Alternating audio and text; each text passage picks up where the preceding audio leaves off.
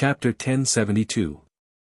Before Yunsheng told everyone, a few of them had secretly guessed who the 8 Wastelands Beast clan would send this time after the failure of the first attack. Logically speaking, the opponent's strength should not be inferior to the 5th priest's. But no one would have guessed that the 8 Wastelands would send He Yao, the leader of the tribe. The people present were all core members of the largest factions in the continent.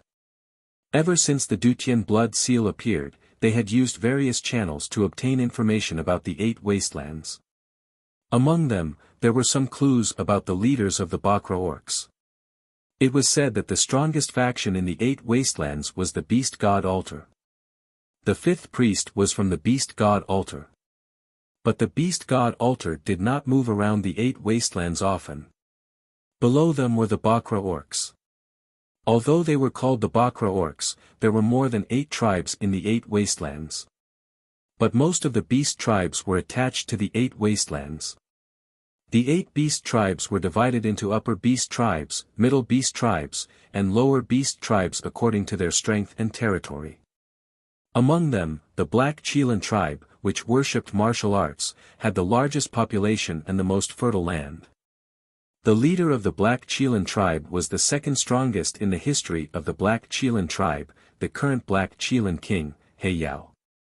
He Yao's strength was second only to the Black Chelan king, Yi Xiu, who had died in the Dutian blood realm.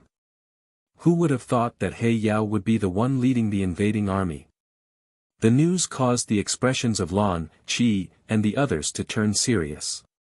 In fact, if not for Yi Baiming, He Yao would not have led the army himself. His main goal was to capture Yi Baiming. In He Yao's opinion, the 5th priest and her corpse soldiers should have conquered the Dutian blood realm by now. Yunsheng, how is He Yao's strength? Azura was very cautious. Although she had heard of the strength of the Bakra orcs, she wasn't sure how strong the Obsidian Patriarch was. Only by knowing yourself and your enemy could you win every battle. Blue's question was also the same as Qi, Ling, and the others. I've fought with He Yao before. He's very strong. He's several times stronger than any opponent we've encountered so far. I'm guessing he's at least a peak martial god. Yunsheng smiled bitterly. The peak of the martial god realm? Everyone was silent. The Emperor Zhao in red, Ji Fang, and the Grand Emperor City Lord had fallen. In the boundless continent, there were only a handful of god-level existences left. Besides, He Yao was a peak martial god. With his cultivation, even the 2 elders of the elite camp might not be a match for him. Not to mention, He Yao might have come with the other priests of the Beast God Altar. Just the 5th priest alone was enough to make people anxious. Everyone, there's no need to worry. Although He Yao's strength is very strong, we're not too weak either. I've already obtained the Divine Law Bracelet. In terms of magic, I should be able to compete with He Yao. In order to raise the morale, Yunsheng confessed the secret of the Divine Law Bracelet in her hands. The people in front of her were all companions who had been through life and death with her. They were confidants who she could trust with her back to the other party. Yunsheng was not afraid that they would betray her. Divine Law Bracelet. When they heard this name, they felt their spirits rise. Their gazes focused on Yunsheng's arm. Indeed, there was a crystal-clear bracelet on her arm that contained rich magic elements. It was rumored that after obtaining the Divine Law Bracelet, one would possess strength close to that of a martial god. If that was true, then they might still have a chance to fight against the Black Chelan clan. Actually, I also have something that I'm hiding from everyone. Seeing that Yunsheng had confessed, Donghuang Linger felt embarrassed to continue hiding it. One of the 8 barren divine artifacts, Donghuang Qing, has always been hidden in the Donghuang Imperial Tomb. It can absorb the opponent's magic power and turn it into its own. Using it, I can use super magic. She also took out the Donghuang Qing. The 2 of you hid it really well. Both of you actually have an 8 barren divine artifact. You make it seem like divine artifacts are as common as cabbages. To think that we were searching for divine artifacts all over the continent. Sister Lan didn't know whether to laugh or cry. These two junior sisters of hers were really impressive. The 8 barren divine artifacts that hadn't been seen in the continent for thousands of years were actually in their hands. Although Sister Lan was angry, she wasn't jealous of Yun Sheng and Linger. She was originally a simple person. Although she was a little envious of divine artifacts, to be able to gain the recognition of a divine artifact was a kind of opportunity. It couldn't be forced. Thinking up to here, Sister Lan also felt relieved. However, once the 2 divine artifacts appeared, it undoubtedly boosted the morale of the boundless continent side. Yun Sheng secretly said in her heart. Fortunately, she didn't take out the other divine artifacts on her. Otherwise, Sister Lan would definitely be so agitated that she would strangle her to death. Among the few of them, Sister Lan was the oldest and had the most battle experience. Thus, everyone elected her as the overall commander. Just as Sister Lan was assigning the deployment, there was good news. Yun Songlang brought a group of hunters with him. They even brought Tycoon Jin. Yuan Shanshan and Yuan Bupo from the Grand Emperor City also came. In addition, people from the continent's Hunters Guild also came one after another. The collapse of the Dutian blood seal only happened 2 days ago. In order to prevent unnecessary panic in the continent, the news had already been sealed. Therefore, everyone's arrival surprised Yun Sheng and the rest. Second uncle and everyone, why are you all here? Sheng, how long are you planning to hide this from second uncle? The invasion of the Bakra orcs is such a big news. As a member of the continent, all of us have the responsibility to participate. Yun Songlang complained to Yun Sheng. If he didn't coincidentally contact a hunter who was on a mission near the Dutian relay station recently, he might not have known that such a big thing had happened in the Dutian blood realm. Bupo, why are you all here too? There were hunters in every corner of the continent. Therefore, it wasn't strange that second uncle Yun Songlang came. However, why were the people from the Grand Emperor City here too? Yun Sheng, have you forgotten about the divine totem beasts? The 4 divine totem beasts are connected. The Black Tortoise was the one who told us about the Dutian blood seal. The Grand Emperor City has the responsibility of protecting the continent. Although we can't help much, the Di Hong Song can boost the morale of the troops. When we encounter the Bakra orcs, it can also be used to a certain extent. Yuan Bupo looked at Yun Sheng with adoration in his eyes. Yuan Shanshan saw this and couldn't help but have a headache. This silly little brother. He was the one who pestered their father and said that he must come and help Yun Sheng. At this juncture, one more person means one more contribution. Leader Yun, Lan Bucai has just been appointed as the overall commander of this ambush. Since you're here, please help us with the deployment. Lan Bucai and Yun Songlang worked together and quickly came up with a plan. Chapter 1073. Around midnight, somewhere in the Dutian blood realm. A terrifying beast-like roar came from the barrier whirlpool in the sky. Boom! An enormous pillar of light that lit up the sky broke through the vicious clouds in the sky like a meteor and landed at a certain place in bloody sky metropolis Jia. It was a powerful battle energy that tore apart the barrier of the continent. Under the lead of Patriarch He Yao, almost 1,000 black Chilan warriors broke through the barrier of the blood realm that had blocked the Bakra orcs for thousands of years and entered the boundless continent. After more than 20 years, I, He Yao, have finally returned. He Yao, the patriarch of the Black Chilan clan, had hair as black as night.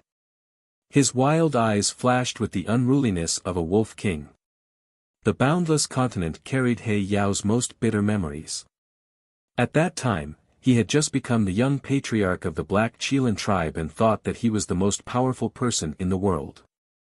It wasn't until he passed through the barrier of the Dutian blood realm that he realized that both the beast race and the human race were so insignificant in front of such a powerful barrier. It was also from then on that He Yao realized that he wasn't strong enough.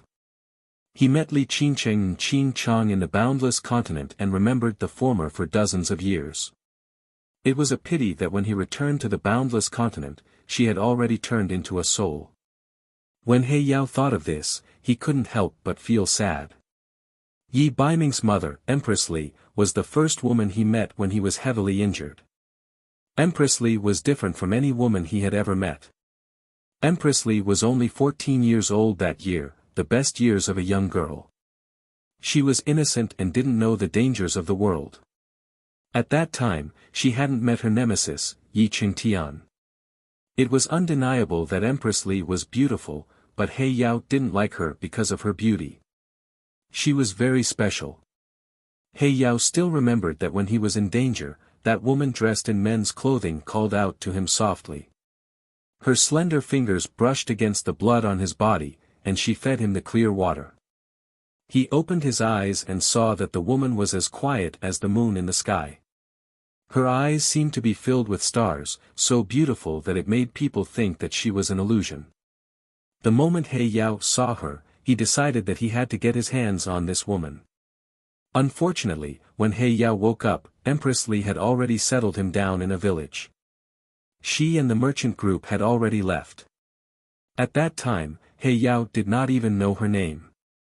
When he saw Empress Li again, she was already married. She was the Empress of Zhou State.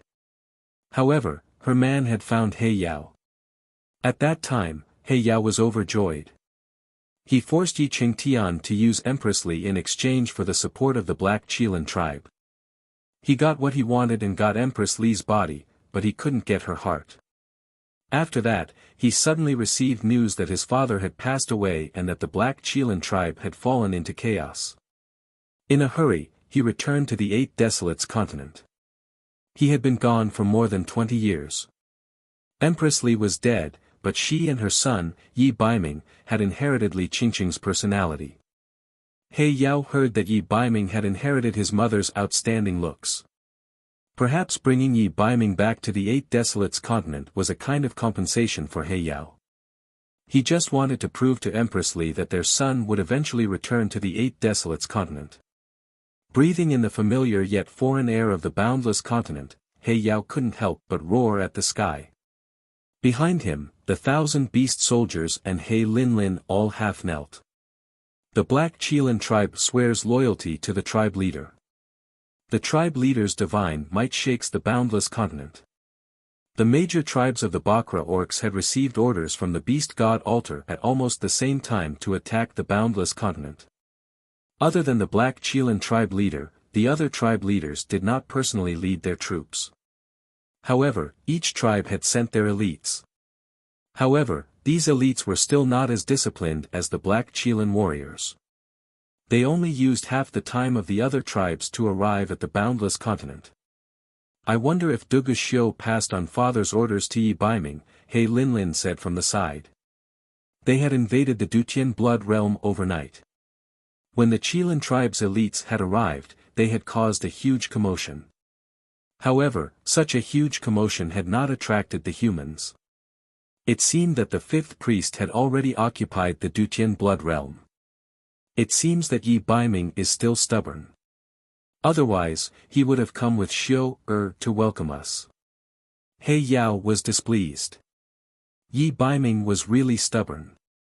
3 years ago, due to the urgent situation, he had only used the Phantom Hand to come to the boundless continent.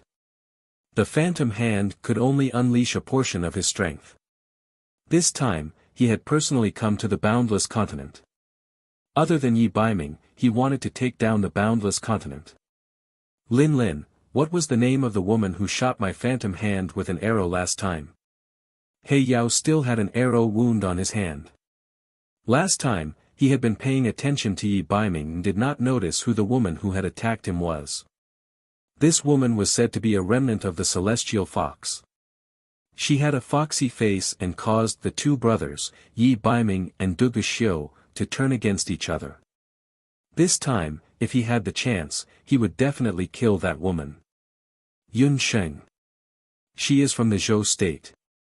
After Yi Baiming transformed into his beast form, that woman used the identity of the Prince Regent to take charge of the Zhou state. This woman is not only good at seduction, she is also very ambitious. He Lin added fuel to the fire. The Celestial Fox clan is dissolute by nature. This kind of bitch deserves to be killed. He Yao frowned and his killing intent towards Yun Sheng intensified. Father, we have already arrived at the boundless continent. What should we do next? He Lin looked at the vast blood boundary plains. After the blood seal collapsed, the evil aura here became much stronger. The roars of the blood cloud beasts could be heard everywhere. In the distant Duqian relay station, a dim light flickered. Everything looked very peaceful. It was too peaceful. It was so peaceful that it felt like a storm was coming. Father, should we go to the Duqian relay station and meet up with the fifth priest first? He Lin asked. No, just send a small group of people to the Duqian relay station. We will go to the Qilin King's tomb first. The Qilin King's tomb is the sacred ground of the Black Qilin clan. Before a big battle in the past, the Qilin clan must have paid respects to their ancestors. He Yao's dark eyes were deep. The collapse of the Duqian blood seal meant that the Black Qilin King's tomb must have been severely damaged. That woman, the fifth priest, had always thought highly of herself. Moreover, the beast god altar that she was in had always been above the 8 major beast tribes. He Yao had long been dissatisfied with her. However, the beast god altar's high priest was so powerful that even He Yao had to be wary of her. He Yao would never agree to listen to that woman, the fifth priest. Thus, He Lin picked out 100 Black Qilin warriors and went to the Duqian relay station first. The father and daughter pair then led the rest of the people to the Duqian blood seal. Thank you for your monthly votes, recommendation votes, and tips. Chapter 1074. The 100 Black Qilin warriors that He Yao had sent to the Duqian relay station flew in unison towards the Duqian relay station. In the night sky, they were like countless black-winged bats, only letting out rustling sounds in the night wind. Outside the Duqian relay station, a few magic illumination arrays emitted soft light, driving away the blood cloud mosquitoes that were wandering nearby. Many Beast Corps soldiers were either patrolling or standing at the entrance of the relay station. Everything seemed to be in order. When the 100 Black Qilin warriors landed, they cautiously looked at the relay station. Seeing the corpses of the beast soldiers, the leader of the Qilin team sighed in relief. Just as Patriarch He Yao expected, everything went well with the fifth priest. Let's go forward together. The leader waved his hand, and the Qilin warriors filed forward. The Black Qilin warriors didn't notice that near where they landed, several heads suddenly popped out from beside a few protruding rocks. Yun Sheng, they really fell for it. Ling whispered. Because they didn't know how many people the Black Qilin tribe would send, and whether Patriarch He Yao was among them, Yun Sheng and the others didn't plan to meet force with force. The fifth priest had died, but at that time, she did not have the opportunity to use the soul explosion technique like the first summoner. Therefore, Yun Sheng predicted that at this time, whether it was the beast god altar or the people of the other 8 desolate tribes, none of them knew that the fifth priest had died. This was a good opportunity worth taking advantage of.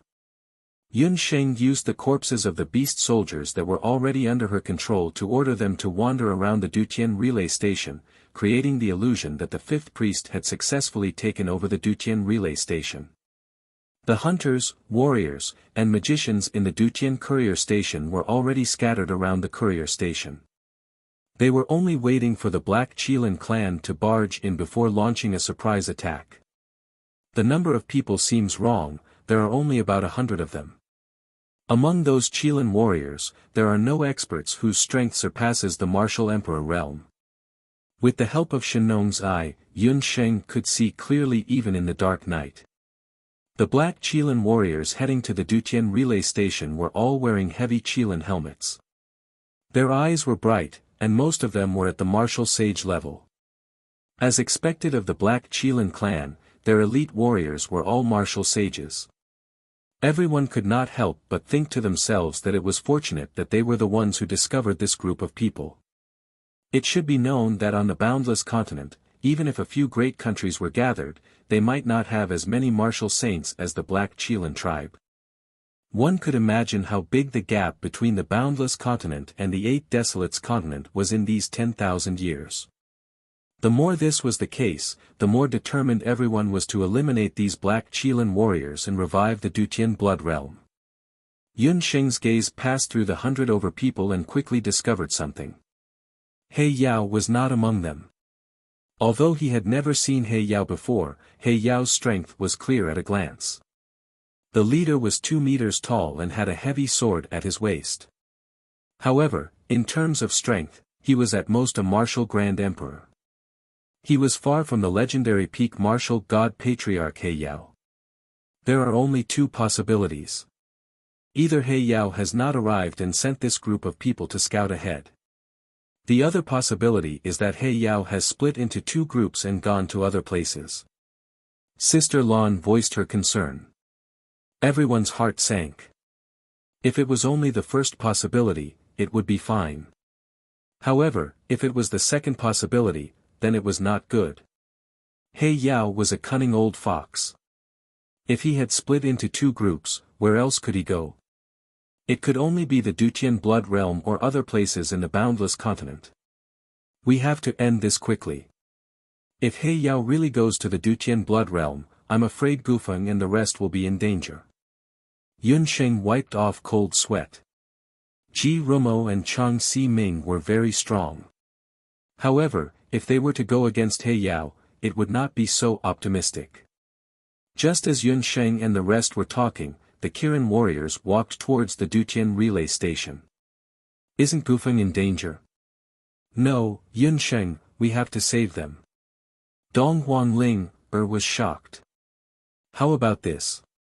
Yun Sheng, you, Ling, and abandon go to the Dutian blood realm first. Leader Yun and I will be responsible for eliminating the Kirin warriors in this area. Lan was also very worried. Gufeng and the other 2 were responsible for drawing the new Dutian blood realm. Their safety was more important than anyone else's.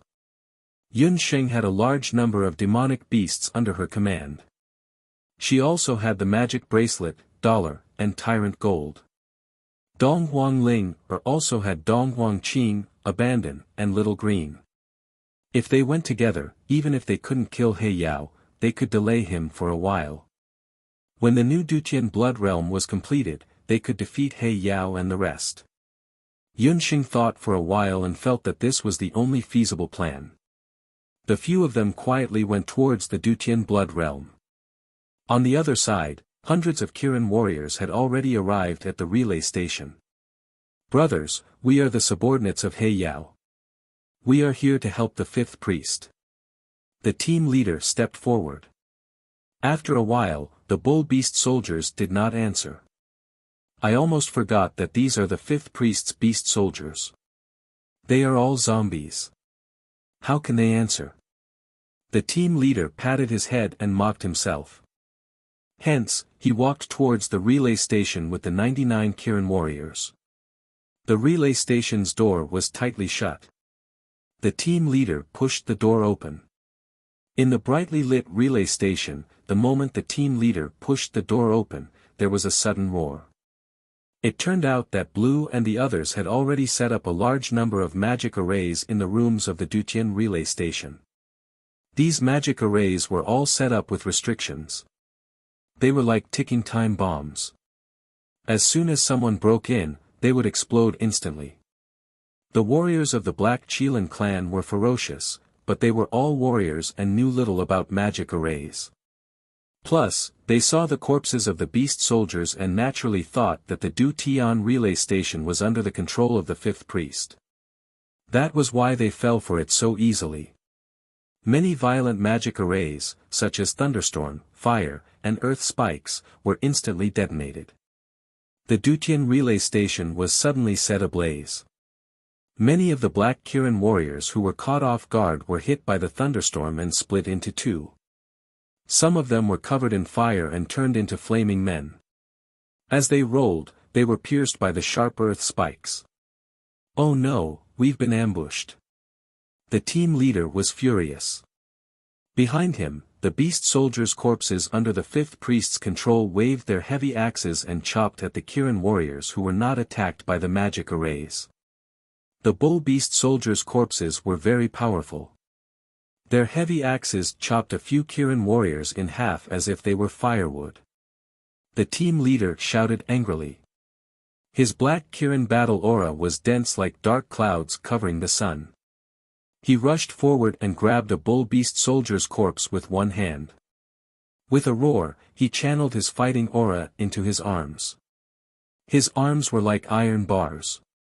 Asterisk poo poo asterisk with two sounds of blunt weapons entering flesh, the arms of the Black Chelan squad leader directly pierced through the chests of the two bull corpses. The black-colored blood of the corpses instantly spilled onto the ground. Chapter 1075. This Black Chelan squad leader was the only martial emperor among all the Black Chelan warriors.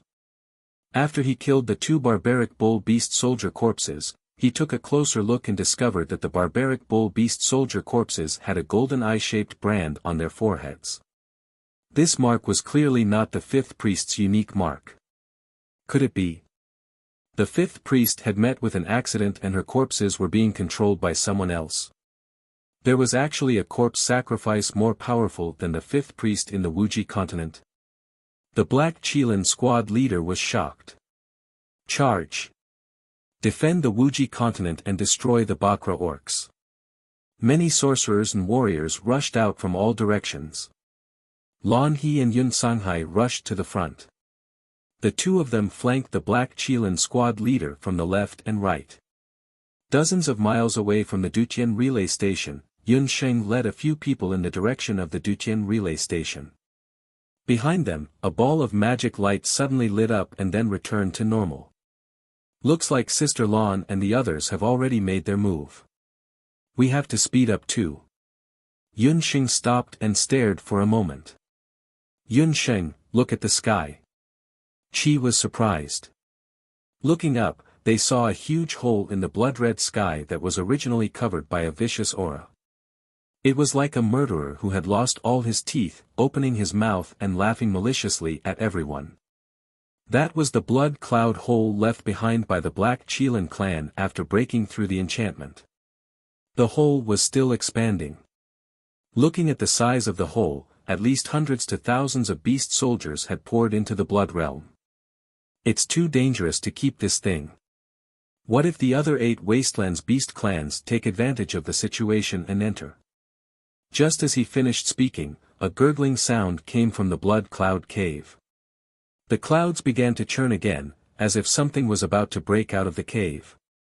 Could it be that when it rains, it pours? Is there really an invasion by other beasts? Yun Sheng grumbled in her heart.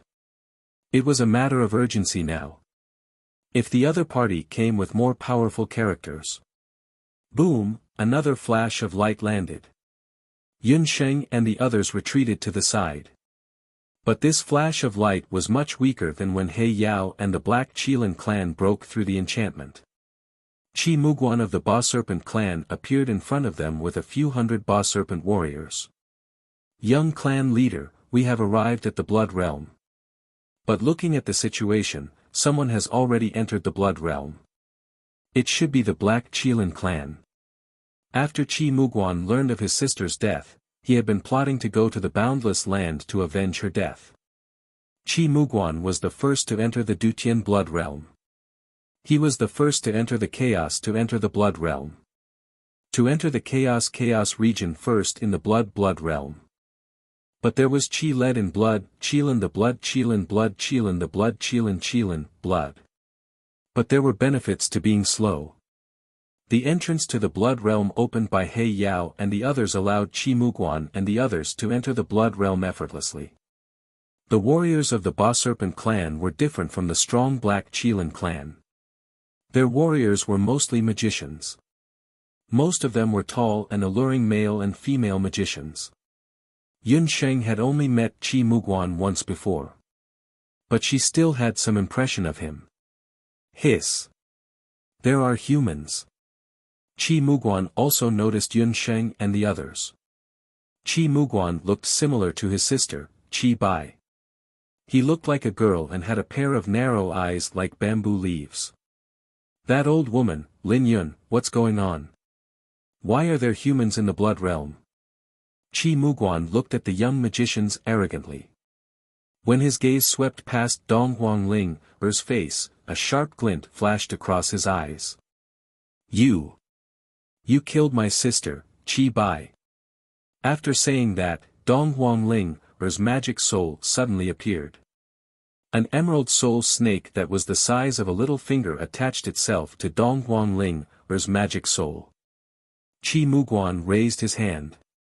That emerald soul snake flew into Qi Muguan's hand like lightning. The soul snake hissed a few times at Qi Muguan. Its eyes were filled with hatred.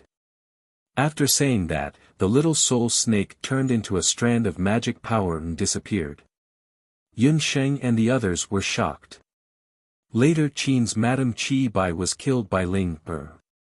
Only Gufeng and Dong Huangling knew about Madame Qi Bai's death. But the two of them didn't expect that Madame Qi Bai would leave behind a warning. It turned out that the Ba Serpent clan was very mysterious. Madame Qi Bai was killed by Dong Huangqing's godly power. She died under Dong Huangling's super magic. She died with hatred. At the last moment of her death, she used the soul snake's power in her magic soul to hide in Dong Huangling's magic soul.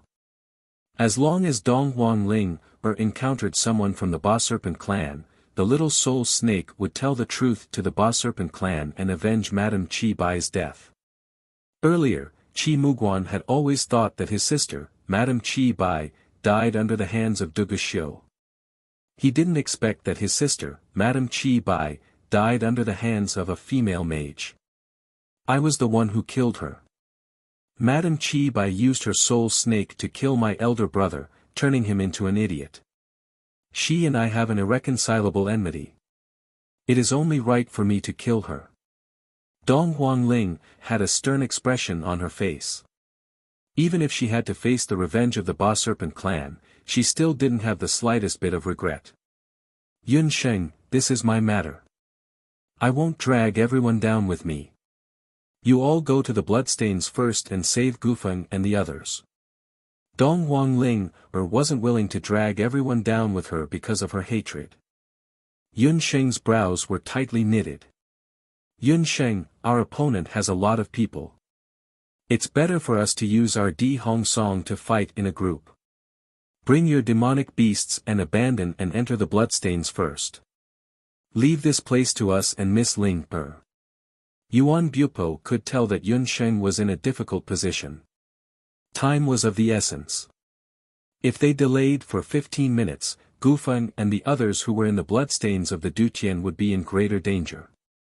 However, even if Dong Huangling had Dong Huangqing's help, it would still be very difficult for her to fight against so many Ba Serpent warriors. Then, I'll leave it to you all. Yun Sheng could only make such arrangements. She held on to Ling Er's hand and rushed towards the location of the Dutian bloodstains together with abandon. I heard from the soul snake that you still have the 8 Baron divine artifact, Dong Huangqing. Fine, today, I will take revenge for Qi Bai and destroy the 8 Baron divine artifact while I'm at it. Qi Muguan laughed loudly. Their opponent's group actually dared to split up. Right now, there were only 3 of them. On the other hand, the Ba Serpent clan had close to 500 people. Although their individual strength might not be able to defeat their opponent, it was more than enough for them to kill their opponent. Ba Serpent warriors, shapeshift. Qi Muguan gave out an order. The 500 Ba Serpent warriors simultaneously let out a hissing sound that could make one's scalp go numb. The Ba Serpent warriors who were originally in human form suddenly transformed into half-human, half-snake mages. A magic soul stone was embedded into their foreheads. Chapter 1076. The Ba Serpent tribe was different from the Black Qilin tribe. The warriors of the Ba Serpent tribe weren't as strong as the warriors of the Qilan tribe. However, they had the bloodline of the Ba Serpent tribe. Their ancestor, the Ba Serpent tribe, could summon clouds and summon rain. Looking at Qi Muguan, he had obtained the Ba Serpent King's relic after entering the Dutian Blood Realm's Ba Serpent King's tomb with 7 other descendants of the Ba Serpent tribe. In the past 3 years, he had fused with part of the Ba Serpent King's relic's power. His second inheritance had also been awakened. Collective beastification was his first inheritance.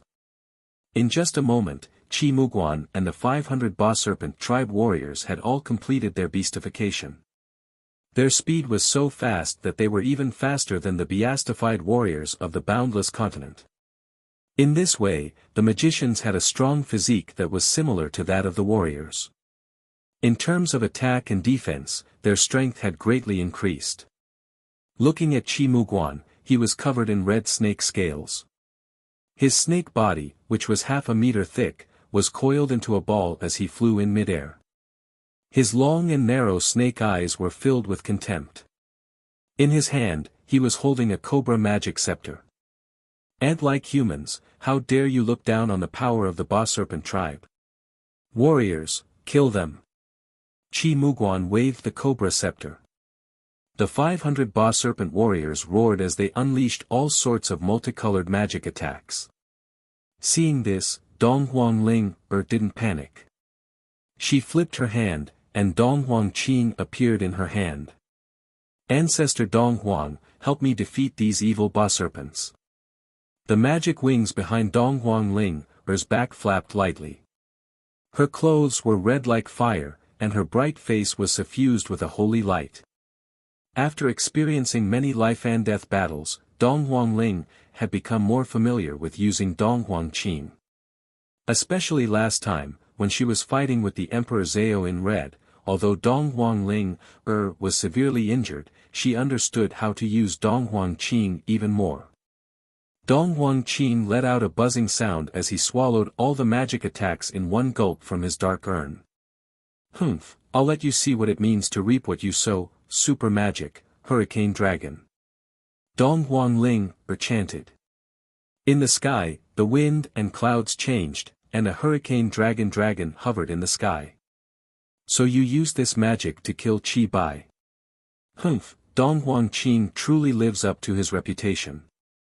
Seeing how Dong Huangling was able to absorb all of the magic attacks from her side and convert them into her own magic power, Dong Huangqing's magic power. The greed in Qi Muguan's eyes grew even stronger. He stared at the Dong Huangqing in Dong Huangling's hand. If he could obtain this divine weapon, his Ba Shi clan would definitely be able to break away from the low-level beast clans and become a high-level beast clan like the Black Qilan clan, the 9 Phoenix clan, and the D clan. He was determined to get Dong Huangqing. Humph, Qi Muguan, are you scared? Then, let me send you and Madame Qi Bai to the afterlife together.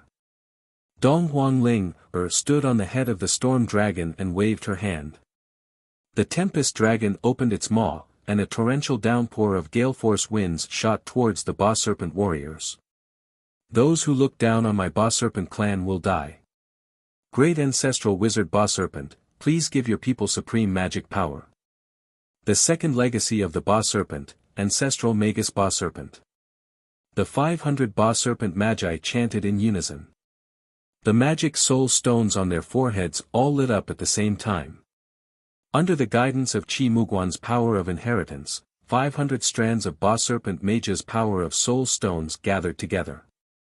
In the sky, a huge wizard snake that was not any weaker than a giant dragon gradually took shape. The shaman snake's body was several kilometers long, and its enormous body occupied the sky within a radius of several kilometers. Its eyes were as big as lanterns, and the scales on its body emitted a thick bloodthirsty aura. The scariest thing was that on the forehead of this ancestral wizard Ba Serpent, there was a small black horn that was shaped like a triangle. The ancestral wizard Ba Serpent was the guardian wizard beast of the Ba Serpent clan. Its formation was somewhat similar to the azure dragon, white tiger, vermilion bird, and black tortoise. However, it was not a divine beast. In terms of power, it was slightly weaker than a divine beast. However, in the boundless world, where divine beasts were rarely seen, the power of a wizard beast was enough to destroy an entire country. Needless to say, this was an illusory magical beast that Dong Linger condensed using her magic power. When she saw the boss serpent taking shape, Dong Linger was secretly shocked.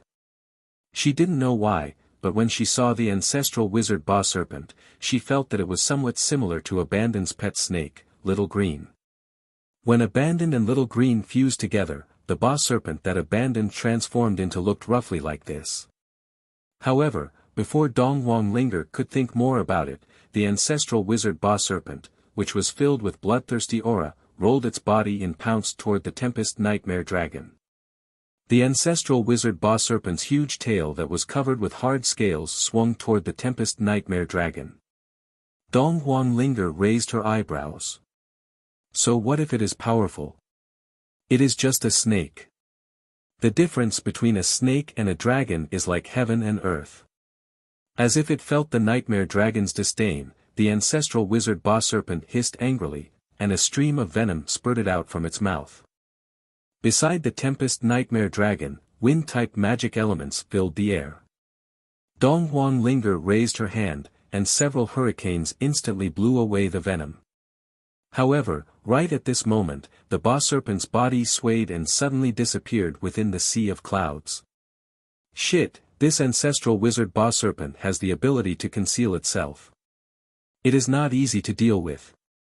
Beads of sweat appeared on Dong Linger's forehead as she carefully observed the boss serpent's actions. Suddenly, there was a strange fluctuation of cloud energy behind her. The triangular-shaped boss serpent's head suddenly stretched out and opened its mouth. Its venomous fangs fiercely bit down on the Tempest Nightmare Dragon. Dong Linger was alarmed. After the ancestral wizard boss serpent bit onto the Tempest Nightmare Dragon's neck, the ancestral wizard boss serpent wasn't willing to let go of the Tempest Nightmare Dragon. The venom quickly spread throughout the Tempest Nightmare Dragon's body. The boss serpent bit onto the Tempest Nightmare Dragon, and the two of them rolled in the sky. Dong Linger almost fell down from the sky. After another roll, Dong Linger lost her strength and was thrown down from the Tempest Nightmare Dragon's head. Like a falling leaf, her body fell from the sky. Right at this moment, a loud cry of a Luan bird could be heard in the sky, and an ice-blue figure flashed past. Dong Linger felt that her body was soft, and she had already landed on the back of the Icefire Phoenix Luan. On the Icefire Phoenix Luan, Yuan Bupo nodded his head at Dong Linger. "Miss Dong, leave the rest to me." It turned out that Yuan Bupo and his sister were watching the battle from below. Seeing that Dong Linger was about to lose, Yuan Bupo hurriedly made his move. On the other side, Yuan Shanshan was already fighting with Qi Muguan. The Icefire Phoenix Luan had beautiful feathers, and its body was lithe. Its golden beak aimed at the boss serpent's eyes and fiercely pecked down. Immediately, a putrid stench of snake blood spurted out. The boss serpent was in pain, and it had no choice but to let go of the Tempest Nightmare Dragon. "Ancestral wizard evil beast, how dare you cause trouble in the boundless land? Let my Grand Emperor family destroy your prestige." After Yuan Bupo finished speaking, a jade flute appeared in his hand.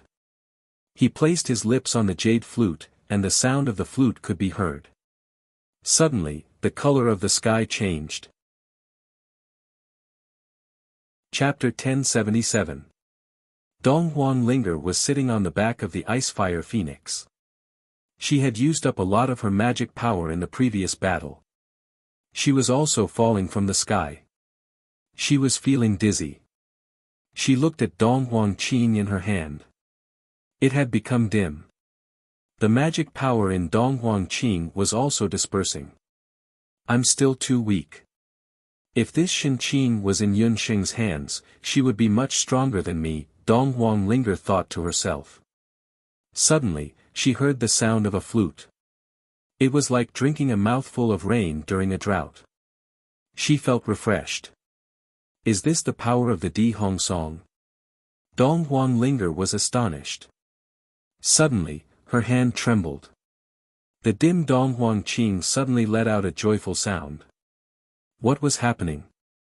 Could it be that the Di Hong Song of the Grand Emperor City had the effect of recovering the 8 barren divine artifacts' divine power? Dong Huang Linger was astonished. She looked at the sky again. The ancestral witch Ba Shi's eye was injured by the ice-fire phoenix. One of the snake's eyes was filled with blood. Its originally ugly appearance looked even more disgusting. The ancestral witch Ba Shi glared at Yuan Bupo, the ice-fire phoenix, and Yuan Bupo. Yuan Bupo's flute sound was different from before. The flute sound was clear and powerful. It was like thousands of horses galloping and hundreds of birds chirping. After the Xian family was annihilated in the Grand Emperor City, the Yuan family inherited the Grand Emperor City. Yuan Bupo officially became the young city lord. 3 years ago, after he parted ways with Yun Sheng, he worked hard and entered the Grand Emperor's tomb with the power of the Black Tortoise Totem. He cultivated wholeheartedly in the tomb. Finally, half a year ago, he saw the ancient secret of the Grand Emperor's tomb by chance. His Di Hong Song's power improved by leaps and bounds. It was because of this that the Grand Emperor City Lord, Yuan Buku, agreed to let Yuan Bupo go to the Dutian Blood Realm to support Yun Sheng and the others. The sound of the flute rose and fell, sometimes like a gurgling stream, sometimes like a river flowing into a river, and sometimes like the east flowing into the sea. When the righteous warriors of the human race heard this, their morale was greatly boosted, and their blood boiled. However, when the Ba Serpent clansmen heard this, they felt that it was extremely ear-piercing. The sound of the flute seemed to pierce into their minds, and they were on the verge of collapse. Obscene music, what is there to fear? Ba Serpent ancestor, break his flute music. Qi Muguan was entangled by Yuan Shanshan. On the King Cobra scepter in his hand, the King Cobra's eyes suddenly lit up. It opened its mouth and spat out a cloud of poisonous gas. Yuan Shanshan hurriedly dodged, but Qi Muguan seized the opportunity. Qi Muguan seized the opportunity to leap onto the Ba Serpent's back. Ancestral witch Ba Shi let out a long hiss, and the scales on its body opened up. From its mouth, streams of venom turned into countless small snakes that shot towards the ice and fire phoenix Luan. At this moment, the Di Hong Song had reached its climax. Yuan Bupo's right hand's middle finger and index finger suddenly pressed against the body of the flute. Di Hong Song Chapter 9, Sound of Arrival, Sound of War. The sound of the flute suddenly stopped, and a 5 to 6 meter tall divine soldier wearing a silver-white divine helmet appeared in the sky. That divine soldier was awe-inspiring, and his body was surrounded by boundless fighting energy. In his hand, he held a demon slayer long spear that weighed almost 1,000 pounds. The divine soldier received the instructions from the flute music. He stepped on the clouds and held the long spear in his hand. His entire body was like a sharp flash of lightning. With a leap, the long spear in his hand pierced through the thick blood clouds. The sky seemed to have been torn apart. With a sharp metallic sound, the long spear turned into a silver light and directly pierced through the ancestral witch Ba Shi's throat. In an instant, the blood of the ancestral witch Ba Shi splattered everywhere. The snake blood splattered like rain, and it fell from the sky to the ground. Bang! When the long spear pierced through the Ba Serpent, the long spear suddenly exploded. Countless fragments of the long spear shot towards the 500 Ba Serpent mages like countless daggers. The heads of the 500 Ba Serpent mages and warriors were hit by the fragments of the long spear. They rolled on the ground, and all of them died. Ah! However, the one who suffered the heaviest injury was Qi Muguan, who summoned the ancestral witch Ba Shi with his second inheritance. The King Cobra magic staff in his hand exploded. Qi Muguan spat out a mouthful of blood. His magic soul was like a candle flame that was blown by the wind, and it was going to collapse at any moment. Qi Muguan was shocked. He didn't expect that Yuan Bupo would be able to summon such a terrifying divine soldier. The divine soldier that Yuan Bupo summoned possessed the might of a god. It was obviously an item from the realm of the gods. If Qi Muguan continued to delay, his magic soul might be destroyed, and he might not even be able to keep his life. Just you wait. My Ba Serpent clan will definitely not let this go. I will definitely make all of you pay with your blood. Qi Muguan's bloodshot eyes were about to split open as he stared at the 500 Ba Serpent warriors who died in a single strike.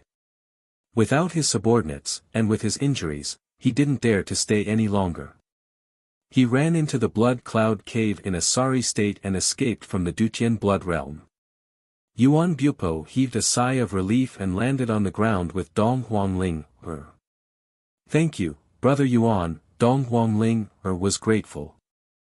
She didn't expect the power of the Di Hong Song from the city beyond this world to be so shocking. The power of the divine soldier just now was actually able to defeat Qi Muguan, who had the second inheritance of the Ba Serpent. Miss Dong Huang, you are too courteous. You are Yun Sheng's good friend. It is my duty to take care of you. Moreover, if it wasn't for Yun Sheng, I'm afraid I wouldn't be where I am today. Yuan Bupo no longer had the hot-blooded rashness of the past. He only nodded his head calmly. Yuan Bupo wasn't just saying those words out of courtesy. If he hadn't met Yun Sheng back then, he wouldn't have painstakingly learned the Di Hong Song just because he admired her. What he used just now was the legendary ninth movement of the Di Hong Song. Since the establishment of the Di Hong city, no one had obtained the ninth movement of the Di Hong Song in the Emperor's tomb for thousands of years. Yuan Bupo had entered the Emperor's tomb with the intention of becoming stronger. After almost dying, he finally had the chance to get a glimpse of the ninth movement of the Di Hong Song. However, he didn't expect that the Di Hong Song wasn't an ordinary music score. Instead, it was the 9 imperial seals left behind by the Emperor Huiyan before he ascended and became a god. Unfortunately, although Yuan Bupo heard the ninth movement, he didn't fully comprehend it. He only roughly comprehended 2 of the imperial seals. It was also because of this incomplete Di Hong Song that Yuan Bupo was able to summon the divine soldier from the realm of the gods to defeat the ancestral witch Ba Serpent. Yuan Bupo felt a little regretful. If he could comprehend a little more, the divine soldier that he summoned today wouldn't be as simple as a divine soldier. Oh yeah, Brother Yuan, since your flute music is so powerful, you can help us fight against He Yao. Dong Huangling was excited. No, although the ninth movement of the Di Hong Song is powerful, it consumes a lot of energy every time I use it. With my current strength, I can only use it once a month. Moreover, He Yao is different from Qi Muguan. He is a peak martial god. Compared to Qi Muguan, he is tens of times more powerful. Yuan Bupo shook his head. There's no time to lose.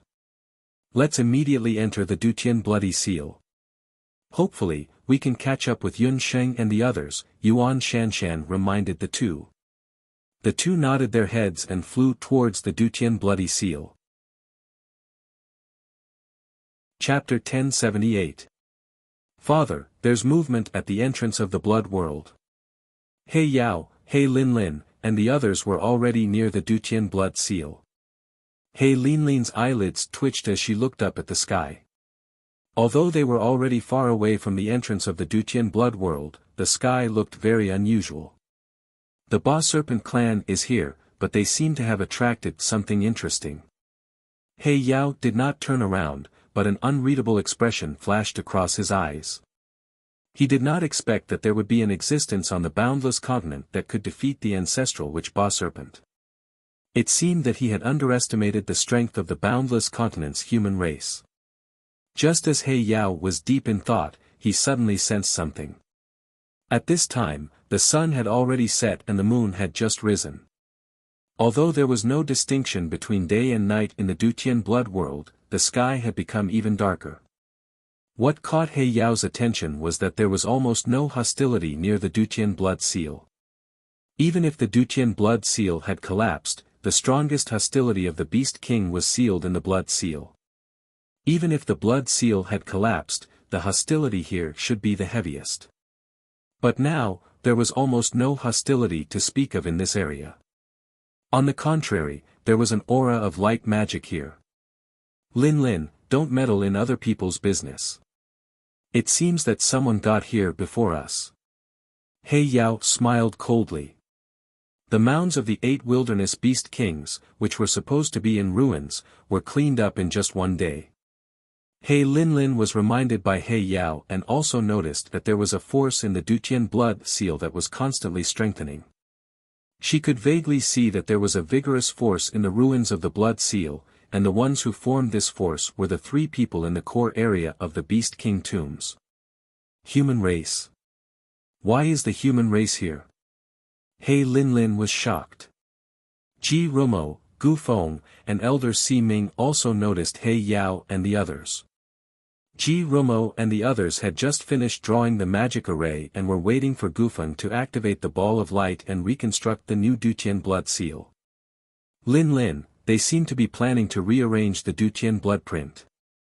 He Yao's gaze was like a sharp blade that cut through the 3 of them. When it landed on Gu Feng's face, Gu Feng couldn't help but shiver. This man had such a strong murderous aura. Among all the people Gu Feng had come into contact with, the one who gave him the heaviest murderous aura was later Qin's iron-blooded Emperor Duguxiu. However, compared to this tall and wild man in front of him, Duguxiu paled in comparison. Thinking of this, Gu Feng suddenly felt that this man in front of him was very similar to Duguxiu except for his hair color and age which were slightly longer than his. You are the patriarch of the Black Qilin clan, He Yao. Gu Feng lost his voice. Lowly human magician, how dare you call my father by his name? Do you believe that I will cut off your tongue? He Lin glared at Gu Feng. Miss, pay attention to your words. Shouldn't you take care of your own tongue before cutting it out? Ji Romo said coldly. Who the hell are you? You don't dare to look at people with your true face. Cutting off his tongue is already letting him off easy. You want to redraw the Dutian blood print with just the 3 of you? That's ridiculous, He Lin said disdainfully. In He Lin's eyes, apart from Yi Baiming, no one else on the boundless continent was worthy of her attention. The heavenly blood seal was an ancient divine seal that even the patriarchs of the 8 Desolation Beast clans could not break through. They did not have the 8 Desolation divine artifact, nor did they have a peerless expert who could rival the 8 great experts. How could the 3 of them possibly draw a new blood seal? Ji Romo was wearing a mask, and she didn't know what kind of ugly person he was. Lin, shut up, He Yao suddenly shouted and stopped He Lin. Among the 3 of them, He Yao paid the most attention not to Elder Si Ming, who was the oldest and seemed to have the highest cultivation level. Instead, it was Ji Romo, who seemed to have the coldest temperament. Even with He Yao's eyesight, he couldn't see through the cultivation level of this young man with an unknown appearance and background. If it wasn't for the fact that the other party's strength was on par with his own, then it was that he had an extremely powerful magic artifact that concealed his skills. No matter which of these 2 possibilities was true, it was rare for He Yao to see. Master, you and Gu Feng start chanting first. Leave this to me, Ji Romo said in a deep voice. You alone. Father, let me deal with this arrogant magician, He Lin said disdainfully. As soon as she finished speaking, the fighting aura around her body suddenly spread out. Her slim figure rushed out and punched Ji Romo. A golden light flashed by. When He Lin's fist landed, she felt as if she had hit a wall. Ji Romo transformed into a golden man with golden light all over his body. Who said he's alone? There's still us. Yun Sheng and Abandon arrived in time. It turned out that the thing that stopped He Lin was Yun Sheng's eternal life magic artifact. Tycoon Gold. Yun Sheng, it's you again. He Lin saw Yun Sheng. It was really like meeting a love rival. Her eyes were exceptionally red, as if they were about to spit out fire. "Attack!" He Linlin shouted. Several Kirin warriors behind He Linlin rushed forward with heavy swords in their hands, and slashed at Yun Sheng and Abandon. Chi, chi, chi, before the Kirin warriors could reach them, countless spears flew out from behind Yun Sheng. Black clouds floated in the sky. Taking a closer look, it was not black clouds, but hundreds of night goblin warriors with spears in their hands. Under the command of the night goblin queen, they waved their spears in unison. There were many Kirin warriors. Yun Sheng had already summoned the night goblin queen halfway. These lowly demons dare to fight against my Qilin warriors. Kill them all. A sinister smile appeared on He Linlin's face.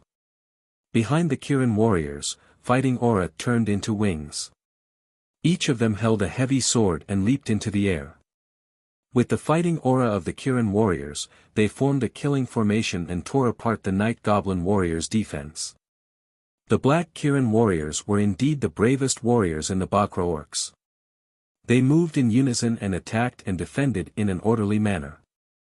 Although there were hundreds of them, they advanced and retreated as if they were one person. The night goblin queen's night goblin warriors did not lose to them in terms of numbers, but in terms of individual strength, they were far inferior to the Kirin warriors.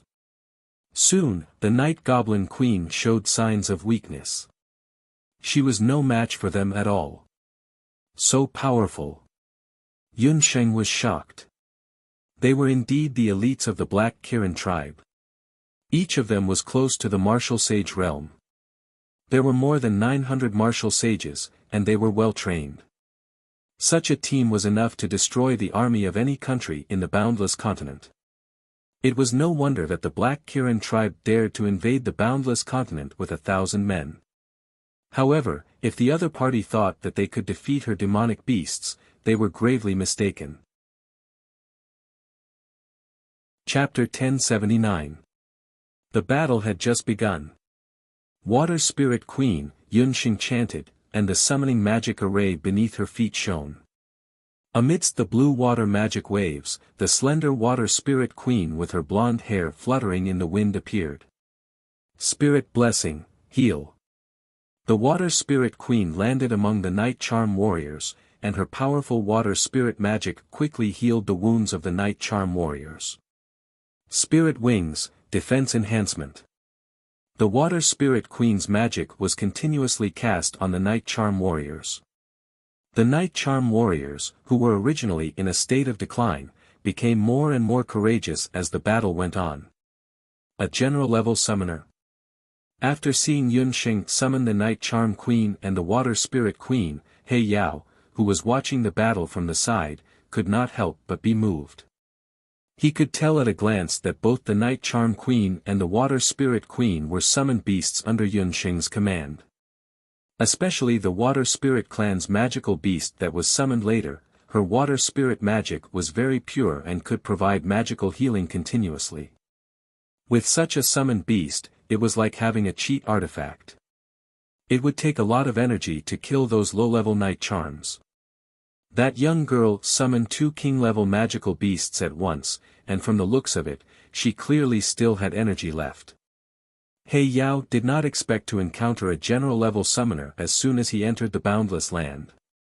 Moreover, the other party was a female mage who looked younger than his daughter, He Linlin. If the other party summoned any other magical beasts, it would be troublesome. Linlin, capture the leader first. With He Yao's status, it was naturally inconvenient for him to directly attack a junior like Yun Sheng. He Linlin raised her left palm, and the Qilin combat energy had already turned into a flashing big sword. She slashed the big sword at Yun Sheng. After not seeing her for a few years, He Linlin's strength had increased by leaps and bounds. She had also turned her combat energy into a sword, but compared to 3 years ago when she killed Yun Sheng, the black Qilin combat energy on the surface of the big sword was even more dazzling. The broadsword sliced through the air, emitting an ear-piercing screech. At this moment, Abandoned, who had been guarding beside Yun Sheng, didn't dare to be careless. A green light flashed on his forehead, and his body suddenly turned into a green python. The python swung its tail like a whip towards He Linlin. The snake tail and the blade made of warrior energy collided with each other. The strength of the collision was so great that He Linlin only felt her wrist tremble. The warrior energy blade in her hand was nearly shattered by the monstrous strength of the snake tail. Beast transformation. He Linlin didn't expect that the seemingly thin male magician beside Yun Sheng would also possess such a tyrannical magic beast fusion ability.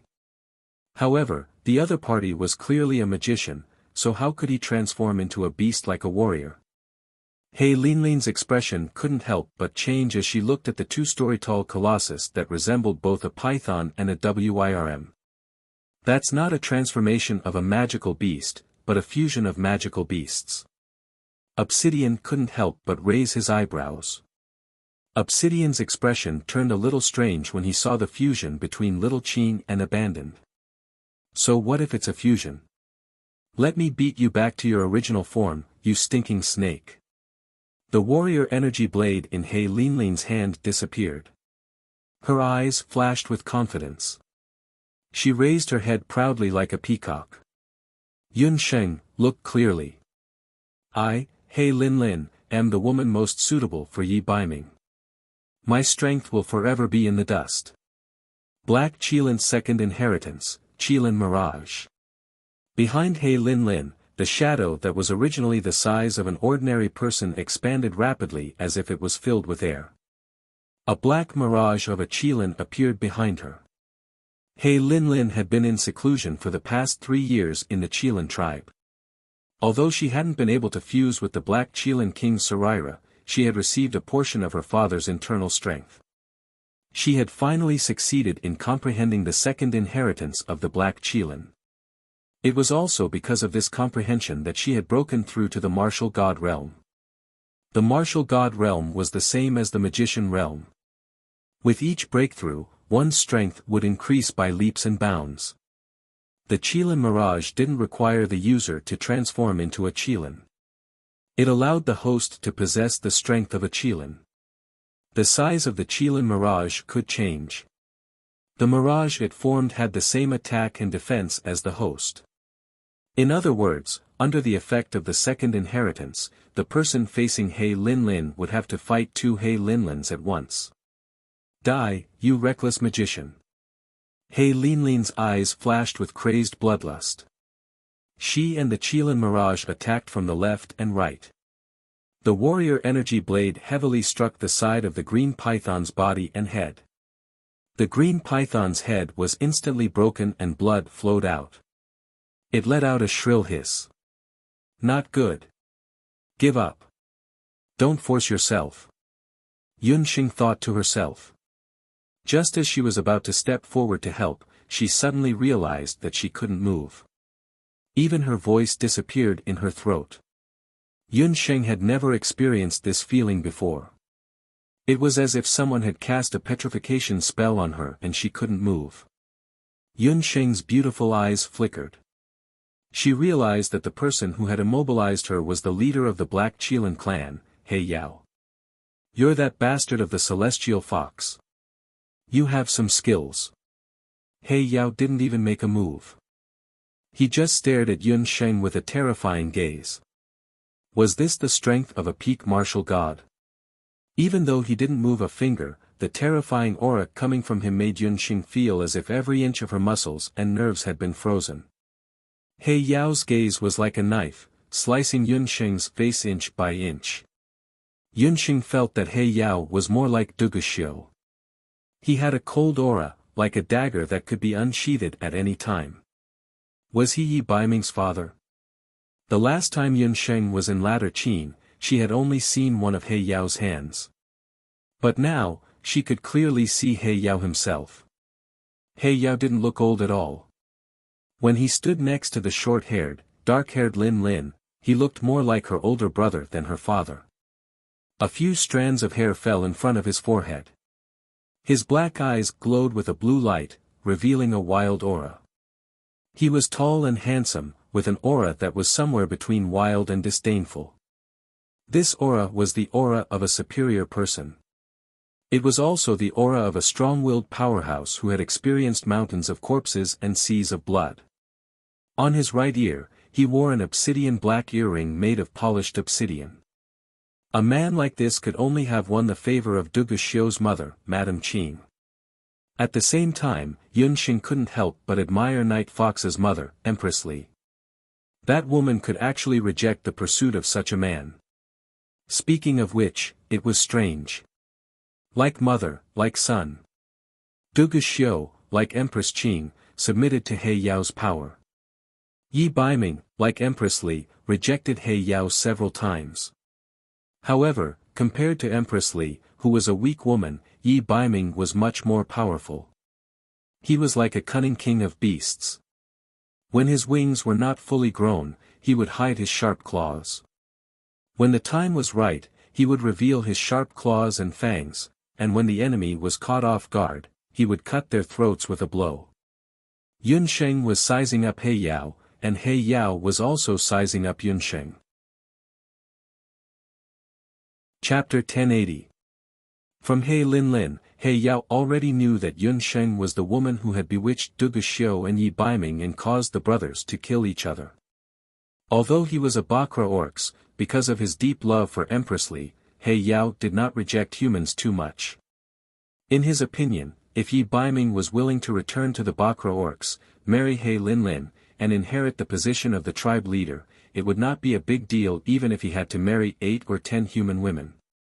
Which one of the powerful beast men didn't have hundreds or even thousands of women?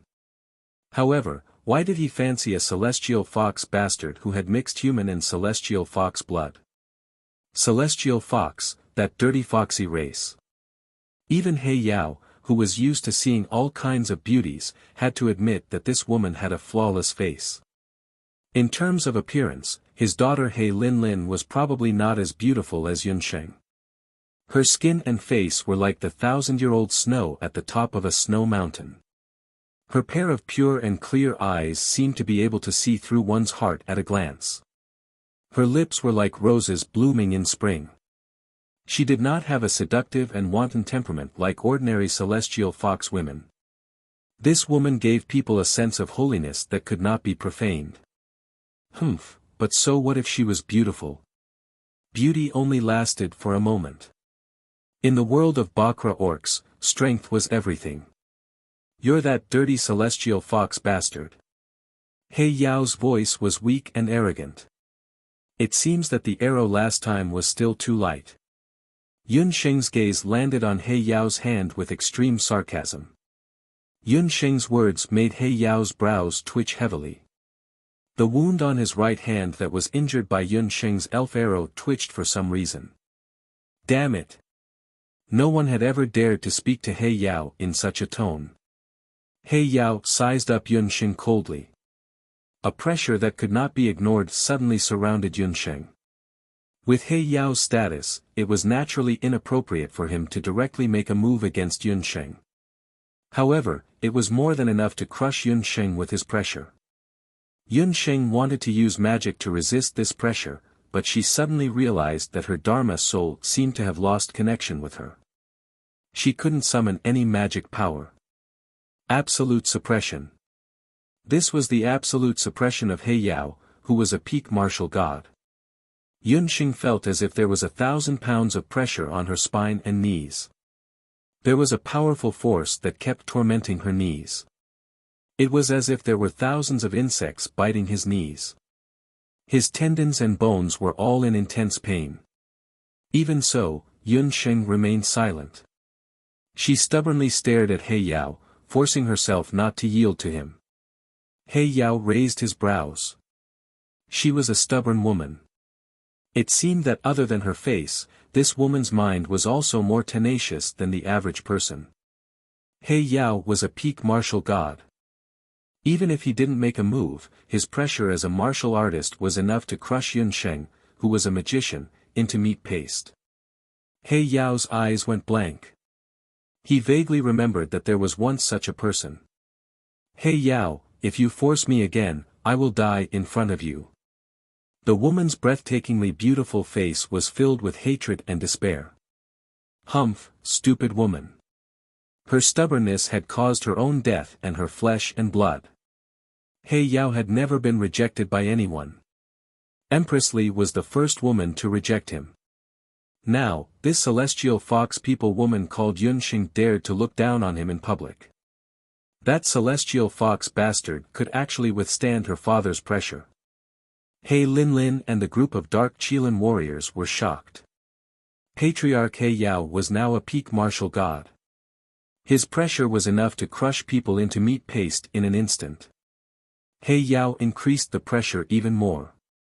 Crack, Yunxing could feel that her body was about to explode from the pressure.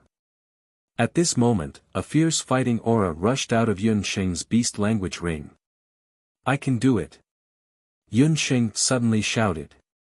Her shout shocked Gold Coin, who was in the beast language ring.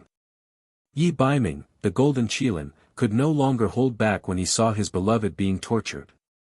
However, Yunxing's tone did not allow for any doubt. Death is at hand, yet you still don't know the difference between life and death. He Yao flipped his hand under his sleeve. He Yao increased his pressure. Crack. Yunxing could feel a popping sound coming from a certain part of her body. One of her ribs had been broken by He Yao's pressure. So what if he was a martial artist? So what if he was a martial god? It was just that he had started cultivating a few decades earlier than her. Yunxing held back her breath. She clenched her fingers one by one. The soul stone in the magic god bracelet on her wrist slowly poured magic energy into her body. Roar!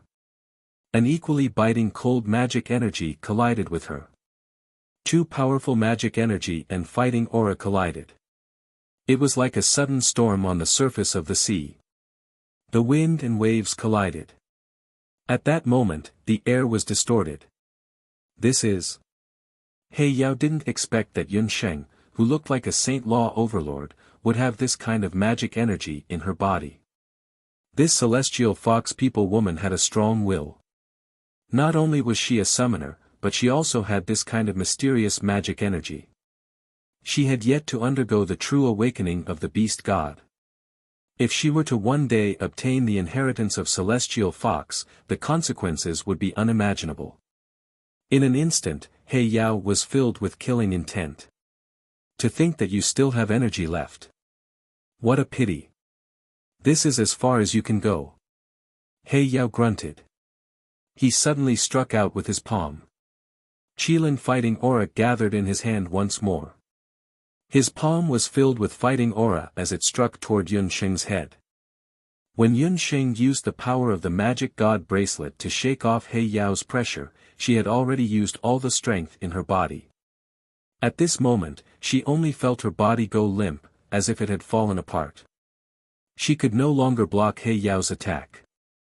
At this moment, two beastly lights, one gold and one pink, burst out from the beast speech ring.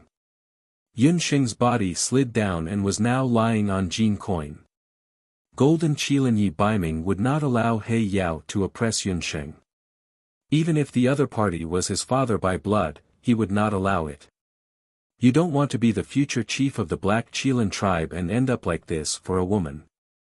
How shameful.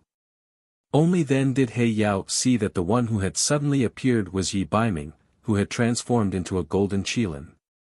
Bah, bah, bah. And you call yourself the chief of the 8 barons divine beast tribe. A man bullying a woman, a senior bullying a junior. You're the shameless one. Seeing that its master was being bullied, Baby Sheep was fuming. It was thinking about how to exile this scoundrel old man. No, this old monster would be back soon after being exiled once. It had to think of a way to make this old monster and that disgusting father and daughter pair forever. Long. Flow. Release. Chapter 1081. Bo, take good care of Yunxing. It's time to settle the matter between us. Golden Qilin Yi Baiming's voice floated over. Yeah, the Qilin kid is serious. Bo Sheep blinked. However, the Qilin kid shouldn't be a match for that old monster. Although Bo Bo Sheep disdained He Yao, he had to admit that He Yao was the strongest he had ever seen. Even if he summoned all the demon beasts in his little master's exquisite beast pagoda, it still wouldn't be enough to fight that old monster. However, Bo Bo Sheep also knew that he couldn't persuade the Qilin kid on his own. Bo Bo Sheep could see that Yi Baiming's anger was unbearable after He Yao injured Yunsheng. You want to defeat me? Unfortunately, you're not strong enough. He Yao also saw through Yi Baiming's intentions. Unless you fuse with the power of the Qilin King's relic. Do you want to truly feel the power of the Qilin King's relic? He Yao opened his palm, revealing the Qilin King's relic that was shaped like a black diamond, exuding a mysterious and powerful energy. As if sensing Yi Baiming's existence, the Qilin King's relic, which was originally pitch black, emitted a light. As expected, He Yao's eyes suddenly changed. Only he could awaken the power of the Qilin King's relic. Previously, He Linlin and countless other young black Qilin clan martial artists were unable to awaken the Qilin King's relic. Yi Baiming hesitated. Don't resist the power of the Qilin King's relic. As long as you fuse with it, you can regain your human form and obtain great power. He Linlin saw the chaotic energy fluctuations released by the Black Qilin King's relic and was both envious and anxious. Defeat He Yao and regain his human form. These two thoughts, coupled with the powerful energy fluctuations from the Black Qilin King's relic, made Golden Qilin Yi Baiming involuntarily take a few steps forward. Regain his human form. Fuse with the power of the Qilin King's relic. Yunsheng was in a daze. She only heard these few words before her consciousness suddenly cleared up. Yi Baiming. If you dare to abandon me again, I will cut all ties with you and divorce you. Yunsheng's words were like a stone shattering the sky. Everyone was stunned. Even Ji Rumo and the others who were reactivating the Dutian blood seal were shocked. Ji Rumo looked at the Golden Qilin. He was Yi Baiming. The region of Great Zhou, Yi Baiming. How did Yi Baiming become a magical beast? Moreover, from He Yao's tone, he seemed to have a close relationship with Yi Baiming. Could it be that the Prince Regent of Zhou State, Yi Baiming, was also a descendant of the Bahuang tribe? This news was undoubtedly very shocking. Yunsheng gnashed her teeth as she spoke, causing Golden Qilin Yi Baiming to feel his spine stiffen. Xiao, divorce him. No, this little wildcat already knew his identity. What a two-faced sheep. When this king returns to his human form, the first thing this king will do is pluck out all your wool. Bo Bo Sheep. Golden Qilin Yi Baiming shot daggers over, causing Bo Bo Sheep's wool to stand on end. Divorce him. This is the biggest mistake in the world. Yunsheng, do you really think that after marrying Yi Baiming, he is yours alone? What a joke. In this world, only men divorce their wives. Where did women divorce their husbands come from? He Linlin ridiculed. In the Black Qilin tribe where men were respected, even He Linlin, the daughter of the chief, did not dare to say that her husband could only have one woman in the future. This kind of woman, not to mention Yi Baiming, no man in the world could tolerate her. He Linlin thought so, He Yao naturally also thought so, and all the warriors of the Black Qilin tribe also thought so. Yunsheng, this woman, was narrow-minded and bossy.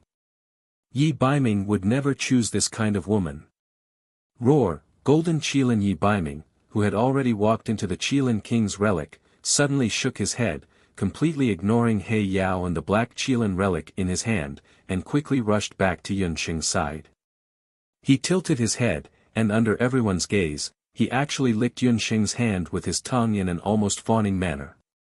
Yi Baiming would never do such an action on a normal day. But he was now in his beast form, so acting cute to curry favor with his wife was no big deal. What a joke, if he had to choose between his wife and the Qilin King's relic, of course he would choose his wife. It was just a Qilin King's relic that had been dead for nearly 10,000 years. What was so rare about it? At worst, he would cultivate it himself in the future. The corner of He Yao's mouth twitched as he watched the ferocious golden Qilin transform into an obedient kitty-like pet in the next second. His son, He Yao, was actually trying to curry favor with a woman like a dog. Moreover, it was a bastard from the celestial fox tribe. Yi Baiming, you're crazy. You actually chose that woman, He Linlin exclaimed. Bastard, you have abandoned yourself. You have to return even if you don't want to. This time, no one can save you. He Yao was completely enraged. Do Qi shot out from his body like 10,000 swords. Strands of Do Qi surged out from his body. The Do Qi was like a spider web that bound Yunsheng and Yi Baiming in layers. He suddenly exerted his strength, and the two of them seemed to be sucked in by a powerful force, flying towards He Yao. Moi, I'll leave the rest of the trash to you and the other magical beasts. Yi Baiming also knew that today's battle concerned his and Yunsheng's life and death. He couldn't afford to be careless. The golden Qilin Yi Baiming roared and spat out a golden flame of fighting aura from its mouth. The flame touched the web of fighting aura. It exploded with a bang. Yi Baiming leaped forward, and his figure was like a shuttle, instantly arriving in front of He Yao. Yunsheng, I will definitely kill you today. He Linlin vented her anger on Yunsheng. It was all because of this woman that Yi Baiming had refused the temptation of the Black Qilin King's relic. He Linlin's fighting aura blade once again condensed in her hand. The blade wind turned into a blade, and like countless chilly winds, it enveloped Yunsheng. He Linlin, you're not the only one who has changed in these 3 years. Yunsheng's eyes narrowed. He Linlin wasn't He Yao. She couldn't do whatever she wanted in front of her. Yunsheng's hair was like a daughter, suddenly entangling He Linlin's fighting aura blade. She held the 1,000-year-old ice zither horizontally in her hand. With a wave of her white fingers, the zither music turned into all kinds of magic attacks, and each of them was incomparably sharp, shooting towards He Linlin. He Linlin slashed down with her fighting aura blade. The biting cold fighting aura blade collided with the seemingly invisible zither music, and the blade actually vibrated from the collision. This zither music actually had such a great effect. The zither music came one after another, and actually forced He Linlin to be unable to get close. On He Yao's side, he was also fighting fiercely with Yi Baiming. Yi Baiming, who had transformed into a golden Qilin, attacked with biting cold attacks.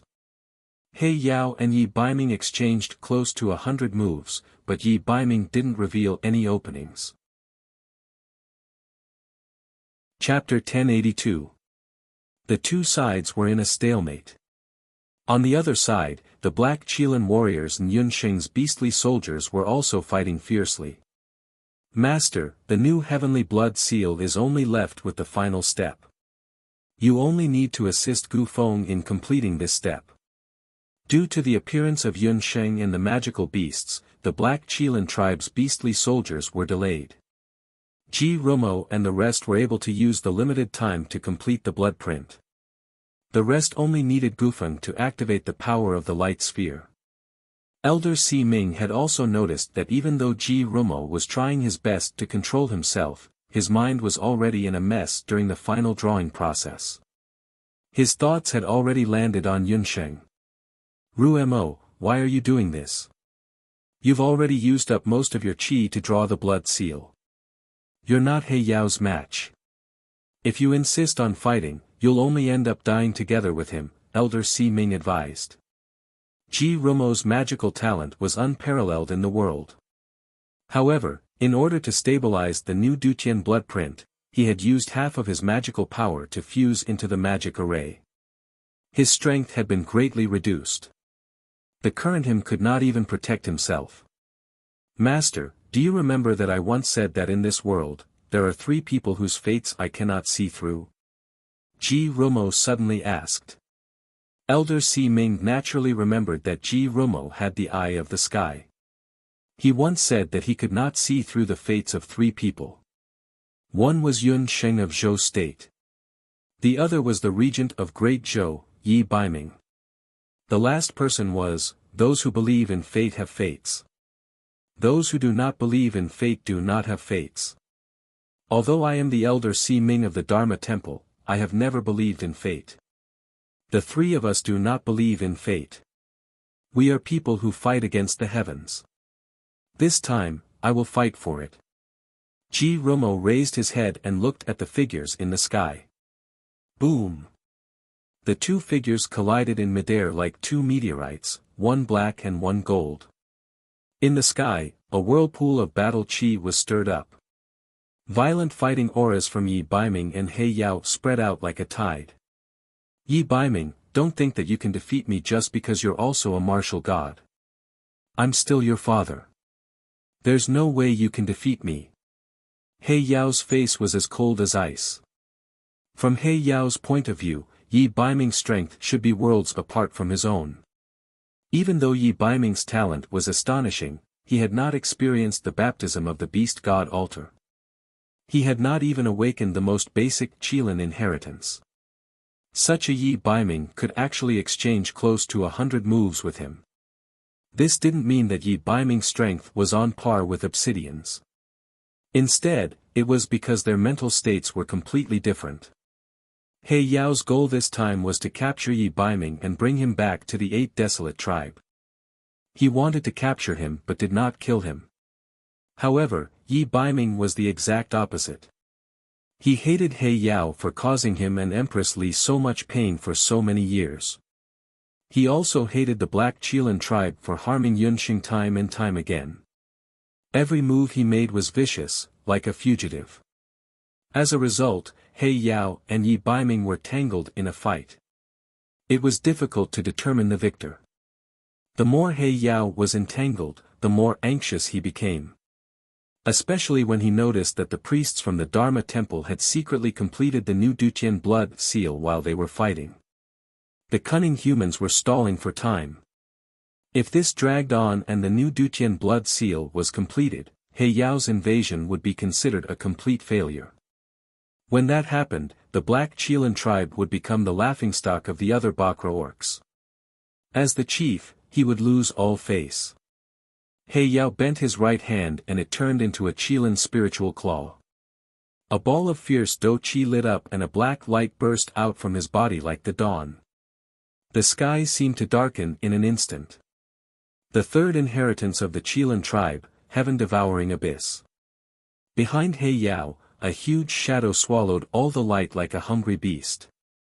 He Yao's Qilin inheritance was similar to Xiao Hei's heaven-devouring abyss. However, compared to the heaven-devouring abyss, He Yao's inheritance was more domineering. As the shadow continued to expand, it almost covered the entire Duqian blood seal. The Duqian blood seal seemed to have turned into a bottomless abyss. Everyone was trapped in the abyss and couldn't even see their own fingers. Under the shroud of that black shadow, everyone felt that their magic power and Do Qi were draining away. The third inheritance of the Black Qilin tribe, Heaven-devouring abyss, was like a huge beast that didn't know how to quench its hunger. It swallowed all the energy around it. This feeling. The power of He Yao's third inheritance had the terrifying ability to devour all energy. All of a sudden, Yi Baiming felt that all the fighting aura in his body had been sucked away. There was nothing left of his magic power and fighting aura. Was this the true power of the awakened Black Qilin tribe? This kind of energy seemed to be beyond the realm of magicians and warriors. An ominous premonition arose in Yi Baiming's heart. Is it all because of that woman? Today, I will kill her with my own hands in front of you. He Yao's gaze was cruel as he waved his hand. Whoosh! Unable to move, Yi Baiming watched as the fighting energy shot towards the defenseless Yunsheng. Fear crept into his heart. He Yao! How dare you! Yi Baiming's voice was filled with anger and fear. Even if He Yao wanted to kill him, Yi Baiming wouldn't even bat an eyelid. The only thing he was afraid of was that He Yao would hurt Yunsheng. He Yao also knew this. The only thing Yi Baiming cared about was that celestial fox bastard. He wanted to kill that celestial fox bastard in front of Yi Baiming so that he would completely give up on the boundless continent. The black Qilin fighting energy had already arrived in front of Yunsheng. Like numerous sharp arrows, Yunsheng couldn't dodge. At this moment, a person appeared in front of Yunsheng. Ji Rumo waved his sleeves. His tall figure was like a towering mountain that blocked the few do qi from He Yao. What? He Yao, He Lin Lin, and everyone from the Black Qilin tribe were shocked. He Yao's abyss erosion was He Yao's third inheritance.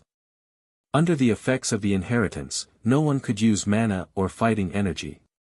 No one was an exception except for that person on the beast god altar. But why did this magician from the temple still have energy left? Who are you? How can you ignore my abyss erosion? He Yao's gaze darkened. You're wrong. I'm only using your power.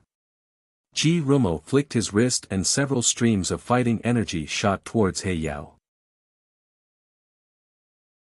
Chapter 1083. He Yao couldn't be more familiar with that fighting aura. It was his own fighting aura. However, the fighting aura that Ji Rumo shot out was different from He Yao's fighting aura. It also contained the power of light. Insignificant skill. I don't believe that you can dodge it this time. He Yao grabbed at the void. With a crack, black heaven-eroding qi rolled out from under Yunsheng and Ji Rumo's feet. The two of them seemed to have sunk into mud. Their bodies kept sinking, and they could be swallowed by the Qilin's devouring qi at any time. Ji Rumo, don't worry about me. Yunsheng couldn't activate any magic power in her body. She didn't want to be a burden to Ji Rumo. Yunsheng knew Ji Rumo's strength. He should be able to get rid of the devouring qi. Yunsheng's hand was held. Ji Rumo's hand was slender and cold like a piece of jade. There was no warmth in it at all. Ji Rumo's amber-colored eyes flashed with a strange emotion as he stared blankly at her. If there was no Yi Baiming, would you have fallen in love with me? Ji Rumo took off his mask, revealing a face that could turn the world upside down.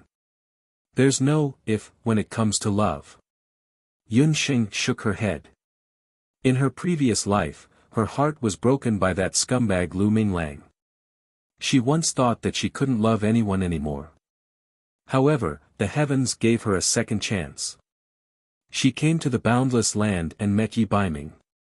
Her heart was very small. Since she could accept Yi Baiming, she couldn't accept other people's feelings.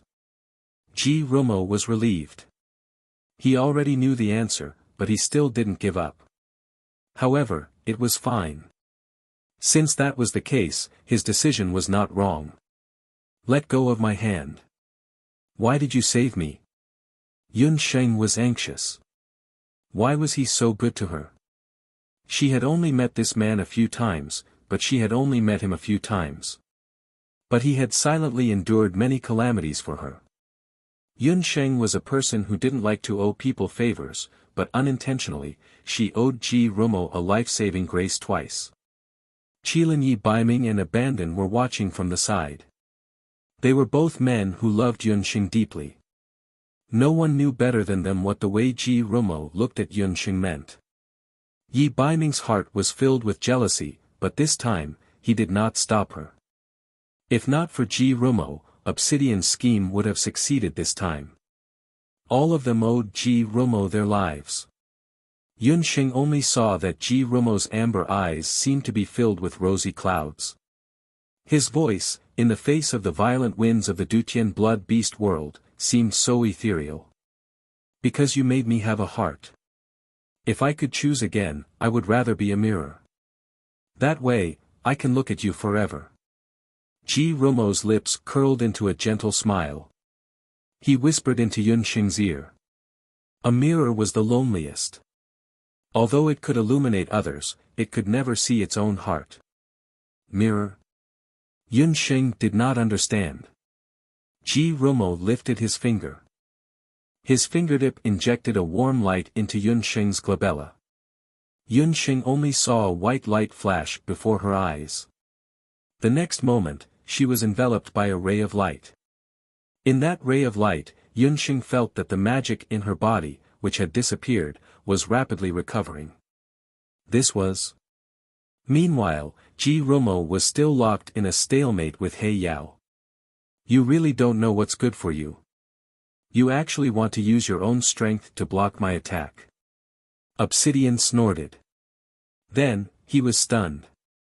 He Yao, I'll return what you've given her tenfold. Ji Rumo's voice suddenly rose a few notches. Ji Rumo's body emitted a dazzling light. That light tore apart Obsidian's devouring power. Obsidian's heart skipped a beat. That light was like the scorching sun in the clear summer sky. All the foul power would be burned away when it came into contact with the scorching sun. Not only that, there was a terrifying power in the light that could destroy everything. Obsidian felt that this power was enough to destroy his power of inheritance. Him. Who was it? Why did he have the terrifying power to destroy the Qilin's power of inheritance? Obsidian narrowed his eyes. At this moment, his pupils contracted violently as if he had seen the most unbelievable thing in the world. Ji Rumo had disappeared. There was only one mirror in the sky. That mirror was only the size of an ordinary heart-protecting mirror.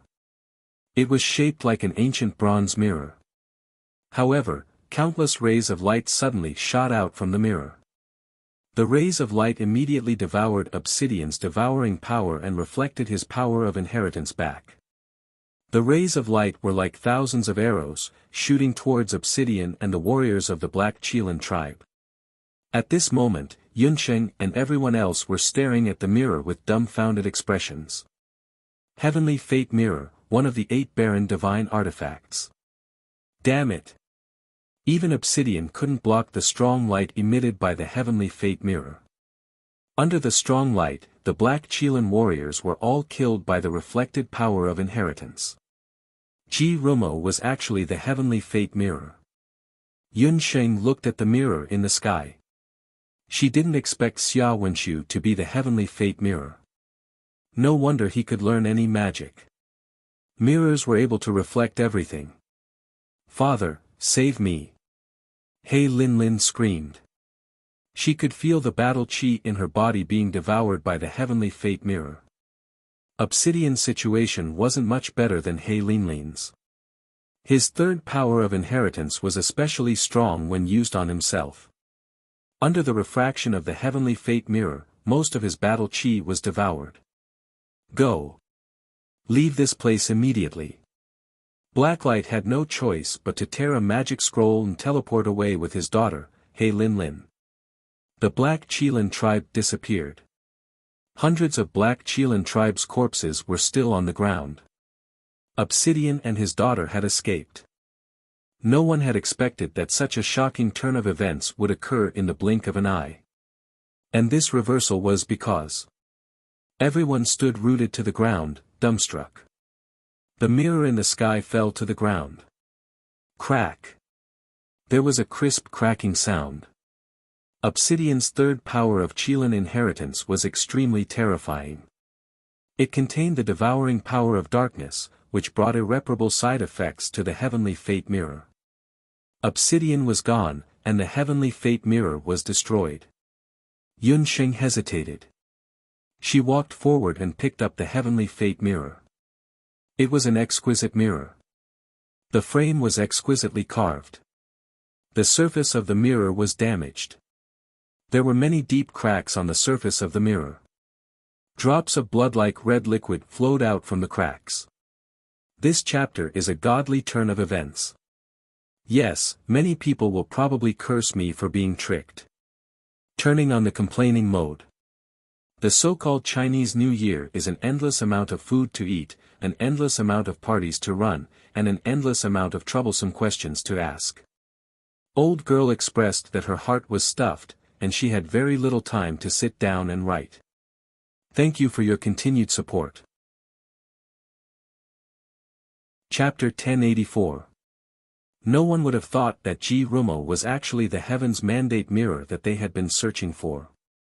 No one would have guessed that at the last moment, Ji Rumo would actually choose to use his true body to block He Yao's attack. The crowd was completely silent. Only Yunxing lowered her head and looked at the mirror.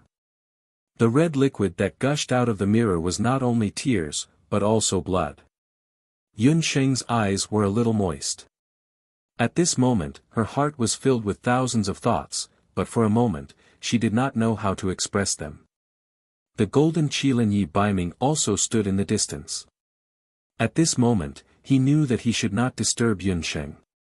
The cracked mirror could no longer reflect a person's appearance clearly, but it could reflect an amber light. That light was very similar to Ji Rumo's eyes. It was as gentle and as heart-palpitating. Yunxing used her fingers to rub the irreparable crack on the mirror. When it brushed across her skin, there was still a faint pain. Ji Rumo's last words were still echoing in his ears. She slowly closed her eyes. In her mind, the ray of light that Ji Rumo had shot into her glabella flashed past. Inside, there was also a piece of Ji Rumo's memory, a piece of Ji Rumo's innermost secret that no one knew. Ji Rumo's memory, like the rising tide of the sea, spread out bit by bit. There were many kinds of love in the world. Some were bold and unrestrained like the scorching sun, and some were reserved like gurgling water. There was also one kind called waiting silently. Whether it was Xia Wenxiu or Ji Rumo, his love was very reserved. That love was so reserved that Yunxing did not know it until the moment of his death. Ji Rumo was the heaven's mandate mirror, and had always been. The 8 wastelands' divine weapons were all spiritual objects. After the experts of the 8 wastelands died and retired, the 8 wastelands' divine weapons had different fates. Among the 8 great regalia, the heavenly mandate mirror wasn't as famous as the other regalia. Its use had always been misunderstood by the outside world. The heaven's mandate mirror had always been regarded as a divine artifact used to predict the future. However, the true heavenly fate mirror's use wasn't limited to that. The heavenly fate mirror could see into a person's heart and soul. It could also predict a person's future. However, its greatest use was that it could reflect everything, regardless of whether it was magic or battle techniques. However, that was only the case during battle. Most of the time, the heaven's mandate mirror was like an ordinary mirror, only reflecting other people's things. After the fall of the 8 powerhouses, the heavenly mandate mirror fell into the hands of the commoners. Because no one had discovered the true use of the heaven's mandate mirror, it had always been mistaken for an ordinary mirror due to its exquisite appearance. It was like an ordinary commodity, going around in circles and falling into the hands of different people. Because it had experienced many generations of hosts and seen countless human emotions and desires, it started to form its own consciousness. This continued until it fell into the hands of the wife of a Penglai merchant. After the merchant's wife obtained the heavenly mandate mirror, she couldn't bear to part with it. However, as she aged, her appearance gradually deteriorated. Coupled with the fact that her husband had a change of heart, the merchant's wife couldn't face the fact that she was aging. In a fit of anger, she threw the heavenly mandate mirror into the Penglai Sea. The heavenly mandate mirror, one of the 8 barren divine artifacts, sank to the bottom of the sea for hundreds of years, untouched by anyone. Under the cleansing of the Penglai Sea, the heavenly mandate mirror absorbed a large amount of spiritual qi from the heaven, earth, and sea. The consciousness of the people in the heavenly mandate mirror became clearer and clearer. Finally, using his own divine power and his curiosity towards the human race's 7 emotions and 6 desires, he transformed into a baby boy. Coincidentally, when it was washed up on the beach of Penglai, Yexia Wenxiu, who was just a baby boy, was adopted by the Emperor Zhao in red. After transforming into a human, Ji Rumo had been working hard to learn how to be a human. However, he still couldn't learn the human emotions and desires. He treated people gently because he didn't care about anyone. He didn't hate or feel joy because in his eyes, all living things were equal. Until one day, he met Yunxing as Xia Wenxiu. At first, Ji Rumo was just curious because Yun Sheng was the first person that Ji Rumo couldn't see clearly with his Heaven's Mandate mirror. But Ji Rumo didn't know that his curiosity would one day evolve into a special emotion that he couldn't control. The second time Ji Rumo met Yun Sheng was in Yujing. At that time, he had witnessed her magical talent and astonishing medical skills. He tried to collect all kinds of information about Yun Sheng. Slowly, his interest in her became stronger and stronger. He sneaked into the little Xiantong. The first time, he disguised his identity just to observe Yun Sheng at a close distance. The more he observed, the more he couldn't extricate himself from Yun Sheng. Later, when he realized that something was wrong with him, it was already too late. He went against heaven's will, saved Yun Sheng, and used a part of his divine power to help Yun Sheng escape a life-and-death situation. All of this was just because he didn't want Yun Sheng to be hurt. If you have the heart, you're a human. If you don't have the heart, you're a divine tool. A divine tool was a divine tool. Even if he had been a human for many years, he still couldn't escape the fate of turning back into a divine tool. Ji Rumo probably already knew the result, but he still chose to sacrifice himself. Ji Rumo's feelings, she probably didn't even have the chance to repay him in this life. Everything is fate. Rumo, why are you so foolish? Elder Si Ming had lost his senior brother Ji Rumo and at the same time, his beloved disciple Ji Rumo. He was so sad that tears flowed down his old face. Bo, now is not the time to be sad. Master, look at the entrance to the blood world. Bo Sheep was restless. The entrance to the blood world was forcefully opened by He Yao using his own power. He Yao was driven away, but the entrance to the blood world didn't disappear. Instead, because of the fierce battle between Ji Rumo and the Black Qilin King, the crack in the sky above the Dutian blood world became bigger. Even though He Yao and Ba Shi Pond were driven away, if they couldn't completely seal the entrance to the blood world, the Beast God Altar and the other beast clans of the Eight Desolate Tribe would still have a chance to invade again. Perhaps influenced by Ji Rumo, Gufeng seemed to have made up his mind and said loudly, Chang. Elder Si Ming, let us complete the last step and let the blood seal return to the boundless land. Let's chase those damned Bakra orcs out forever. At this moment, Gufeng's voice was resolute, and there was a hint of a manly spirit in it. Ji Rumo was a light magician. He used his life to drive He Yao away. He, Gufeng, was also a light magician. He could also give his all to protect the boundless land. That's right. We can't let Rumo die in vain.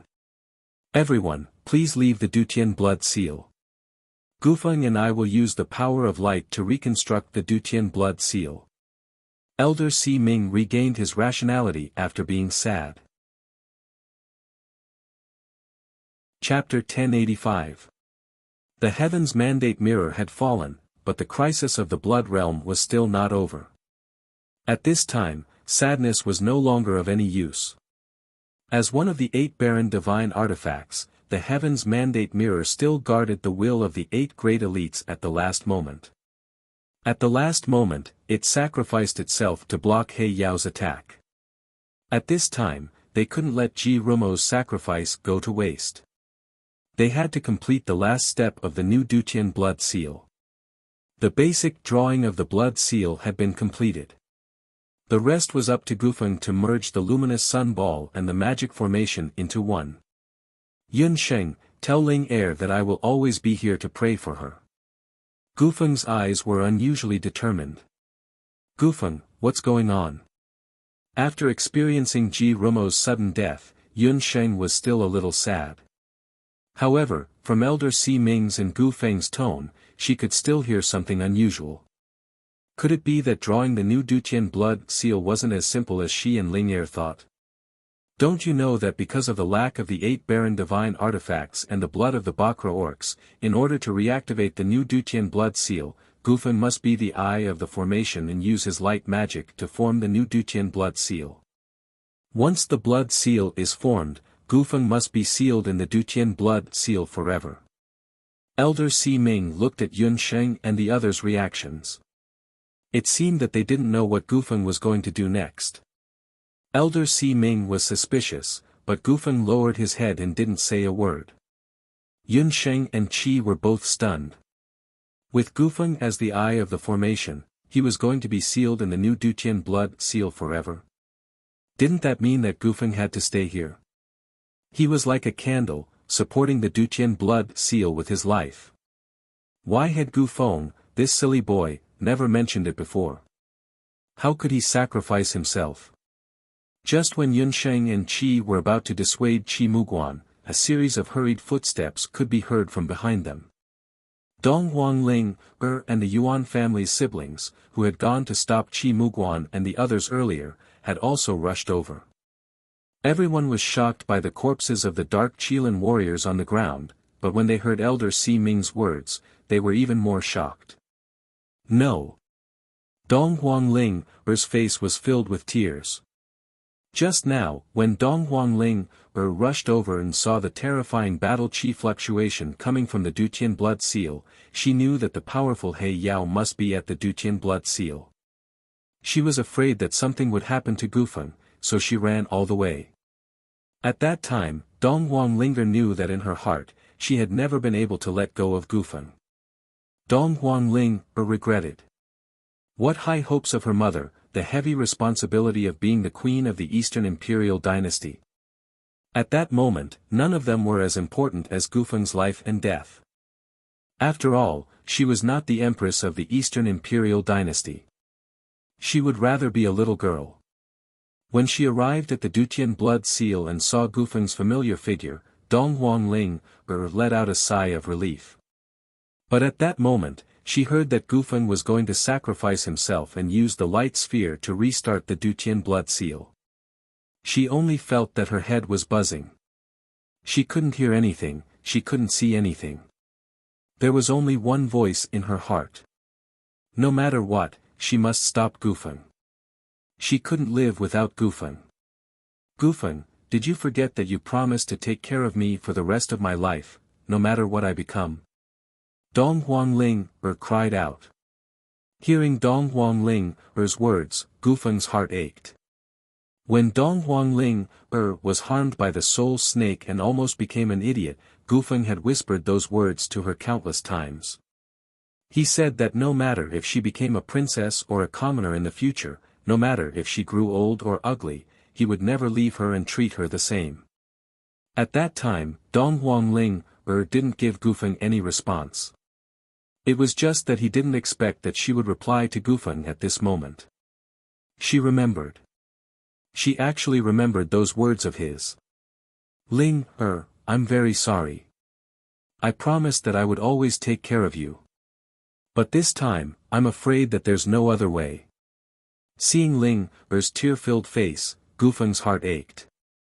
He wanted to go forward, hug Dong Huangling, and comfort her. However, he didn't even have the courage to go forward. Gufeng resolutely turned around, no longer looking at Ling's sorrowful eyes. Gufeng was never a brave person. He was worried that if he were to go forward, he would be moved by Ling's tears and change his original intention. No. Ling pounced forward and hugged Gufeng from behind, ignoring everyone's gaze. She hugged his waist tightly, unwilling to let go. Compared to death, the pain of separation was more painful. Dong Huangling couldn't bear to be separated from Gufeng in the future. Miss Dong Huang, please reconsider. The relationship between you and Gufeng is very touching. However, if you insist on doing things your own way, whether it's the Boundless Continent or the Eastern Capital, the peace of the Boundless Continent for nearly 10,000 years will be destroyed. Countless people will be hurt under the iron hooves of the Bakra orcs, and the continent will never be peaceful again. Elder Si Ming sighed. In order to protect Yun Sheng, in order to protect the Boundless Continent, Ji Rumo was willing to give up the divine power that he had gathered for thousands of years to form his physical body. Gufeng could only give up his personal feelings. Dong Huangling was also very clear that what Elder Si Ming said was right. However, Her hands seemed to have lost control. No matter what, she refused to let go of Gufeng. She knew that once she let go, she would never have the chance to see Gufeng again. Feeling the girl's soft body and her hot tears wet his clothes, Gufeng bit his lips until he tasted blood. He choked with sobs in his throat. He resisted, not allowing himself to be shaken, and not letting Ling discover his sadness. Ling I am a coward. In this life, I will only be brave this time. I can't bear to leave you. However, for the safety of the continent, and also for you and the Donghuang dynasty, for Yun Sheng and the others, and for everyone, I have to do this. Gufeng struggled to break free from Ling Er's hands, leaving her with an empty back. Donghuang Ling couldn't help but kneel on the ground. Yun Sheng walked up to her and hugged her shoulders tightly. Donghuang Ling cried as she looked at Gufeng and Elder Si Ming. Yun Sheng, he doesn't want me anymore. When her father died, Donghuang Ling didn't cry.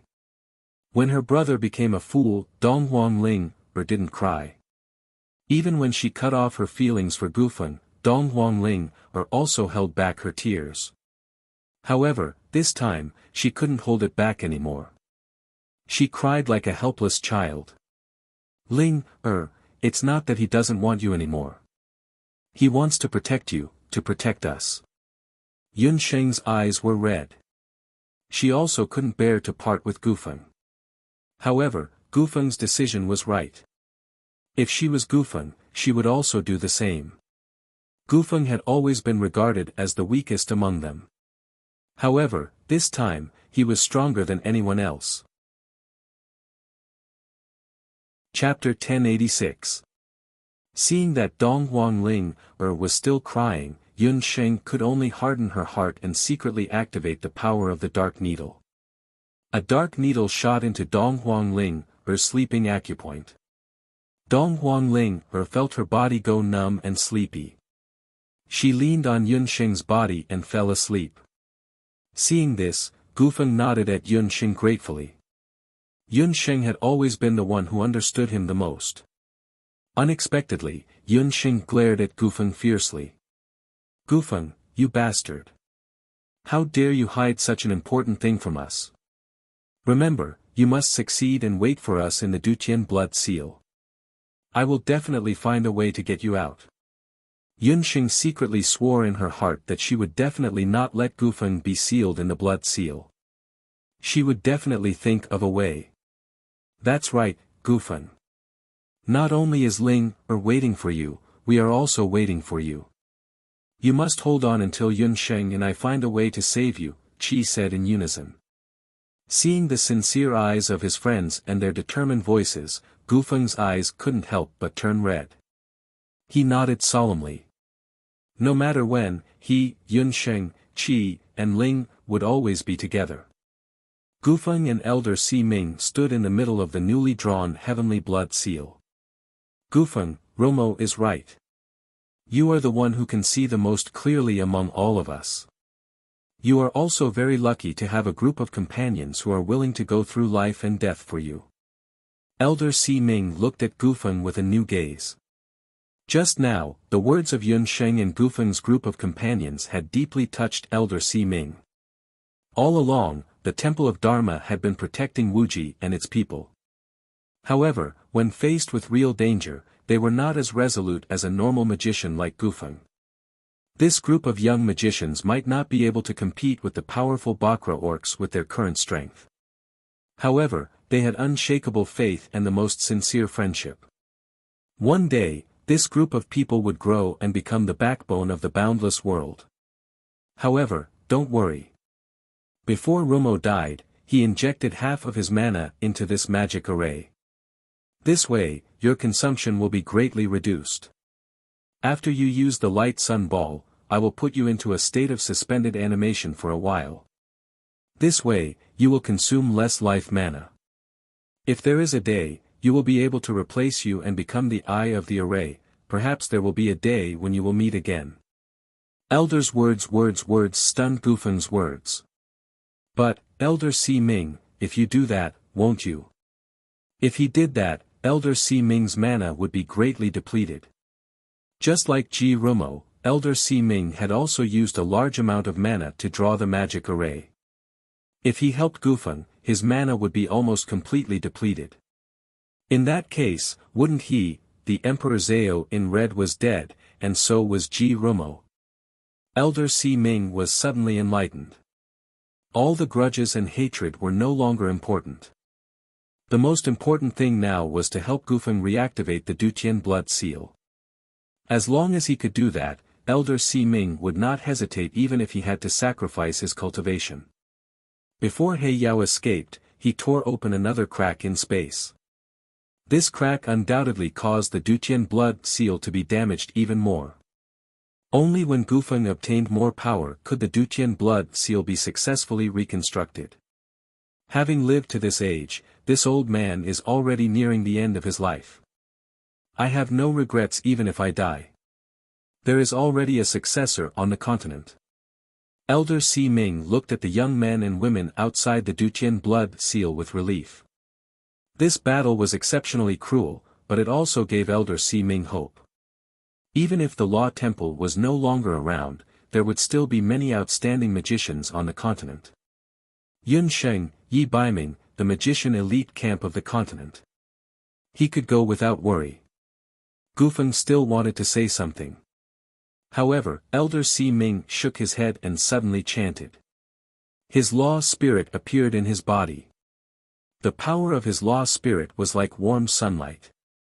Strands of mana flowed into Gufeng's body without reservation. Gufeng's law spirit, which was originally not very strong, was nourished by Elder Si Ming's law spirit. It was like a sprout that was nourished by the spring rain, rapidly growing stronger and stronger. Peak Sky Magician, Saint-level Law Overlord, Gufeng's light law spirit was rapidly expanding. Witnessing this scene, apart from being shocked, the crowd could not help but feel deeply moved by Elder Si Ming's actions. He was sacrificing his life in exchange for the future of the continent. If Gufeng's power increased, the new Dutian blood seal would be stronger, and the chances of stopping the invasion of the Bakra orcs would increase greatly. Just as Gufeng was absorbing Elder Si Ming's mana, the air above the Dutian blood realm was churning. At that moment, at the entrance of the blood realm that was dozens of meters wide, about 100 miles away from the entrance of the blood realm, in the chaos zone, several groups of people were rushing toward the boundless continent. This time, there were two groups of people from different Bahuang tribes. Among them, there were handsome D clan warriors. Most of them were about 189 meters tall, wearing purple battle helmets and holding sharp spears. On the other side, there were Golden Rock warriors from the 9 Phoenix tribe. Each of them was like the wind, and their footsteps were neat. However, unlike the Black Chelan tribe who took the lead earlier, the pace of these troops was not hurried, especially the Golden Rock warriors of the 9 Phoenix tribe. One must know that the 9 Phoenix tribe had always been known as the tribe with the best movement techniques and the fastest speed among the 8 Wastelands beasts. However, this time, after the beast god Alter gave the order to invade the boundless continent, Green, as the young leader of the 9 Phoenix tribe, was lazy. From the time he gathered his troops to the time he sent them out, everything was done slowly. It did not look like he was going to war at all. Instead, he looked like he was going on a sightseeing tour. Green, according to your speed, by the time you reach the boundless land, I'm afraid that the Black Chelan tribe and the other tribes will have already seized the opportunity. Seeing his good friend like this, Purple could not bear to continue watching, and he glanced at his good friend with some resentment. After all, the 9 Phoenix tribe and the D clan were the superior beast tribes among the Bakra orcs. If the two of them did not get any military merits after sending out their troops, they would not be able to report back to their superiors. I heard that He Yao is going out personally. The result is the same even if we arrive early or late. The group of men from the Black Chelan tribe are typical battle maniacs. A man in a green robe stood beside Purple. If it wasn't for Purple directly calling out Green's name, it would be very hard for anyone to believe that the little Shota Green of the 9 Wan clan, who was still as beautiful as a young girl 3 years ago, would actually undergo such a huge change in just a few short years. New Year's Eve, remember to throw away your monthly ticket. Chapter 1087. Green no longer looked like a 13 or 14-year-old boy. His figure was a little thinner than Z, the strong young patriarch of the D clan. However, both of them were about the same height, about 1.9 meters. One was a kind of Bakra orcs with the bloodline of the phoenix. The men and women of Bakra orcs mostly had outstanding looks, but they also had the powerful strength of the phoenix. As the young master of the 9-1 tribe, Green was very beautiful since birth. But compared to the youthful beauty of a few years ago, Green was becoming more and more beautiful after fusing with the 9-1 king's relic. His eyes were like stars, his lips were like cherry blossoms, his skin was as white as porcelain, and his figure was as elegant as a jade tree. But if anyone thought that Green's strength was as harmless as his appearance, they would be wrong. Because his eyes would inadvertently flash with a trace of sharpness. The effect of the 9-1 king's relic was gradually revealed on his body. Green, did you really slow down on purpose just to avoid He Yao's attack? Disbelief was written all over Z Cuckoo's face. It was undeniable that the Black Chelan tribe was very strong, but the 9-1 tribe and the D clan were not soft persimmons. Would Green really be afraid of He Yao and his daughter? Perhaps not. Green pursed his lips, his eyes glimmered like a wrinkled lake in the spring breeze. Unconsciously, a face appeared in his mind. It was a face with various expressions, angry, emotionless, and cold. But no matter what kind of expression fell on that woman, it was exceptionally beautiful. Yun Sheng. This time, I will meet you again. Green's heart unconsciously became nervous. Z was right, he was not afraid of He Yao, although He Yao was strong, but with the beast god altar, and with the D clan, even He Yao could not do anything to them. But, if he met Yun Sheng, what should he do? Once the Dutian blood seal was destroyed, the relationship between the human race and the Bakra orcs would be like fire and water. A war between the two races would break out at any moment. As the young clan leader of the 9 Phoenix tribe, he would definitely take the lead and kill the human race. However, if the person standing in front of him was Yun Sheng, what would he do? Green hesitated. Suddenly, there was a magical fluctuation in front of them. A figure staggered into their line of sight. It's Chi Muguan. Why is he alone? I heard that the Boss Serpent tribe sent out several hundred elites this time, saying that they want to take first place. Her purple eyes were filled with curiosity. Seeing green and purple, Chi Muguan's face inevitably turned a little ugly. He pretended not to see them and turned around to leave. He had only taken a few steps when a flash appeared in front of his eyes. Purple had already stopped him. Chi Muguan's expression became even more awkward. He had been hoping to be the first to occupy the boundless continent, but he had ended up worse off. Not only had he failed to gain any benefits, but he had also been annihilated. Furthermore, his dermic soul had been damaged. This matter definitely could not be discovered by Purple and Green. Chi Muguan is a member of the 8 Wastelands beast clans. You're leaving without even saying goodbye. What is the meaning of this? Z didn't have a good impression of the Boss Serpent tribe. However, seeing them acting suspiciously, she couldn't help being a bit suspicious. Purple glanced at Chi Muguan a few times. When her gaze landed on Chi Muguan's eyes, it was as if there were needles on his back. It was as embarrassing as it could be. I found the entrance to the Blood Realm and was about to inform everyone. Coincidentally, I met you guys. Chi Muguan was unlucky, but he did not want others to have it easy either.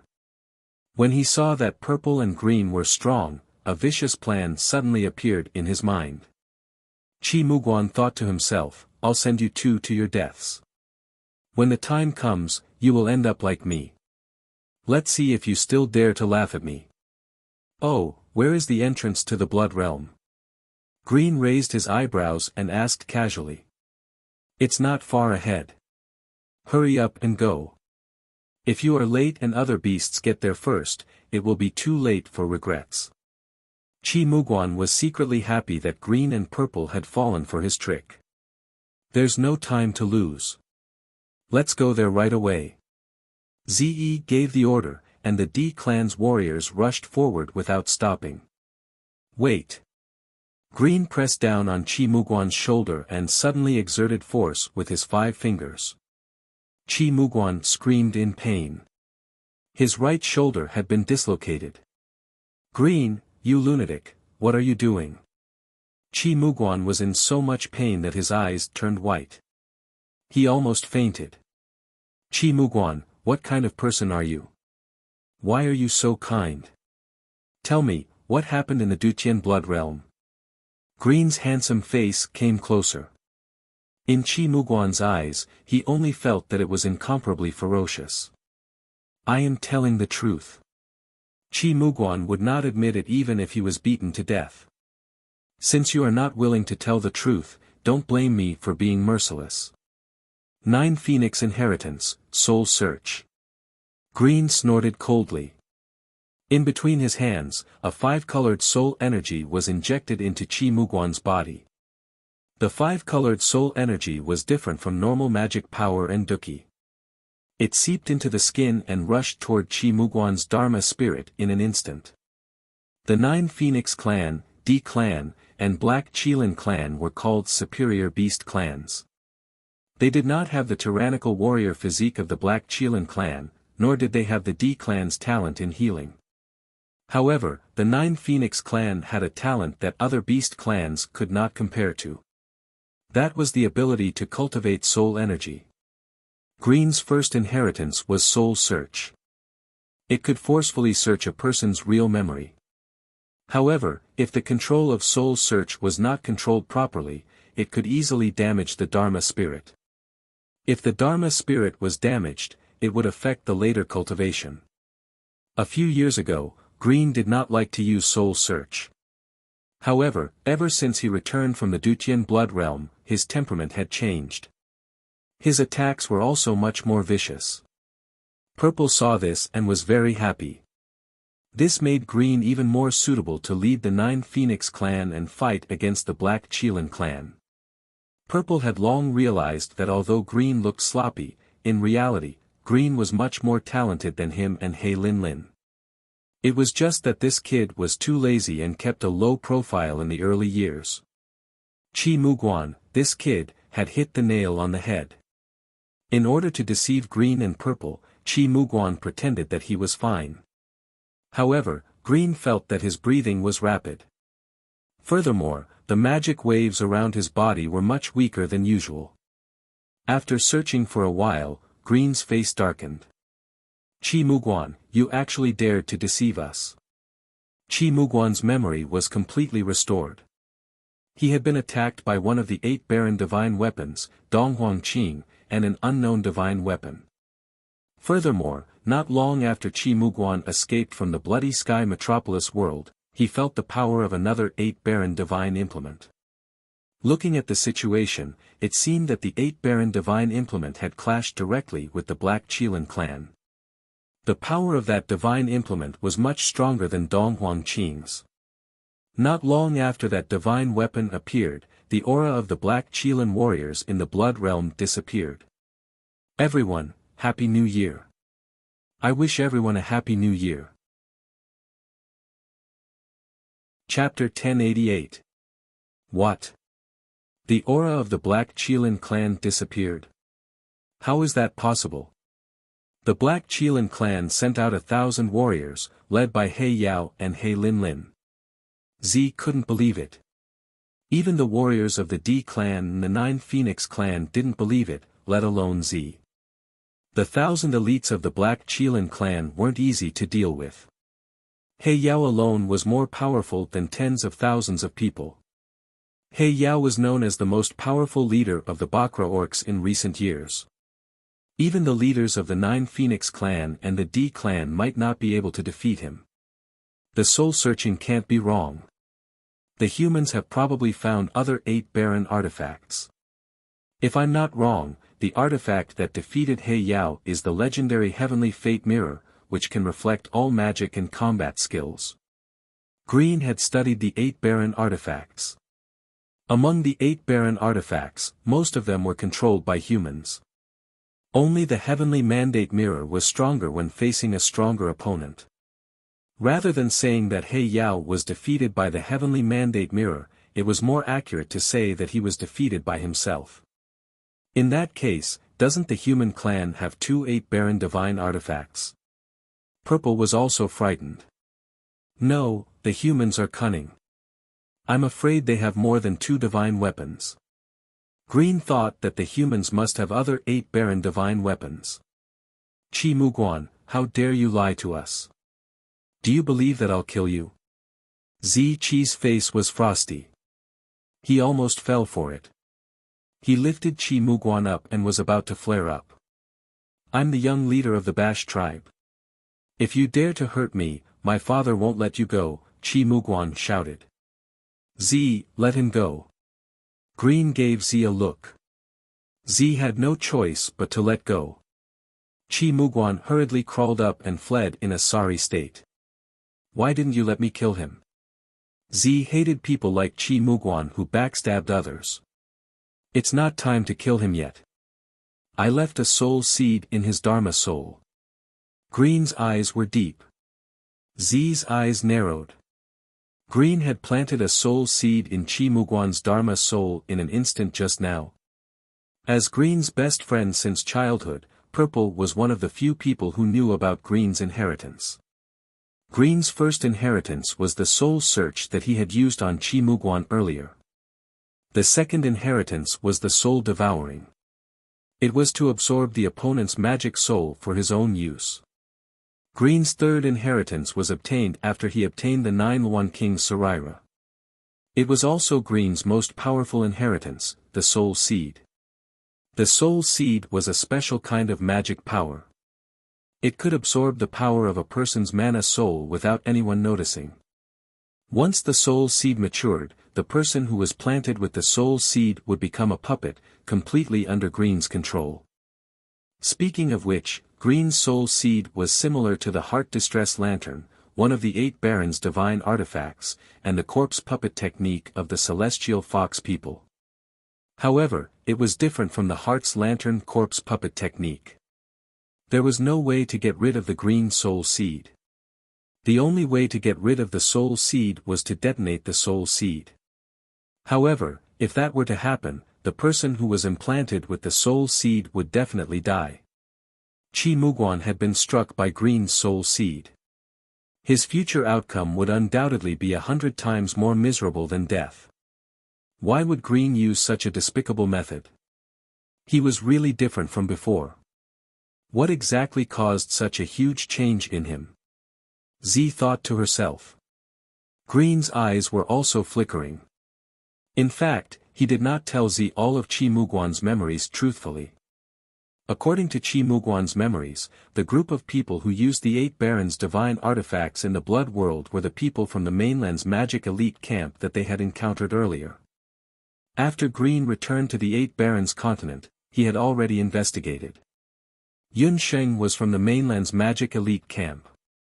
Moreover, she was one of the most outstanding students in the camp. Green sighed in his heart. There was an indescribable sense of melancholy. Green, what should we do next? If even He Yao did not gain any benefits, even if we go to the Dutian Blood World, we will only be asking for trouble. Z muttered. As they spoke, a beastly roar that sounded like a cheetah's roar came from the Chaos Zone. Hearing the roar, Green's eyes changed. He and Z looked at each other. It's the Beast God Altar's call signal. Green and Z recognized it. It was the Beast God Altar's call signal. This time, the Beast God Altar sent the 3rd and 5th priests. The call signal was sent by the 5th priest. Z did not like the 3rd priest. The 3rd priest was lustful. In his early years, he had robbed some outstanding young men and women from the D clan. As the young master of the 9 Phoenix tribe, Green did not want to wallow in the mire with those people. If that's the case, why don't we hide in the Dutian blood world first and wait for an opportunity to act? Z and Green ignored the call signal and rushed towards the entrance of the blood world that Chi Muguan had mentioned earlier. They planned to enter the blood world before the third priest. The one who sent the call signal was indeed the third priest of the beast god altar. The third priest was in a part of the chaos zone where the magic barrier was relatively weak. He was waiting for the arrival of the other Bakra orcs. The third priest was a middle-aged man about 30 or 40 years old. His face was ashen and he looked like he had overindulged. At this time, the third priest's face was gloomy. After hearing the call signal, the first to arrive was the Bemung tribe of the Bakra orcs. After that, the Blue Hell Wolf tribe and the Celestial Fox people arrived one after another. What's the matter with the other tribes? How dare they defy the beast god altar's order? When we return, I must report this to the first priest.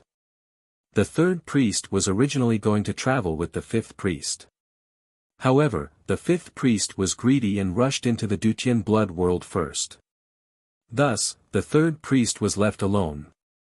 Once she left, there was no news of her. The third priest tried to contact her several times, but he could not reach her. The third priest did not expect that the fifth priest had met with misfortune. After all, in the third priest's opinion, the fifth priest's ability to control corpses was unmatched by the human race. He thought that the fifth priest had colluded with the Black Chelan tribe to steal the credit. Thus, the third priest was anxious to enter the blood world.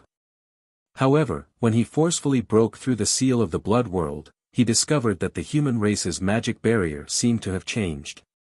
Originally, after the Dutian blood seal collapsed, the magic barrier between the 8 desolates and the boundless continent was constantly weakening. In the end, the magic barrier would completely disappear. However, after searching for a while, the third priest discovered that the magic barrier, which was originally weak, was constantly strengthening. This trend shocked the third priest. There was only one possibility for the magic barrier to keep strengthening. That was, the human race had found a way to redraw the Dutian blood seal. Happy Year of the Goat. Happy New Year to everyone. May everything go well and be healthy. Chapter 1089. The humans are repairing the Dutian blood seal. We have to kill them before they repair it. Otherwise, once the blood seal is reconstructed, it will be difficult to invade again. The other clans have not arrived yet, so let's not wait for them. All of you, listen to my orders. Split up. I want to force my way through and stop the humans from reconstructing the heavenly blood seal. What the third shaman meant was that he wanted the other tribes to cooperate with him. Although the other Bakra orcs warriors were unwilling, they could not disobey the third shaman because he was from the beast god altar. Therefore, the third shaman and the Bakra orcs led their respective forces and started to attack. At this time, Gufeng had obtained most of Elder Si Ming's Dharma soul power and was on the verge of breaking through to transcendence. However, right at this moment, several powerful energy ripples appeared in the sky above the metropolis blood seal. Not good, there are at least 4 Bakra orcs forces trying to break into the blood world. Everyone outside the Dutian blood seal looked up at the sky. Everyone, stop the beasts for now. After 15 minutes, we can reconstruct the Dutian blood seal, Elder Si Ming shouted. As soon as he finished speaking. Bang, bang, in the sky, many black shadows rushed out. Those black shadows rushed towards the core area of the Dutian blood seal where Gufeng and Elder Si Ming were at. Obviously, the other party already knew that Gufeng and the others were the key to reconstructing the blood seal this time. At this moment, Senior Sister Lan and the others also rushed over with their people. The situation is urgent. Everyone, spread out immediately. We only need 15 more minutes. Yun Sheng and the others had finished their discussion in the blink of an eye. Suddenly, they split into 4 different forces and flew toward the forces of the 8 wasteland beast clans. Sister Lan led the continent's magic elite camp, Yun Sanglang and Yuan Buku led the hunter corps, Yun Sheng and Ling led a group of magical beasts, and Yi Baiming and Tycoon Jin formed an army. On the boundless continent side, 4 teams were swiftly formed, and they headed towards the 4 directions of the Dutian bloodstains. Tisk, ignorant humans, you actually dare to obstruct my Blue Abyss Wolf clan. The people who bumped into Sister Lan and the others were the Blue Abyss Wolves of the 8 Desolation tribe. The wolf warriors of the dark green wolf tribe howled at the sky wolf and turned into werewolf warriors. The snow domain is frozen. A trace of coldness flashed across Senior Sister Lan's face. Enemies were truly bound to meet on a narrow road. Earlier, she'd once suffered a loss at the hands of the young patriarch of the green nether wolves, Chinya. This time, she wanted to take revenge. Ice-blue water element surged out from Blue's body. In an instant, several wolf warriors of the blue nether wolf tribe were sealed in ice.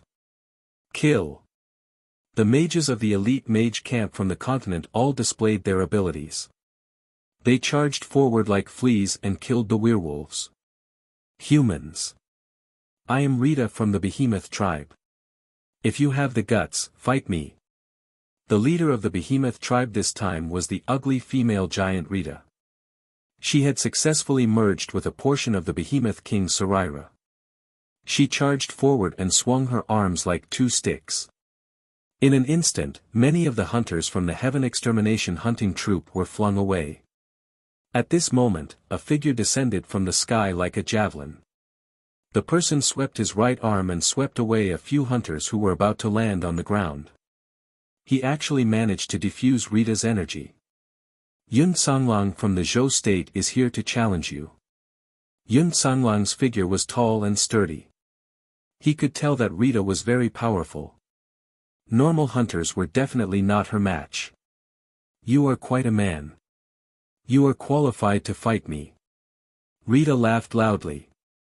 The 2 of them jumped up at the same time. Like 2 ferocious tigers, their intense chi rubbed against the air, giving off a burning smell. On the other side, Yun Sheng and Dong Huang Linger also bumped into the people from the Celestial Fox tribe. This time, the Celestial Fox tribe also sent out a few hundred fox warriors. This person was one of the generals under the chief of the Celestial Fox people, Hu Qianqiu. You are not the saint. Just when he was about to unleash his power, he suddenly saw Yun Sheng who was leading the group. Needless to say, this person mistook Yun Sheng for the saintess of the Celestial Fox people. Listen, I don't want to fight with you. If you back off quickly, I can spare your lives. When Yun Sheng saw the people from the Celestial Fox people, she thought of Hu Sheng who died an unjust death. In fact, Yun Sheng didn't have any grudges with the Celestial Fox people. She also had half of the bloodline of the Celestial Fox people. Who knew that not only did Yun Sheng's words not receive the gratitude of the Celestial Fox people, but the Celestial Fox magician who was leading the group sneered. Warriors of the Celestial Fox people, listen to my orders. The chief has given the order. Hu Sheng is not a woman and is colluding with humans. Everyone has the right to kill him. Whoever kills Hu Sheng will be rewarded 10,000 gold coins. Ever since Hu Sheng fell to the boundless world, the chief of the Celestial Fox people, Hu Qianqiu, saw her as a great humiliation. Therefore, he gave the order to kill both inside and outside the clan. When Yun Sheng heard that, the last bit of pity in her heart disappeared. She sneered. If you want to kill me, you'll have to see if you have the ability to do so. Yun Sheng's heart moved. She didn't even bother to use her magic. Behind her, the ground started to rumble. The expressions of the Celestial Fox warriors, who were previously proud, changed drastically. Countless black ants crawled out from the ground. In the sky, a large number of night charm warriors pounced over like dark clouds. 100-legged ant generals, night charm queen, capture their leader alive. As for the rest, kill them all.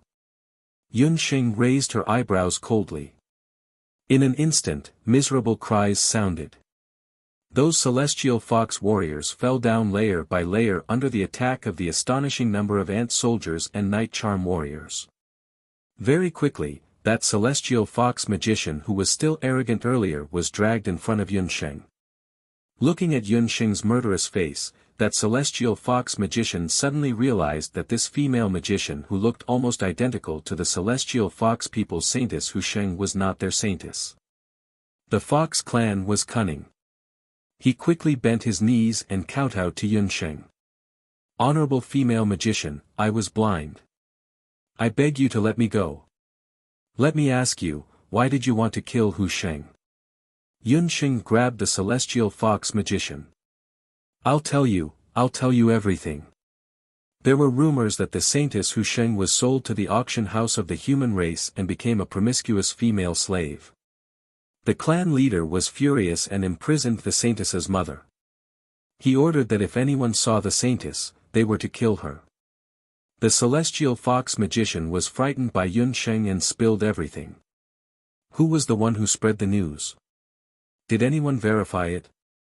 When Yun Sheng and Dong Huanglinger heard that, they both felt that Hu Sheng had surrendered. Regardless of whether the news is true or false, the saintess's reputation has been damaged. Even if she were to return to the celestial fox tribe, only death awaits her. That celestial fox magician who was sandwiched between the two women had a terrified look on his face. Chapter 1090. Yun Sheng's eyes turned cold bit by bit. Her lips curled up into a smile. When that celestial fox magus saw Yun Sheng smile, he only felt a chill in his heart. Bang! An extremely violent magic power shot down from the sky and hit the head of that celestial fox magus. The magus didn't even have the chance to scream before he was struck by the dark heavenly thorn and turned into a pile of charcoal. Poor Hu Sheng. Before she died, her only wish was for Yun Sheng to bring her ashes back to the celestial fox tribe. However, her people had never planned to welcome her back. Yun Sheng, Hu Sheng's ashes. Dong Huanglinger's face was filled with sadness. She felt that Hu Sheng's death wasn't worth it. Like Yun Sheng, Dong Huanglinger also vaguely guessed that Hu Sheng didn't want to be a burden to others. Another reason was that she hoped that Yun Sheng could go to the Eight Wastelands continent on her behalf and save the declining celestial fox tribe. However, the celestial fox people's actions had already made Yun Sheng completely disappointed in them. I will bring Hu Sheng's ashes back and save her mother. As for the celestial fox tribe, it has nothing to do with me whether they are strong or weak. Yun Sheng looked around and realized that the situation of the battle was better than she had expected. Sister Lan, second uncle, and the others had basically controlled the other party. However, the third priest's expression didn't look too good. Damn it! These humans do have some skills. They actually blocked all the attacks from the surroundings. The third priest roared. His eyes were filled with anger. However, when he saw that the ones who were blocking him were only two humans, the third priest felt a sense of hope. The ones in charge of protecting Gufeng and Chang Si Ming were the Golden Qilin Yi Baiming and Tycoon Jin. Seeing that the other party was just a beast and a human, the third priest and the people of the beast god altar behind him all revealed victorious smiles. I advise the two of you to quickly retreat. Otherwise, only death awaits you. The third priest gave an order, and behind him, nearly 100 beast god altar martial artists pulled off their robes in unison. The third priest was a martial artist. His subordinates were all martial artists. These people were like soldiers who had undergone strict training. Their muscles were strong, as if they were carved from marble. These martial artists of the beast god altar had all been baptized by the holy water of the beast god altar. Their bodies were much tougher than humans. Their bodies could penetrate the toughest shields, and their iron fists could directly penetrate the toughest armor. However, the third priest's words did not receive the response he deserved. The eyes of the person on the left under his robes suddenly brightened.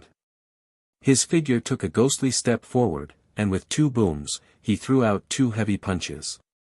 The wind from the fists was like a flood. The third priest and the martial artists of the beast god altar only felt the air around them tremble. The fierce fists were like spring thunder, sweeping over like raindrops. The astonishing power of the fists actually landed on the martial artist of the beast god altar at the front. Pang! That martial artist's body flew backwards, rolling on the ground. His sternum shattered, and his heart was directly shattered. With just one punch, the martial artists of the beast god altar were completely unable to resist. Ignorant fool! Kill him! The third priest's expression changed slightly. The martial artists of the beast god altar did not care about their numbers. They swarmed forward, trying to use numbers to suppress the human. However, the most terrifying thing was yet to come. After that person was surrounded, not only did he not show any signs of defeat, on the contrary, he seemed to be completely unafraid of the attacks of the martial artists of the beast god altar. Punching left and right, he consecutively sent several martial artists flying. That momentum was unstoppable. What the hell was that thing? The third priest rushed forward, wanting to kill Tyrant Jean. But at this moment, a golden figure flashed, blocking the third priest's path. The third priest did not see who it was. He only saw his palm reach out, grabbing at the person blocking his path. But at this moment, a ball of flame exploded in front of him. The opponent's mouth spat out many magic attacks. Magician! The third priest's expression changed, and he floated back a few steps. Just as he dodged several magic attacks, he suddenly heard a biting cold claw wind, weaving into a sky full of claw shadows, like a heavenly net, enveloping the third priest. What kind of magic beast was this? It knew magic, and it also knew battle techniques. The sudden change in battle techniques, in addition to the magic attacks from before, caused the third priest to panic. For a moment, he also lost his mind. Just as the battle reached a stalemate, one could hear a figure shooting out from within the prime heaven blood seal like a rainbow piercing through the sun. Yun Sheng! Quickly, look, it's Gufeng! Dong Huangling was extremely excited as she raised her head. It turned out that 15 minutes had already passed. In the sky, the person standing there was none other than Gufeng. On Gufeng's body, his magic soul emitted a boundless golden light. Gufeng had broken through to become a magic god. Gufeng seemed to have grown several years older in an instant. On his originally round face, there was an additional layer of holy light. On his back, a pair of magic wings flapped, and he was already hovering in midair, just like a rising sun. For close to 10,000 years, the Dutian blood realm had been shrouded in evil aura, and had never seen light. At this moment, light magic penetrated through the evil aura, illuminating every corner. Ancient magic incantations flowed out from the mouth of the ancient mountain like flowing water. At this moment, everyone stopped fighting and looked at the sky together. But at this moment, Yun Sheng's eyebrows twitched. She suddenly saw two figures flying towards the sky.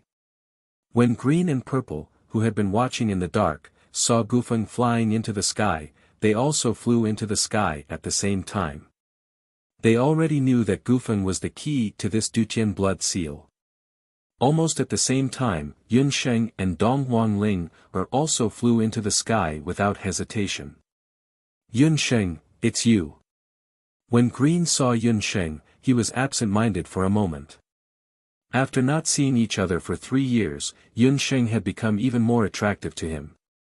Her temperament was as cold as ice, yet as beautiful as fire. In the cold wind, Yun Sheng's long hair danced in the wind. In Green's eyes, there was only her. Green recognized Yun Sheng, but Yun Sheng did not immediately recognize Green. You know me? Whether you know me or not, get out of here. Yun Sheng was not polite at all. Her figure flashed, and a 1,000-year-old ice zither appeared in her hand. Green hesitated for a moment, then shook his head helplessly. He stopped Purple. Purple wanted to say something but stopped.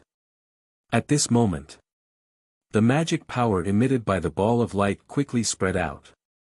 A ball of light as bright as the rising sun rose from Gufeng's body and spread towards the direction of the Dutian blood seal. The range of the ball of light was constantly expanding. It's a success. Yunsheng and Dong Huangling were nervous and excited.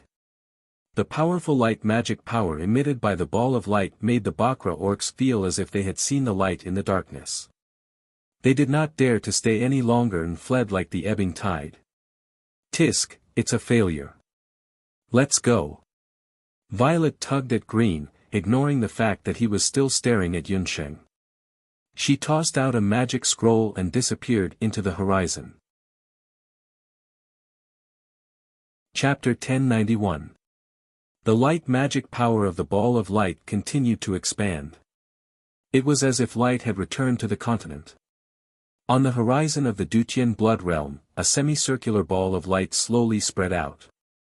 To the invading Bakra orcs, the new blood seal that contained the purest light magic was like a scourge. The third priest and the others saw that they couldn't stop it and didn't dare to stay any longer. They could only immediately leave the blood realm. In the blood realm, the evil chi that had been fleeing in all directions was shrouded. Those blood cloud beasts that had been restless for the past few days because of the evil aura also calmed down. Look! The entrance to the blood realm has also disappeared. Sister Lan and the others looked at the sky. The entrance to Bloody Sky Metropolis Jia that had been forcefully torn apart by He Yao was like snow meeting the sun of March, quickly shrinking until it completely disappeared. In the sky above the Dutian realm of blood, the evil aura gradually disappeared. The boundary between the Eight Desolates continent and the Boundless continent stabilized once again. Gufeng. After Dong Huanglinger rejoiced, she suddenly realized that once the new Dutian blood imprint was formed, it meant that from today onwards, she and Gufeng would be separated forever. Dong Huangling struggled free from Yunsheng's grasp. She wanted to rush into the new Dutian blood seal. However, the moment she came into contact with the wall of the Dutian blood seal, she was immediately bounced back. The new Dutian blood seal, which had fused with the power of Gufeng's luminous sun sphere, was indestructible. Ling didn't give up. She charged at the Dutian blood seal again and again, but she was bounced back. She looked at Gufeng with a smile on his face. His body was glowing brightly. Tears streamed down her face as she said, "Gufeng, let me in too. I'll accompany you. I'll accompany you to guard the Dutian blood seal. Ling, promise me that you won't be sad anymore." Gufeng looked at Dong Huangling tenderly. She was the first woman he liked in his life, and the only woman he had ever liked. "I've only become the eye of the formation. Remember, I will always be here to protect you. You must become the most outstanding empress in the history of the Eastern Imperial Dynasty." His body eventually turned into a ray of light and was branded into the Dutian blood seal, becoming the eye of the formation that maintained the new Dutian blood seal. Dong Huangling knelt in front of the Dutian blood print and looked at the place where Gufeng had disappeared. "Ling, don't be sad. Gufeng hasn't disappeared. We will definitely find a way to bring Gufeng back to your side," Yunsheng comforted her softly. Yunsheng could sense that Gufeng was not dead. He was like the guardian of the Dutian blood realm. He was just using his own methods to protect the continent, protect them, and protect Ling. "I won't be sad. I promised him that I will become the most outstanding empress in the history of the Eastern Imperial Dynasty." Dong Huangling stopped crying. She slowly stood up. The tears on her beautiful face had yet to dry, but Dong Huangling's gaze was different. To Dong Huangling, being separated from Gufeng was like a phoenix rising from the ashes. In the long years that followed, she kept her promise to Gufeng and brought the originally weak Eastern Imperial Dynasty back to prosperity. Dong Huangling also became the greatest empress in the history of the Eastern Imperial Dynasty. These were all stories for later. After the blood seal was formed and it was confirmed that there were no more Bakra orcs in the blood realm, Yun Sheng, Ling, Elder Si Ming, Sister Lan, and the others also returned to the Dutian relay station. In order to commemorate the sacrifices made by Gufeng and Ji Rumo in the reconstruction of the Dutian blood seal, Elder Si Ming and the people of the Dutian relay station erected a magician's sacred monument at the entrance of the Dutian blood realm. On it, the names of Ji Rumo and Gufeng were engraved. Yun Sheng, Ling, don't be sad. Although the new Dutian blood seal has been formed, the effects of the blood seal's collapse are still very bad. The Great Elder and Elder Si Ming have discussed it. The Magician's Temple will work with the continent's magicians' elite camp. After Sister Lan comforted Yun Sheng and Dong Huangling, she also brought some new decisions made by the continent's magicians' elite camp. The Emperor Zhao in red had fallen, and the Zhao state had fallen into a state without a ruler. Elder Si Ming decided to return to Penglai and disband the Zhao state. As for Sister Lan, she would lead the continent's magicians' elite camp to work with the Hunters Guild to clean up the blood cloud beasts that escaped from the blood realm and the civilians that were injured by the blood qi. Dong Huangling decided to return to the eastern capital alone. Yun Sheng, you don't have to worry about me. Just as you said, Gufeng is still by my side. I will come to the blood realm to visit him from time to time.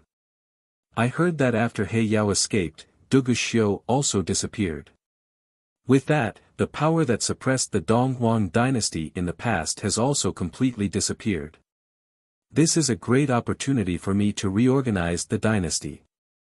Dong Huangling and Yun Sheng reluctantly bid farewell. Although Yun Sheng also wanted to accompany Dong Huangling back to the eastern capital, Dong Huangling rejected her. Dong Huangling knew that Yun Sheng had many more important things to do. After Ji Rumo's death, the whereabouts of the Netherworld Ghost Key was still a mystery. Yun Sheng still needed to find the Netherworld Ghost Key and find a way to save her mother. This was also the most urgent thing for Yun Sheng to do right now. The Golden Qilin, Yi Baiming, also needed to find a way to restore his human body as soon as possible. Hu Xing's ashes also needed to be sent back to the Eight Desolates continent as soon as possible. Yun Sheng also had too many responsibilities. Be careful. If there are any problems, immediately contact me through the Hunters Guild. Yun Sheng looked at Ling Er's haggard face and sighed. She, Gufeng, Ling and abandoned thought that they would be together forever. She didn't expect that in the blink of an eye, the four of them would be separated from each other. She didn't know when they would meet again. Yun Sheng, before I leave, I have something to tell you. Cherish the people in front of you. Don't be like me, only regretting it when I lose them. Dong Huangling looked behind Yun Sheng.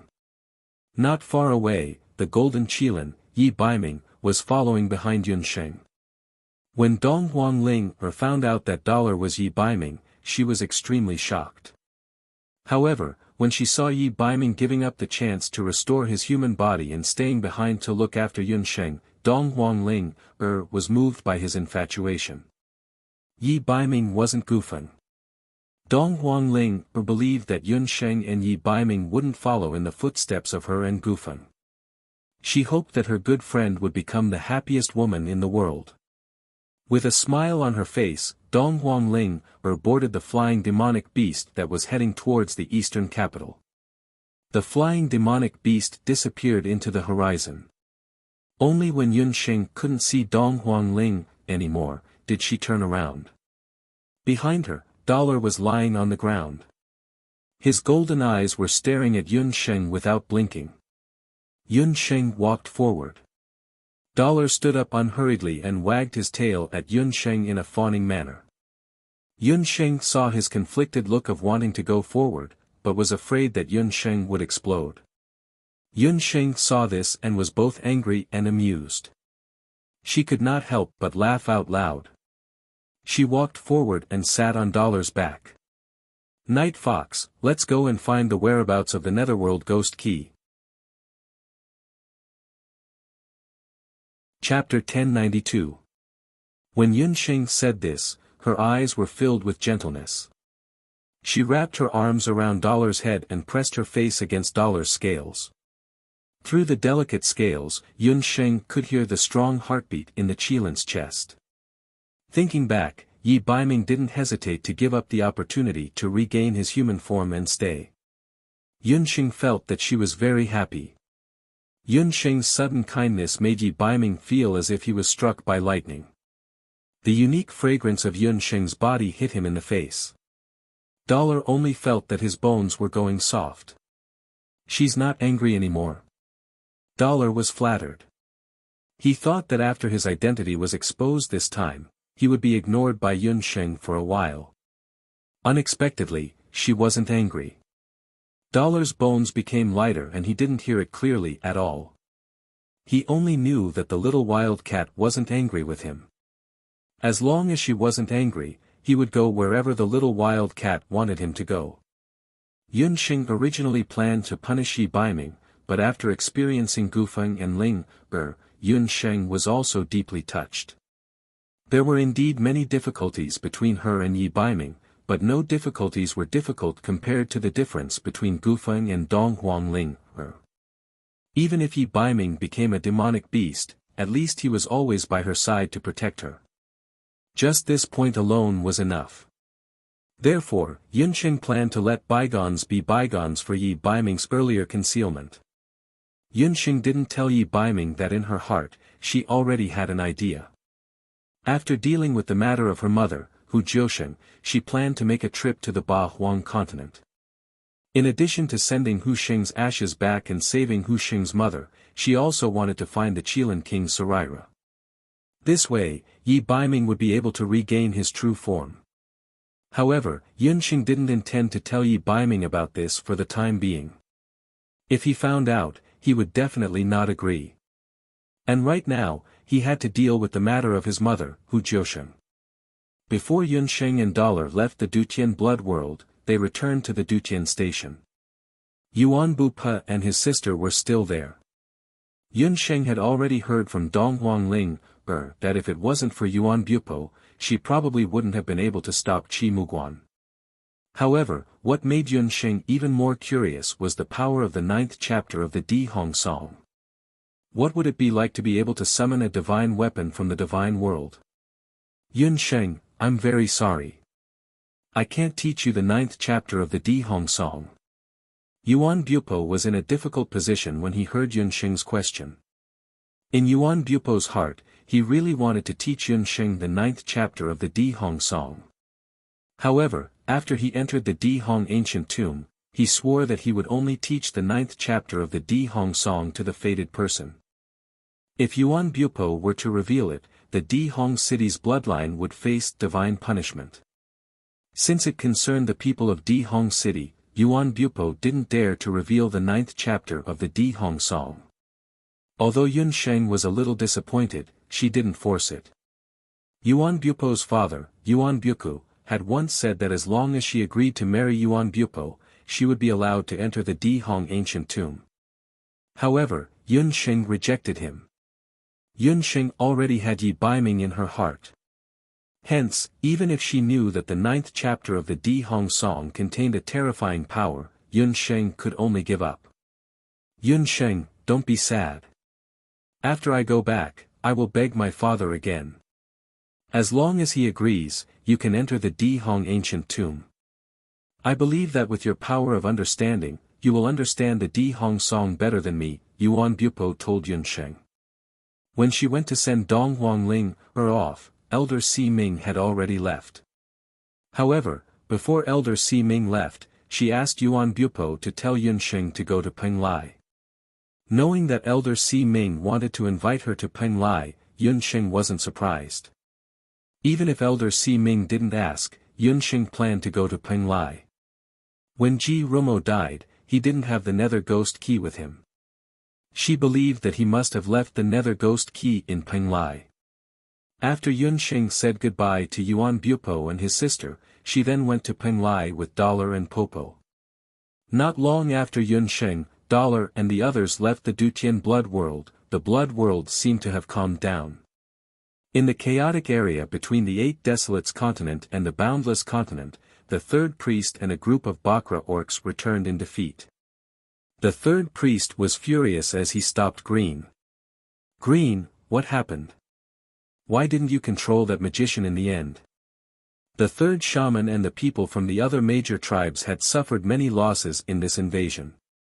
Almost all of the people from the Celestial Fox tribe were killed.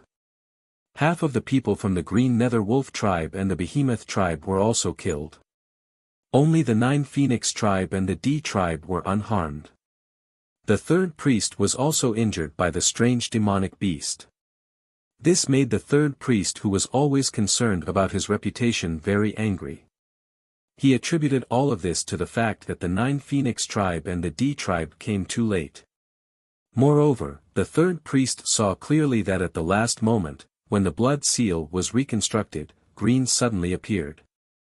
At that time, he clearly had the chance to capture the human magician who was reconstructing the Dutian blood seal. However, at the last moment, Green didn't make a move when facing the human magician. It was also because of Green's hesitation that the Dutian blood seal was reconstructed. Now, it was very difficult to break the Dutian blood seal's boundary and invade it on a large scale. The invasion failed and the fifth priest was confirmed dead. The third priest was inevitably angry. He knew that after returning to the Beast God altar this time, his position in the Beast God altar would plummet. "Third priest, what right do you have to interrogate me? Don't forget that the Nine Phoenix tribe isn't a lower beast tribe that you can casually summon. Moreover, the reason why we failed this time was because you and the fifth priest couldn't gather the Chelan tribe and the Bash tribe." Green's face was as cold as ice. Although the Beast God altar was the highest existence in the Eight Desolates continent, to the other higher beast tribes, only the first priest of the Beast God altar was a real threat. After receiving the Nine Phoenix King Sarira's inheritance, Green didn't put the third priest in his eyes. His current mood was very bad. His reunion with Yunsheng had just begun and it was already over. No one's feelings were more complicated than Green's. He did have the ability to control Gufeng at the last moment, but if he really did that, he would definitely fall out with Yunsheng. But after the Dutian blood seal was reconstructed, Green regretted it even more. In the future, he would have fewer chances to see Yunsheng. With such conflicting emotions, Green was even more disinclined to pay attention to the third priest and the others. Without another word, he led the Nine-Luan tribe away with a cold expression on his face. "Third priest, farewell." Purple followed closely behind and left with the people of the D clan. Seeing that Green and Purple were ignoring the third priest, the remaining members of the other beast tribes also found excuses and left. Chapter 1093. Nine Phoenix Tribe. D Tribe. "Good, very good. You dare to disobey me again and again. If I can obtain the power of faith of the Beast God, you won't dare to go against me." The third priest was furious. However, the third priest could only watch as Green and Purple left. He glared in the direction of the Dutian blood realm. Under the effect of the new Dutian blood seal, the Dutian blood realm's boundary had regained its stability. The blood realm, which was originally blood red, was now shrouded in the power of light that was as warm as the sun. The third priest knew that even if the high priest came personally, he might not be able to break the new boundary of the blood realm. However, the third priest did not give up. "Humans, don't think that you have won. Just you wait. When the high priest obtains the power of the Beast God, you will all fall into hell." The third priest's face revealed a sinister smile. His figure flashed and disappeared into the boundless chaos zone. The matter of the blood realm had come to an end because of the sacrifice of Gufeng and Ji Rumo. After parting with the Yuan siblings, Yunsheng immediately rushed to Penglai. Yunsheng had two purposes for going to Penglai. One was to return the broken heavenly fate mirror to Chang Si Ming. The other was to ask Chang Si Ming about the whereabouts of the Netherworld Ghost Key. After arriving at Penglai, Yunxing first went to the bottom of Penglai and found out about the Master of Molten Flame. The Master of Molten Flame told Yunxing that after the death of the first summoner of the Dharma Temple, the volcano seal had temporarily stabilized. In the next few years, he could ensure that there would not be any problems with the volcano seal. Lord Flame, I will leave Penglai under your protection for now. Ji Rumo's death is more or less related to me. I owe Penglai. In the future, if you discover any movements from the Bakra orcs, inform me immediately. Although the first summoner had already been eliminated, Yunxing still felt that whether it was the Eight Desolates tribe or the Beast God altar, they would definitely not give up on invading the boundless world so easily. Yunxing gave a few instructions to the Master of Molten Flame before heading to Penglai Island. At the port of Penglai Island, Yunxing accidentally met Chang Wei, a Warcraft businessman she met on the way to Penglai. Chang Wei is taking his family with him. He rents a ship and prepares to move away from Penglai. Since Yunxing subdued Anemone abyssalis, the waters of Penglai have become much more stable. It also became more convenient for fishermen and merchant ships to go out to sea. Isn't this Lord Prince Regent? What a coincidence. I was just about to look for you. In order to avoid being noticed, Yunxing had already returned to her male disguise before arriving at Penglai. When Chang Wei saw Yunxing, he hurriedly walked forward and flattered her. The Emperor Zhao in red and Ji Rumo of Penglai of Gojoseon's death had a huge impact on Penglai. The Zhao state had already been disbanded. Many citizens of Penglai had also moved away from Penglai to other places. The originally bustling Penglai suddenly looked a lot more desolate. The purpose of Chang Wei looking for Yunxing was to ask for a recommendation letter to move to Yujing of Zhou State. Uncle Chang, why do you want to move to Zhou State? As far as I know, the closest place to Penglai is Later Qin. Writing a recommendation letter was a piece of cake for Yunxing. However, Yunxing did not understand why Chang Wei wanted to move to Zhou State. He, Prince Regent, you don't know. After the Dutian bloodprint incident, the Dugu Emperor of Later Qin also disappeared. It is rumored that he colluded with the Black Kirin clan of the Bakra orcs. Later Qin is also in turmoil now. As for the other countries, immortal residence is the Kingdom of Elves, Prince Tang Yuan is incompetent, and Zhou State is more reliable. Not only me, but now most of the rich people in Penglai and some summoners want to go to Zhou State.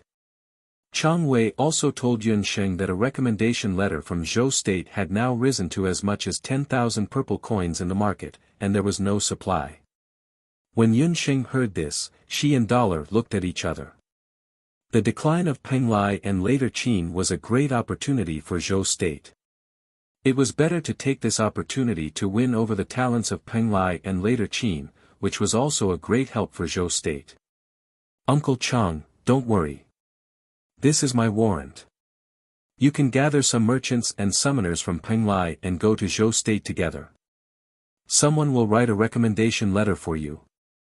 Yunxing took this opportunity to bring a large number of merchants and summoners from Penglai to Zhou State. This also laid a solid foundation for Zhou State to become the strongest country on the boundless continent with the East Imperial dynasty for the next few hundred years. After arranging Chang Wei's matter, Yunxing also found out that Elder Si Ming's people were in Zhao State. Elder Si Ming also publicly announced that he was the Emperor Zhao in Red's Jr. After the Zhao state was disbanded, Elder Si Ming had already taken some people into the temple to avoid unrest. After the death of the Emperor Zhao in Red, Elder Si Ming lost his beloved disciple. Their deaths were more or less related to Yunxing, so when Yunxing met Elder Si Ming, she was a little nervous. She was afraid that he would vent his anger on her. When Elder Si Ming saw Yunxing, his face was very calm. Elder Si Ming had already passed down most of his magic power to Gufeng. He now looked like an old man. He handed over most of the temple's affairs to Ji Rumo's Jr., Ru Yi. He would spend the rest of his life in Penglai. I was born in Penglai and I will die in Penglai. This is my destiny. Elder Si Ming's voice was calm. This wise old man had predicted the life and death of countless people in his life. When faced with his own life and death, he was very calm. I'm sure you already know why I asked you to come to Penglai. You have been looking for the Netherworld Ghost Key. Elder Si Ming took out a box and handed it to Yunsheng. Yunsheng opened the box. Inside the box was a black ancient key. There was also a letter on the key. The ink on the letter had already dried. This letter was written by Ji Rumo when he left Penglai. Rumo, that foolish child. He probably knew that he would not be able to escape this time. He had already arranged everything. Jing Xian Ling Long, that child has always been a transparent person. Only in terms of emotions, he was muddled once. It was also this time that caused him to end up like this. Elder Si Ming's face was filled with regret. Ji Rumo was Elder Si Ming's proudest disciple. He had taught him everything he knew. But he did not expect that Ji Rumo would end up with his mirror destroyed. Elder Si Ming sighed. Even so, he was still unwilling to accept the Heavenly Fate Mirror. Since the Heavenly Fate Mirror has been destroyed, there is no use in keeping it with me. I will give it to you. I believe that Rumo will agree with me. Elder Si Ming waved his hand and asked Yunsheng to leave.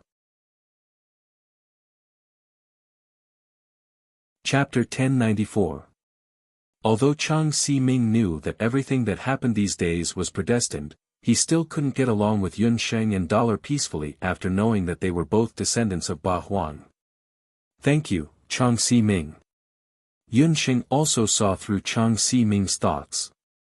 After saying goodbye, she left the Zhao state. After leaving the Zhao state, Yunsheng couldn't wait to open Ji Rumo's letter. Beside her, the golden Kailan Yi Baiming glanced at the letter and held back the jealousy in his heart. He proudly tucked his tail between his legs and lay on the side. It was undeniable that Yi Baiming still cared about Ji Rumo a little bit. But unlike Du Guxiu, even though they were both rivals in love, Yi Baiming didn't hate Ji Rumo or Xia Wenxiu. Ji Rumo was a man that even the same sex couldn't hate. And Yi Baiming also knew that Ji Rumo would always stay in Yunsheng's heart. Anyway, a crush was a crush. His woman was beautiful and capable. It was normal for someone to have a crush on her. Besides, Ji Rumo was a one-sided man. Mirror. Son. Or a one-sided man. Son. Of. Mirror. Son. He, Yi Baiming, was the regent of the great Zhou dynasty. Why would he be jealous of a broken mirror? While Yi Baiming was struggling on the side, Yunsheng had already finished reading Ji Rumo's letter. Ji Rumo's letter was left behind when he left Penglai. It was as if he already knew the fate he was about to face. Therefore, in this letter, it was an absolute letter from him. The paper was very ordinary papyrus. On the letter, lines of elegant handwriting flowed like flowing water. Between the lines, it was also Ji Rumo's usual tone. Yunsheng seemed to see the humble and polite man who always had a smile on his face standing in front of her. He spoke tirelessly. To Yunsheng. Yunsheng, when you read this letter, I believe you already know my true identity. I'm the Heavenly Fate Mirror. I'm sorry I haven't been able to tell you the truth. As one of the 8 Desolation divine artifacts, my fate was sealed the moment I was created to protect the boundless world. Don't feel guilty about my death. Compared to living without any feelings, I'd rather die in a special way. At least that way, I can live in your heart forever. After I die, I only have one request. I hope you can keep me by your side. Perhaps one day, you'll be able to repair the heavenly mandate mirror. Perhaps then, we'll meet again. Before I die, I'll leave a light soul power in your body. That's a type of soul power left behind in my body. I'm sorry, but I've secretly checked your Dharma soul before. You have 5 Dharma souls, but you're missing a light Dharma soul. If you cultivate this soul power properly, it can purify your Dharma soul and breed a new light Dharma soul. In the soul power, there's still some of my experience on light magic and fusion magic. Perhaps it'll be of help to your magic cultivation. I'll also leave the Netherworld Ghost Key to you. It's the only way to help your mother recover her memories. Your mother, Hu Jiusheng, lost her memories because the Emperor Zhao in red, Ji Fong, used the heart distress lamp to extract a strand of her soul. This strand of her soul has always been kept in the heart distress lamp. If you want her to recover her memories, you have to find the heart distress lamp. From what I know, the heart distress lamp has always been in the hands of the Netherworld Ghost King. The Emperor Zhao in red and the Netherworld Ghost King have some sort of relationship. It's very likely that the two of them made an agreement to extract a strand of your mother's soul. The Netherworld Ghost Key is an item from the Netherworld. Normal people can't use it easily.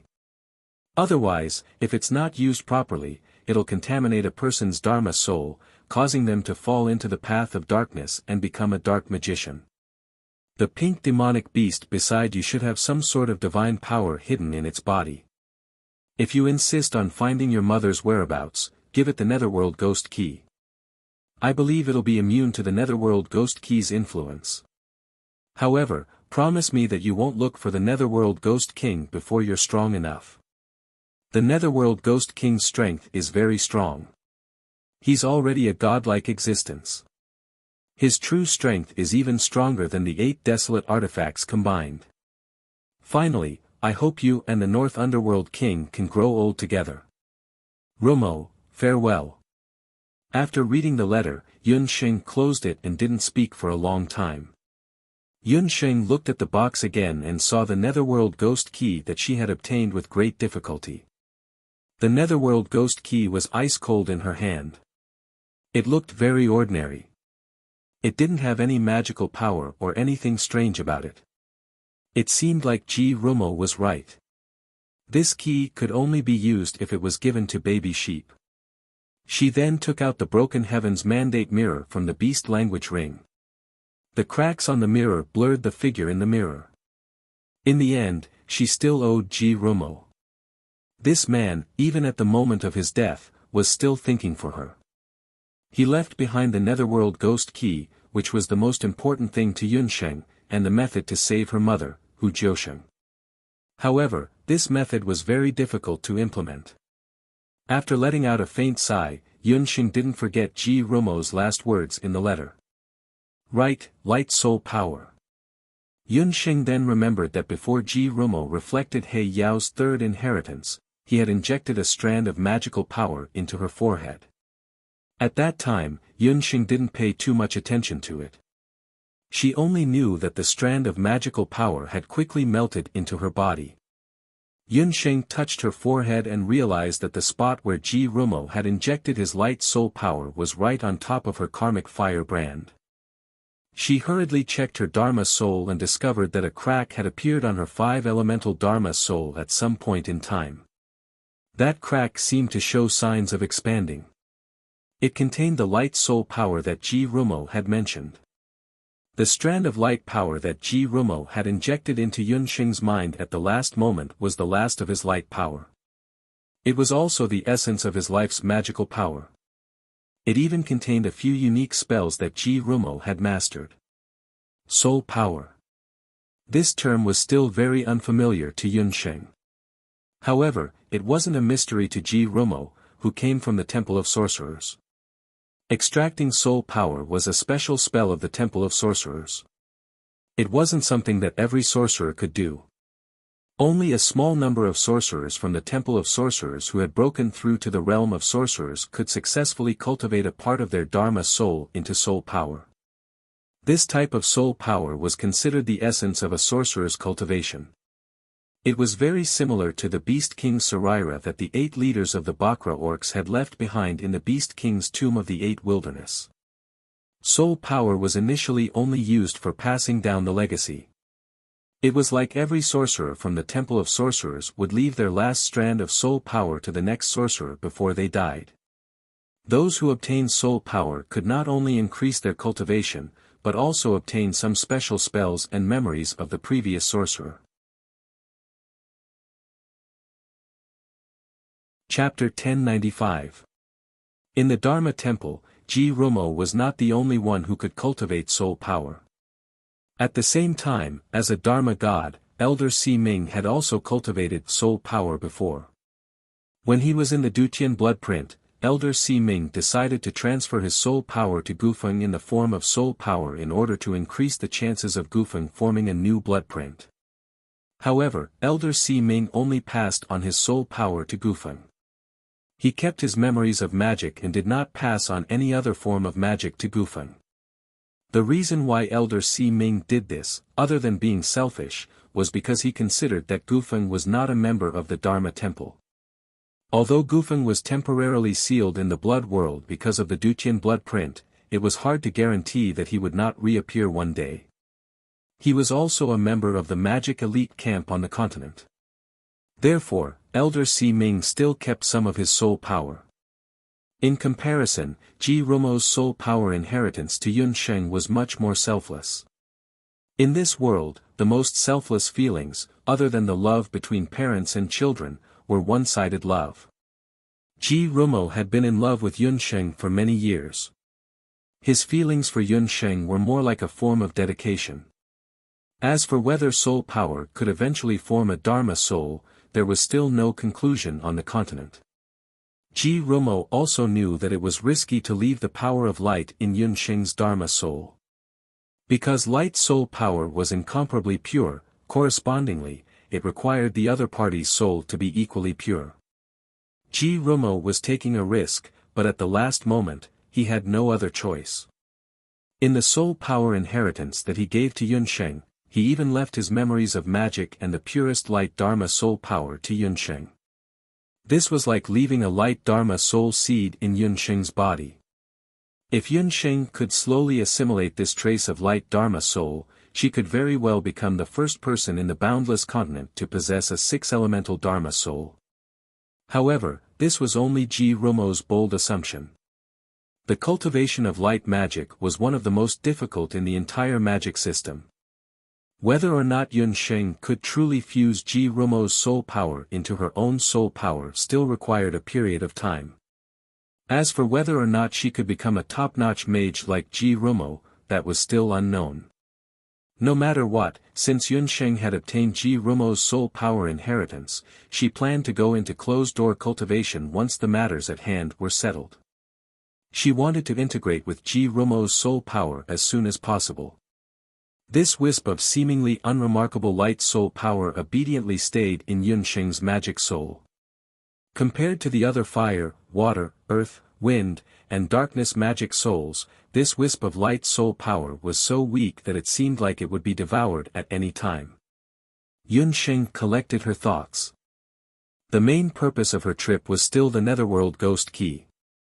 Yun Sheng did not forget the legend of the Netherworld Ghost Key.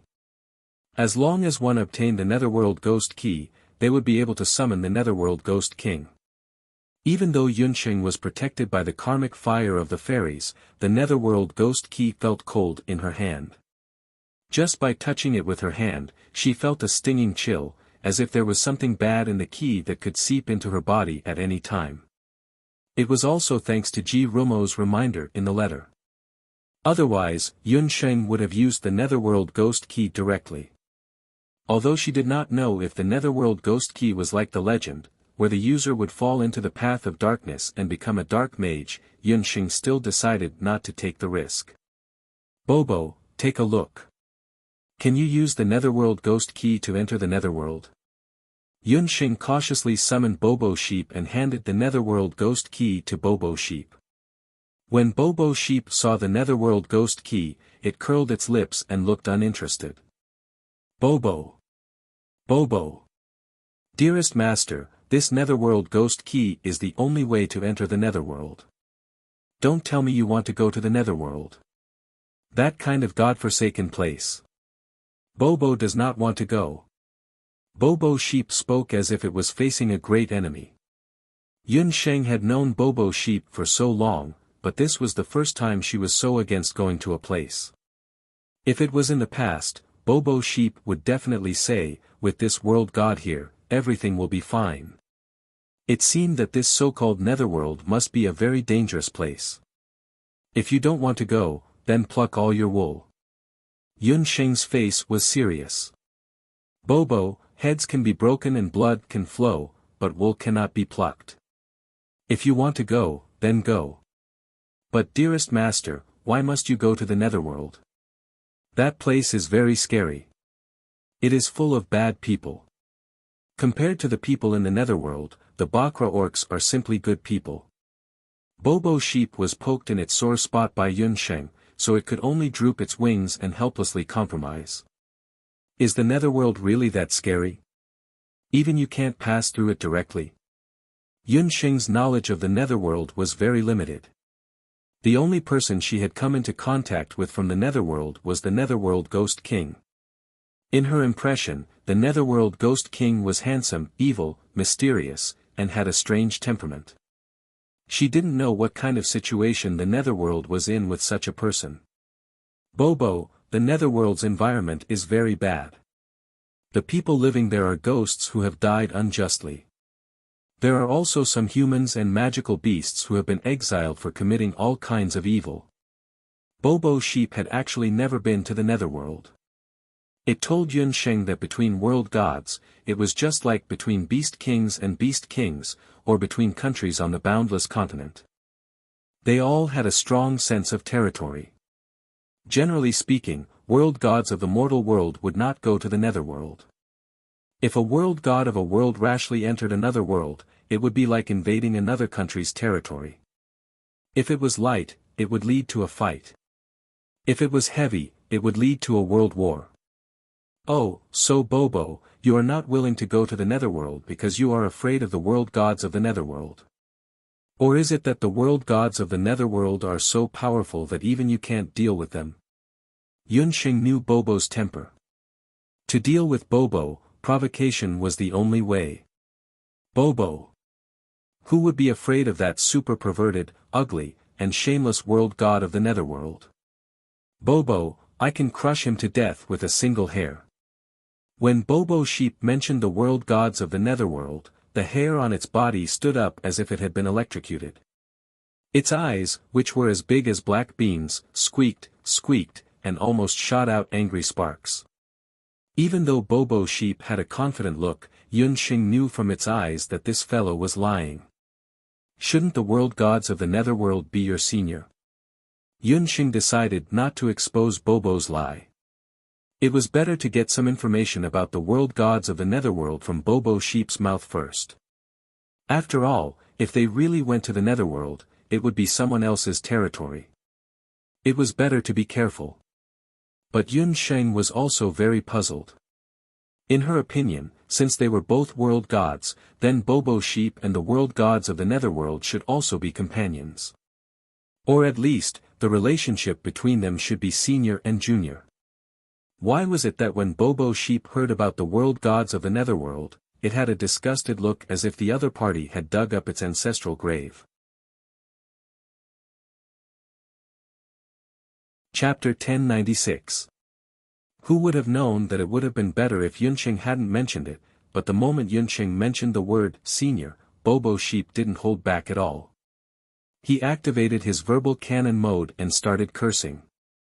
Bobo, how is he this world god senior? He is not even qualified to carry this world god's shoes. Besides, this world god is his senior sister. He entered the world god later than this world god. He is the youngest one. That bad guy, he is obviously a junior, but he always has an iceberg face. The most shameless thing is that he became a world god before this world god. What talent, what young and promising, that venomous, rude and arrogant smelly fart god. If this world god sees him, I will beat him up every time I see him. After beating his chest, I will beat his back.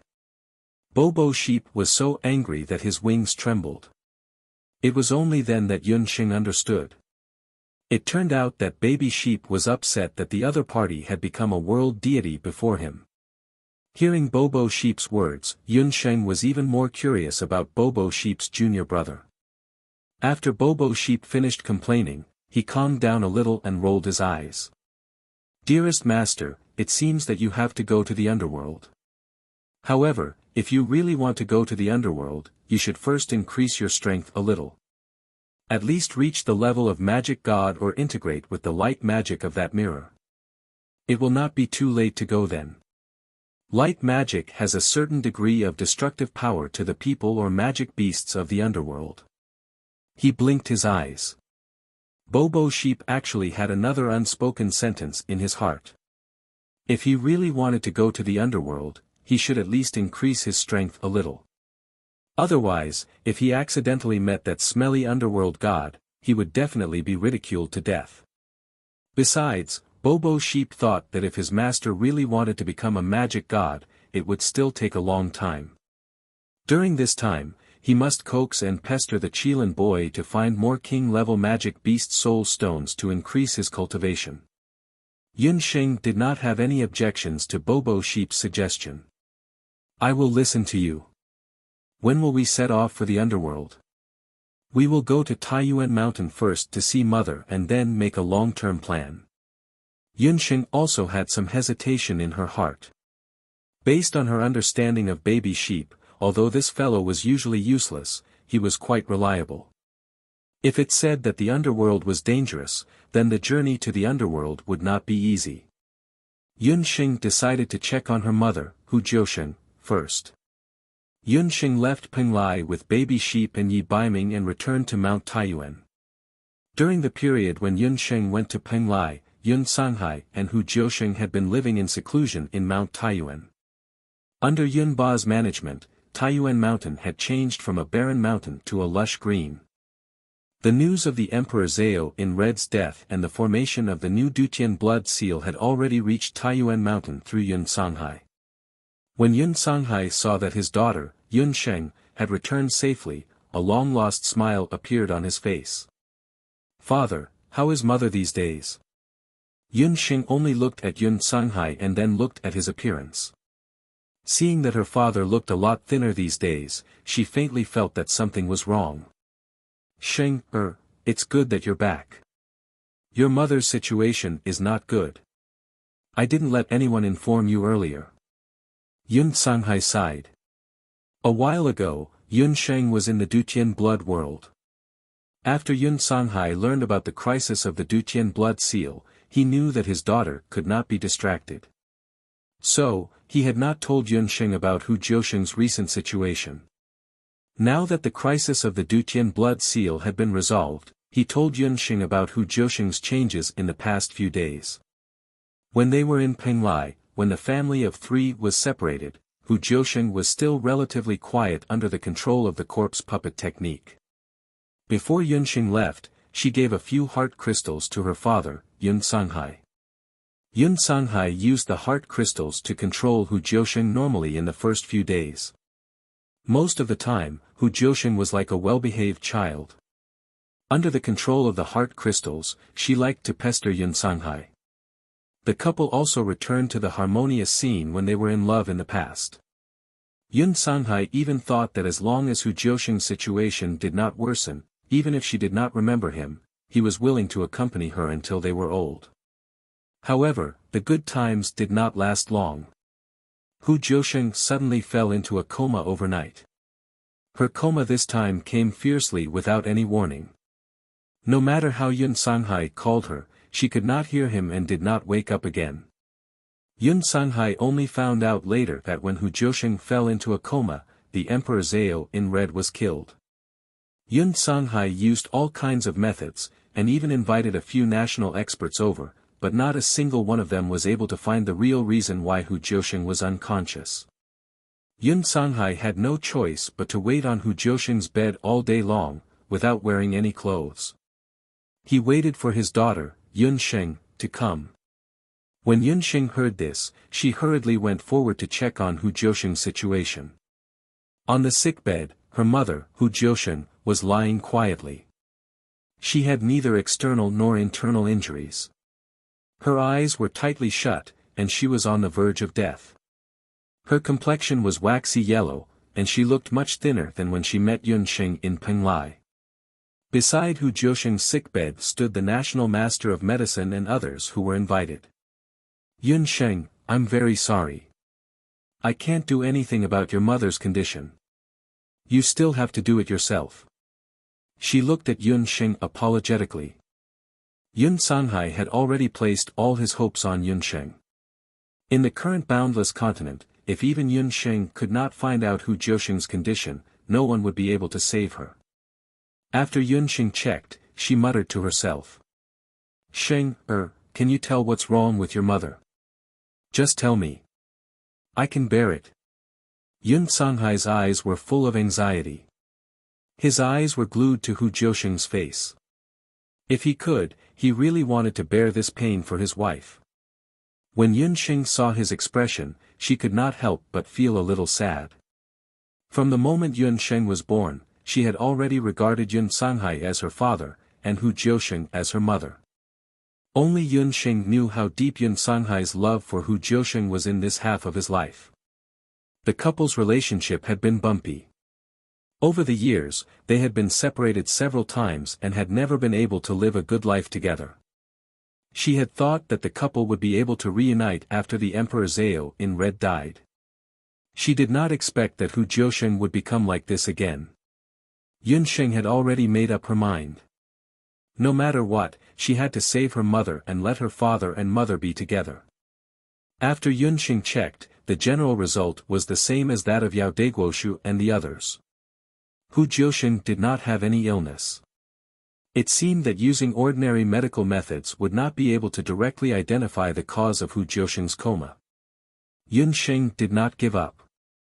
Her eyes changed and turned golden. She placed her hand on Hu Jiusheng's hand. Between her fingers, a dark needle force was forced into Hu Jiusheng's body. The dark needle quickly moved around in Hu Jiusheng's body. Chapter 1097. When Yun Sheng was making her diagnosis, Yun Sanghai did not even dare to blink his eyes. He knew that if even his daughter could not figure out the cause of Hu Jiusheng's coma, no one on this continent would be able to save his wife. How could Yun Sheng not know that? She could only hope that she could use the Shen Nong's eye and the power of the dark needle to check on Hu Jiusheng's condition. The medical system of the boundless world was different from modern medicine. Yun Sheng and medicine master Guoshu only checked on the pulse and symptoms. With the Shen Nong's eye and the power of the dark needle, Yun Sheng had another method compared to the doctors of the boundless world. The dark needle started moving around Hu Jiusheng's body. Yun Sheng could see the condition of Hu Jiusheng's body slowly. There were no abnormalities in her blood vessels, organs, nerves, and brain. Just as Yun Sheng was about to withdraw the power of the dark needle suddenly entered a special domain. It was a magical wave. This magical wave came from Hu Jiusheng's Dharma soul. Yun Sheng was secretly shocked. She suddenly realized that the power of her dark needle could actually directly come into contact with the Dharma soul of a magician.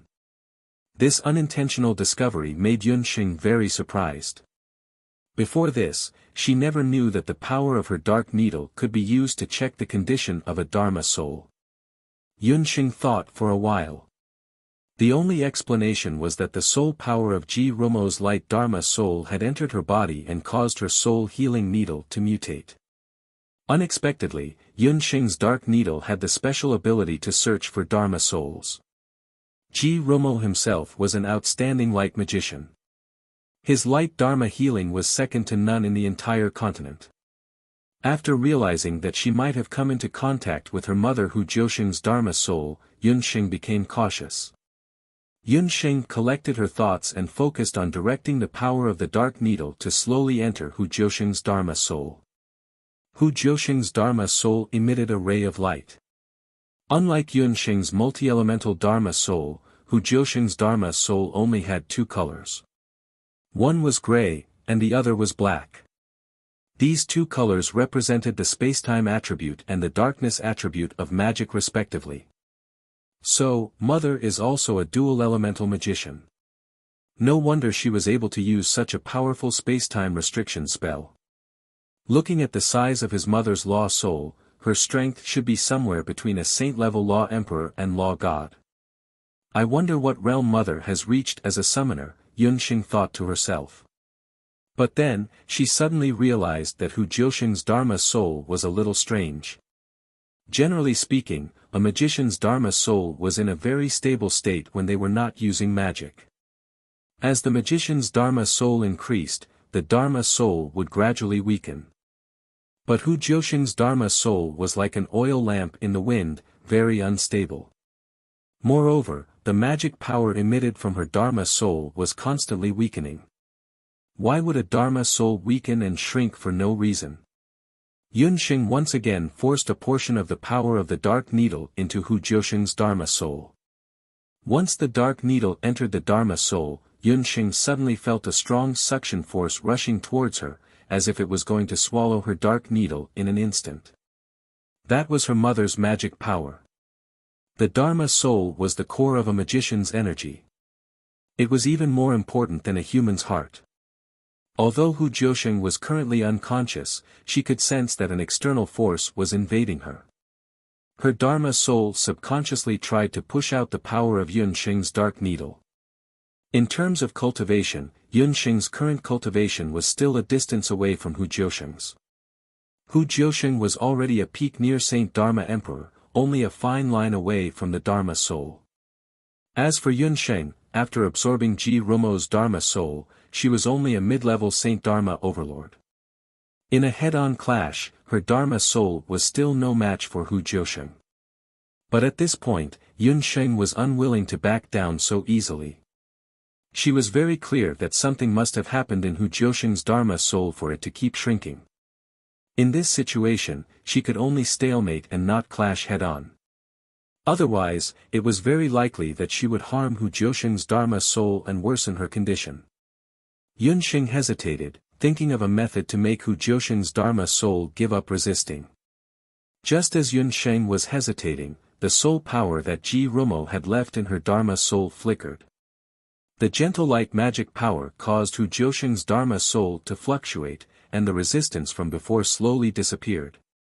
Yunxing's dark needle took this opportunity to enter Hu Jiusheng's Dharma soul. Yunxing searched and quickly found a trace of a restriction in Hu Jiusheng's Dharma soul. There was still a portion of the Emperor Zhao in red Ji Rumo's Dharma soul remaining on the restriction. It was very obvious that before Ji Rumo died, he had left a restriction in Hu Jiusheng's Dharma soul. This restriction, combined with the heart crystal, had been controlling Hu Jiusheng all along. But now that the Emperor Zhao in red had died, the restriction had lost its effect. That's right, this was the reason why her mother was unconscious. Yunxing suddenly opened her eyes, and she quickly retracted the power of the dark needle. The surroundings were dead silent. Yunxing then realized that the sky outside had completely darkened. She had actually spent an entire afternoon checking. Using the dark needle and Shennon pupil to check at the same time consumed a lot of energy. Yunxing concentrated and meditated for a moment before she recovered some energy. Beside her, only Yun Sanghai was still guarding. The others had already been persuaded by Yun Sanghai to leave. Sheng, how is it? Are there any results? Just now, Yun Sanghai was watching from the side. When he saw that his daughter's complexion had gradually returned to normal, he knew that his daughter must have found out about Hu Jiusheng's illness. His eyes were filled with anticipation. Father, don't worry. I roughly know why Mother has become like this. The reason why Mother is unconscious is because her Dharma soul is constantly shrinking. Yunxing was certain that the reason why Hu Jiusheng was unconscious was related to her Dharma soul. Shrinking Dharma soul. What illness is Sheng suffering from? Why have we never heard of such an illness on the mainland? Yun Sanghai was puzzled.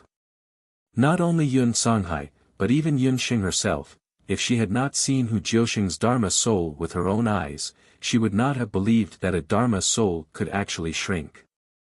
To a sorcerer, shrinking Dharma soul was a very serious matter. If it was light, it could cause a sorcerer to lose all of their cultivation. If it was serious, it could cause death. The reason for shrinking Dharma soul should be because Hu Jiusheng had been missing a strand of her Dharma soul for many years. Or perhaps, the Emperor Zhao in red had placed some restrictions on Hu Jiusheng's body. With the Emperor Zhao in red's death, that restriction was very likely to lose its effect. As a result, Hu Jiusheng's Dharma soul was affected. That damned the Emperor Zhao in red. Even after he died, he still implicated Mother. Yun Xing gritted her teeth. Since you have found the cause, is there a way to stop the Dharma soul from shrinking? Yun Sanghai seemed to have seen the light again. He looked at Yun Sheng with a hopeful expression. Chapter 1098. Yun Sheng smiled bitterly. This was the first time she had encountered something like a Dharma soul shrinking. She also did not know how to stop Hu Jiusheng's Dharma soul from shrinking. However, the only thing she could guarantee was that she could temporarily stabilize Hu Jiusheng's Dharma soul and stop it from shrinking. When she withdrew the power of the Dark Needle, Yun Sheng also left a portion of the Jade Marrow Technique's power in Hu Jiusheng's Dharma soul. The Jade Marrow Technique was a cultivation technique passed down in the Yen family.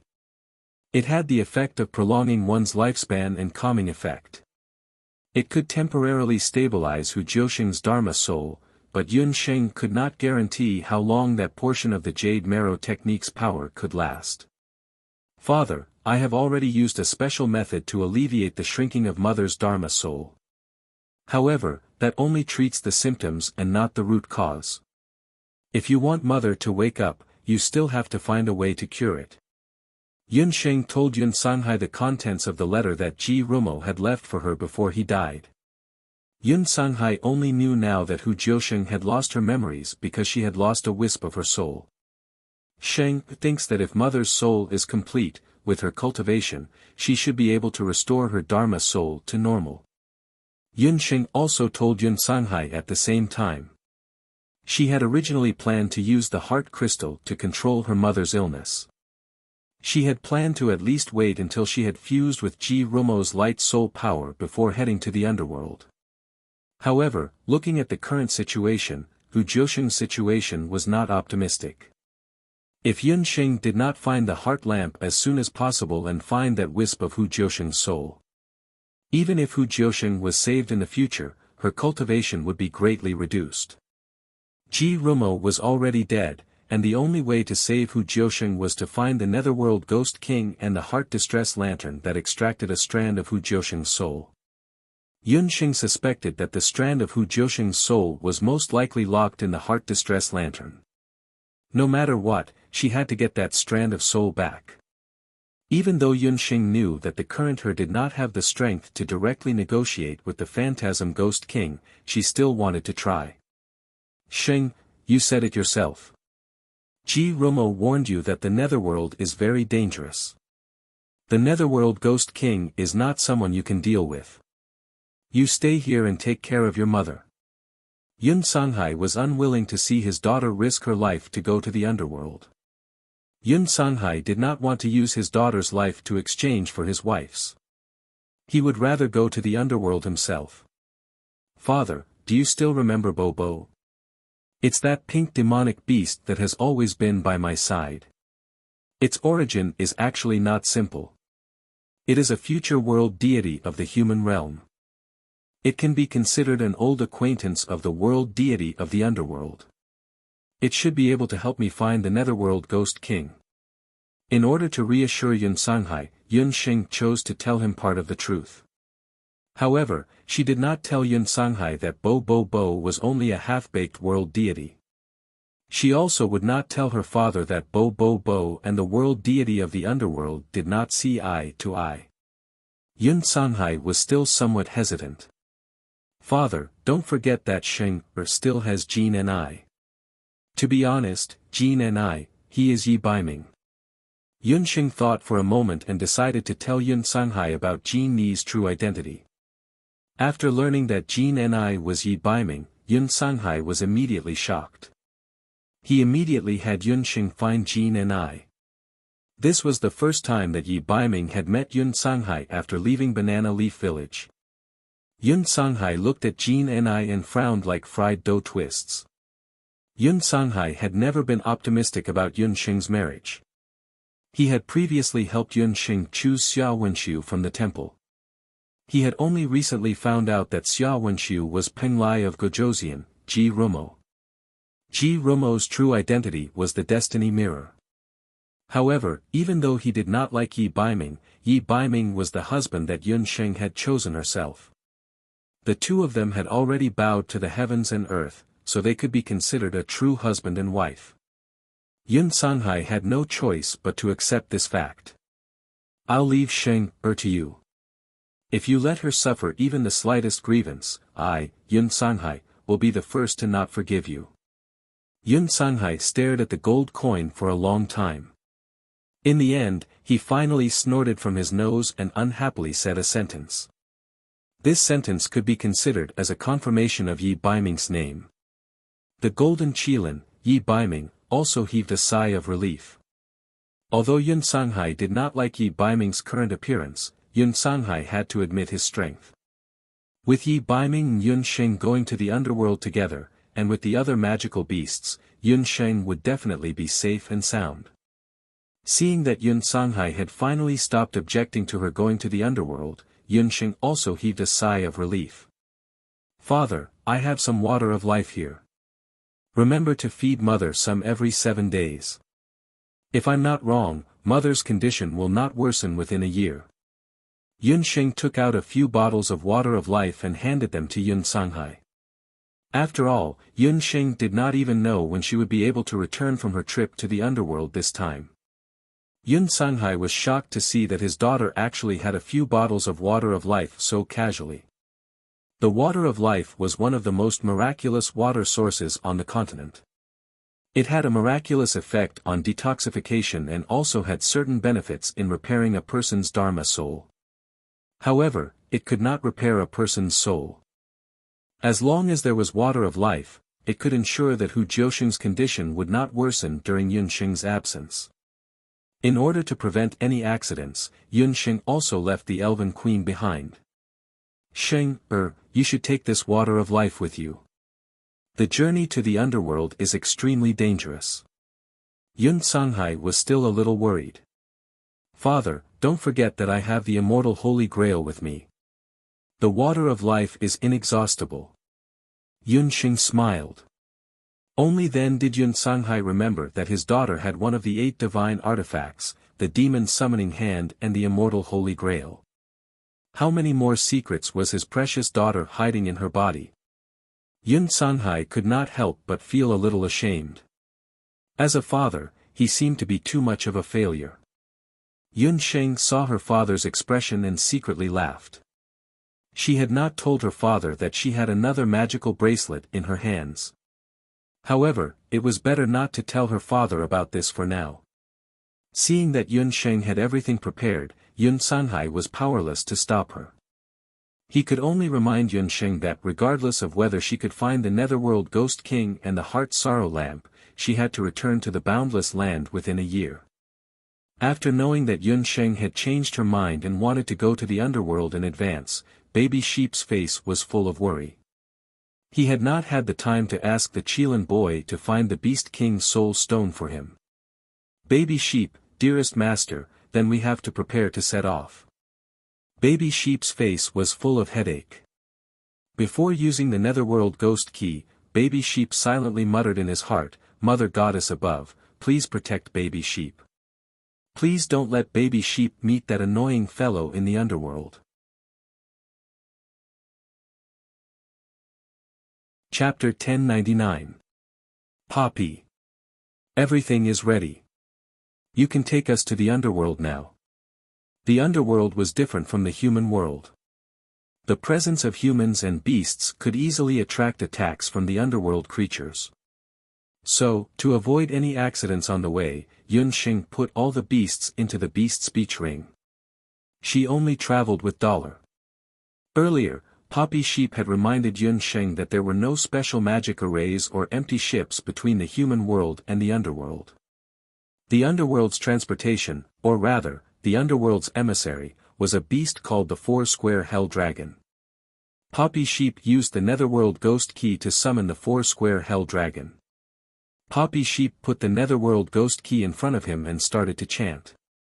The Netherworld Ghost Key, which had been motionless, slowly floated in the air. A black aura emerged from the simple key's body. The black aura slowly came to life amidst the chanting.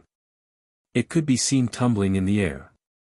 Amidst the black chi, white bones appeared one after another. The bones seemed to have a life of their own. One by one, they came together like a jigsaw puzzle. Very quickly, Yun Sheng and Dollar saw a 10-meter-long bone dragon appear in front of them. The dragon had no skin or flesh.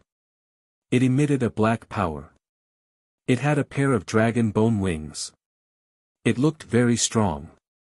Who dares to summon the Netherworld Ghost Bone Dragon? The dragon's voice rumbled. Poppy Sheep flapped his wings. His fluffy ball-like body flew in front of the bone dragon. Poppy. Four-Square Hell Dragon, are you blind? Can't you recognize me?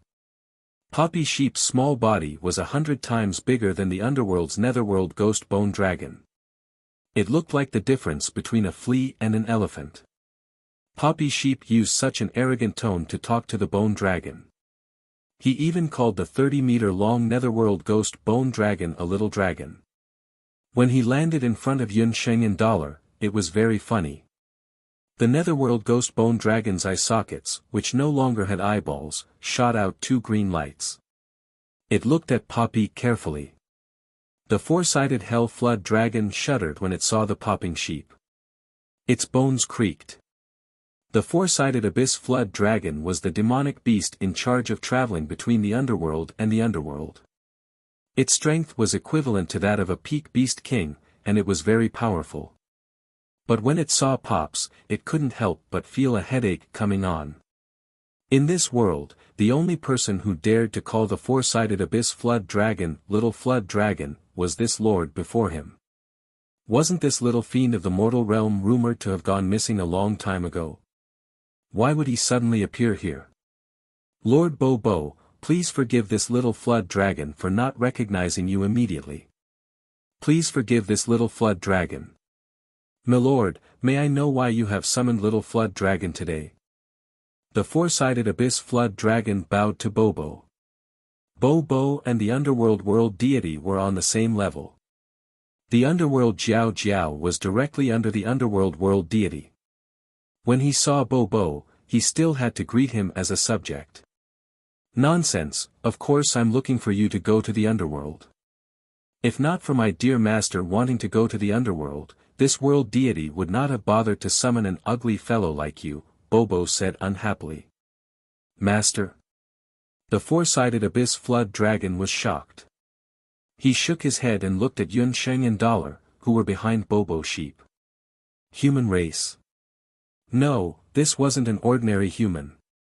That human had the aura of a demon beast. Why would Lord Popo get involved with a human for no reason? Furthermore, Lord Popo even addressed that human as master. This wasn't good. How could a great world deity recognize a human as his master? Lord Bobo was a god. Could it be that Lord Bobo was deceived by the human? He was still young, so he must have been deceived. He wondered if the Lord in the underworld knew about this. The four-sided Abyss Flood Dragon hesitated. Bobo. Little Flood Dragon, don't think that this world deity doesn't know what you are thinking. Today, this world deity is looking for you. Don't tell Ming-Ri about this. Also, don't look at my master with a weird gaze. My master is the most important person to Bobo. Bobo Sheep wasn't stupid. He could tell that the four-sided Abyss Flood Dragon was suspicious. He stared at the four-sided Abyss Flood Dragon and roared. If you dare to tell on me, do you believe that this world deity won't break your bones one by one? Heavy. Bobo said and waved his wings. In the early years, when Bobo was still an egg, he had taken down the four-sided Abyss Flood Dragon's bones many times. He even put the bones back into the four-sided abyss flood dragon's body with interest. The four-sided abyss flood dragon smiled bitterly. He didn't forget that this lord was famous among the world deities for pestering people endlessly. Moreover, he was born with strange power and a tricky temper.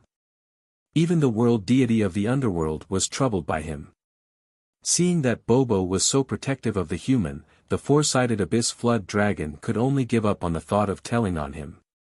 Lord Bobo, it's not that I don't want to listen to your orders. You should know that not everyone can enter the underworld. The two beside you don't meet the conditions to enter the underworld, the four-sided abyss flood dragon said helplessly. Generally speaking, there were two kinds of people who entered the underworld. One was the soul of a dead person.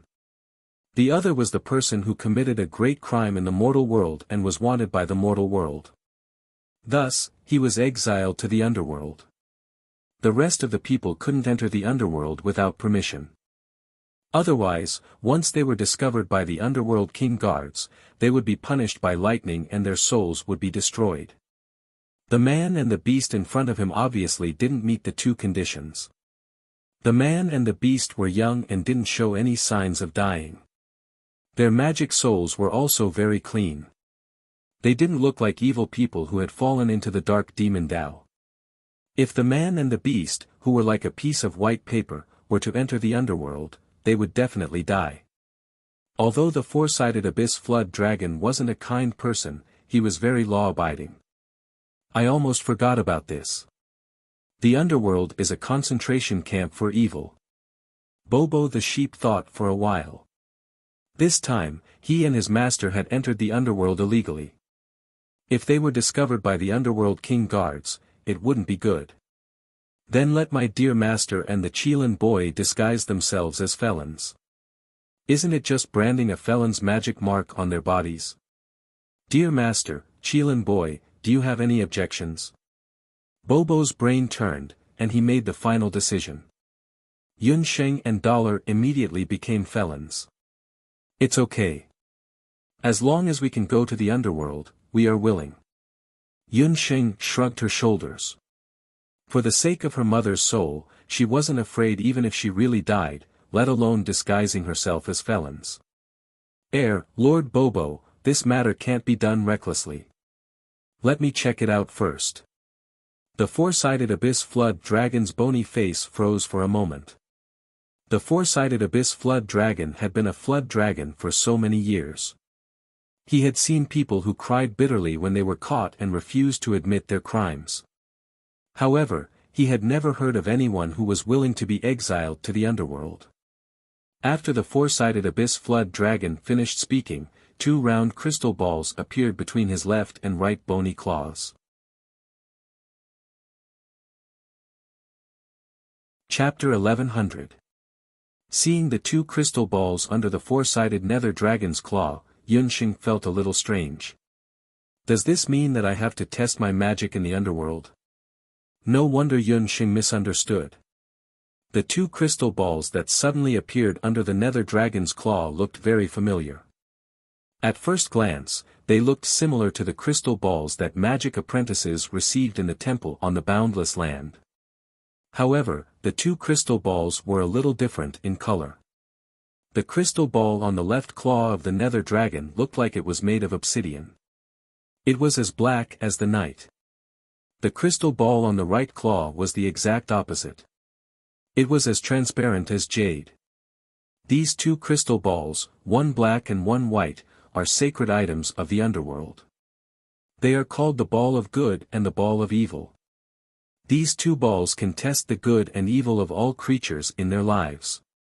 If the ball of good lights up, it means that they have done countless good deeds in their lives. Even if they are dead, they can avoid going to the underworld. They only need to wait for reincarnation in the human world. This is the ball of evil.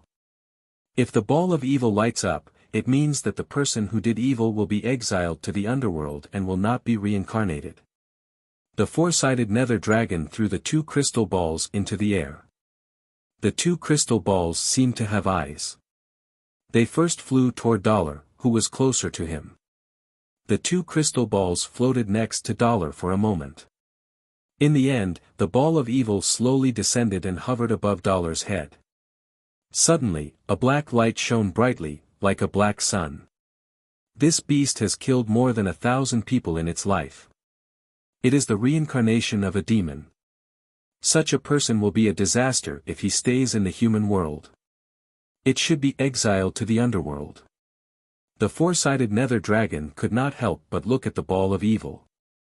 He did not expect that this golden demonic beast, which looked like a sacred beast, would be stained with blood. It was an unforgivable demonic beast. When Yi Baiming was a human, he had indeed killed many people. Just when he killed Blood Killer, he had killed hundreds of people alone. Yunsheng did not know about these things. She did not expect that she would be exposed in front of the ball of evil today. After that, the four-sided hell flood dragon spat out a black flame from his mouth, which was full of white teeth. It was cold to the bone.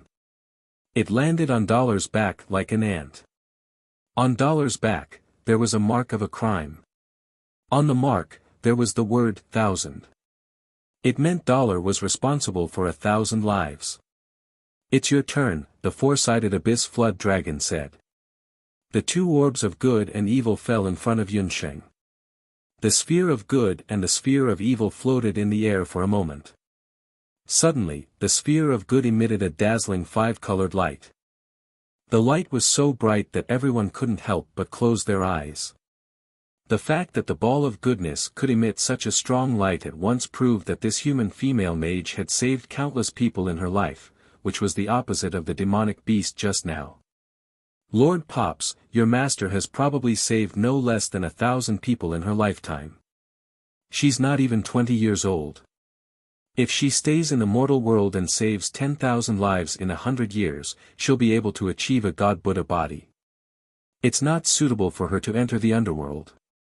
The four-sided hell flood dragon couldn't help but look at the orb of good. As a messenger of the underworld, he had lived for more than 10,000 years. He had seen countless good and evil people.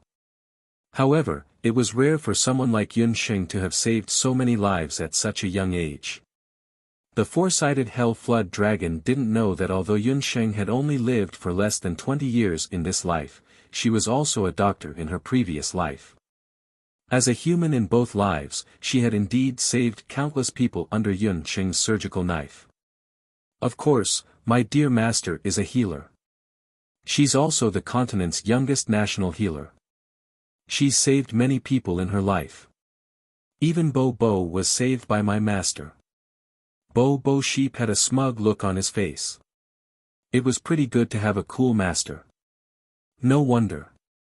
Since that's the case, she shouldn't go to the underworld. If this lady goes to the underworld, she'll probably be contaminated by the evil aura. It'll be bad for her future cultivation. The four-sided hell flood dragon sighed. There was a path to becoming a god in the human world. He could already see that this female sorcerer would definitely be able to step on the path to becoming a god in the future. Yi Baiming, the golden Qilin, watched from the side. His golden eyes dimmed a little. He had killed countless people, but Yunsheng had saved countless people. Was it really just the curse of the Qilin clan and the celestial fox people that separated the two of them? If Yunsheng went to the underworld, it would be bad for her cultivation. Then wouldn't he be a burden to her in the future when they were together? Yi Baiming's heart wavered for the first time. However, just as Yi Baiming was thinking, her right hand gently landed on his body. Jean Coin raised his head and saw Yunsheng staring at him. Her eyes were like stars, as if they were filled with stars. Four-sided hell flood dragon, you are wrong. Although I have saved countless people, I have also killed people. Moreover, I married him. As the saying goes, if you marry a chicken, follow the chicken, if you marry a dog, follow the dog. If you marry a bad person, I will be an evil woman. Yunsheng smiled and winked at Jean Coin. When the golden Qilin, Yi Baiming, heard this, the dimness in his eyes instantly disappeared. He knew in his heart that Yunsheng's words were meant for him. If you marry a chicken, follow the chicken, follow the chicken, if you marry a dog, follow the dog, follow the dog. He, Yi Baiming, married Yunsheng. In this life, he would not let her down. Yunsheng also felt Yi Baiming's feelings. She smiled and suddenly opened her 5 fingers. She reached out and grabbed. The orb of evil that was floating in the air fell into her palm. The originally dim ball of evil also lit up. However, that light was as dim as a firefly compared to the bright light of the ball of kindness. The 4-sided hell flood dragon was slightly stunned. The ball of kindness and the ball of evil actually lit up together. He had never encountered such a situation before. Little flood dragon, why are you still in a daze? My master wants to go to the underworld. If you don't let her go, she will kill you. Then you will become a felon, right? Popping Sheep said angrily at the side. This. Sigh. My lord, don't regret your decision today. The 4-sided hell flood dragon spat out another black flame.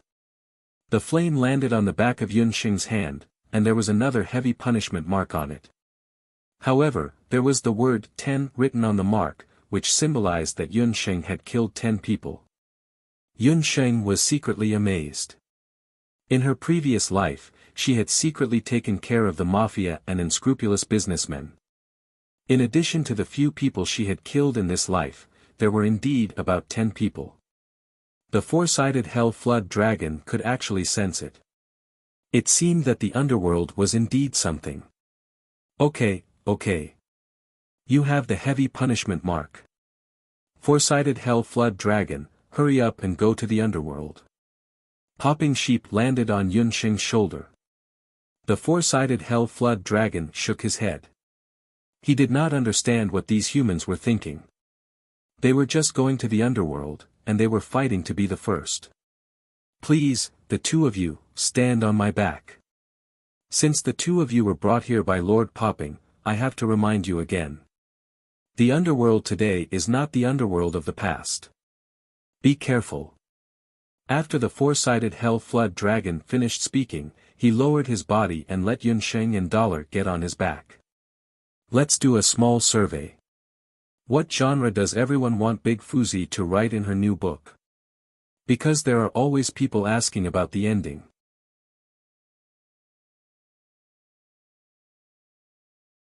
Chapter 1101. The underworld today was not the underworld of the past.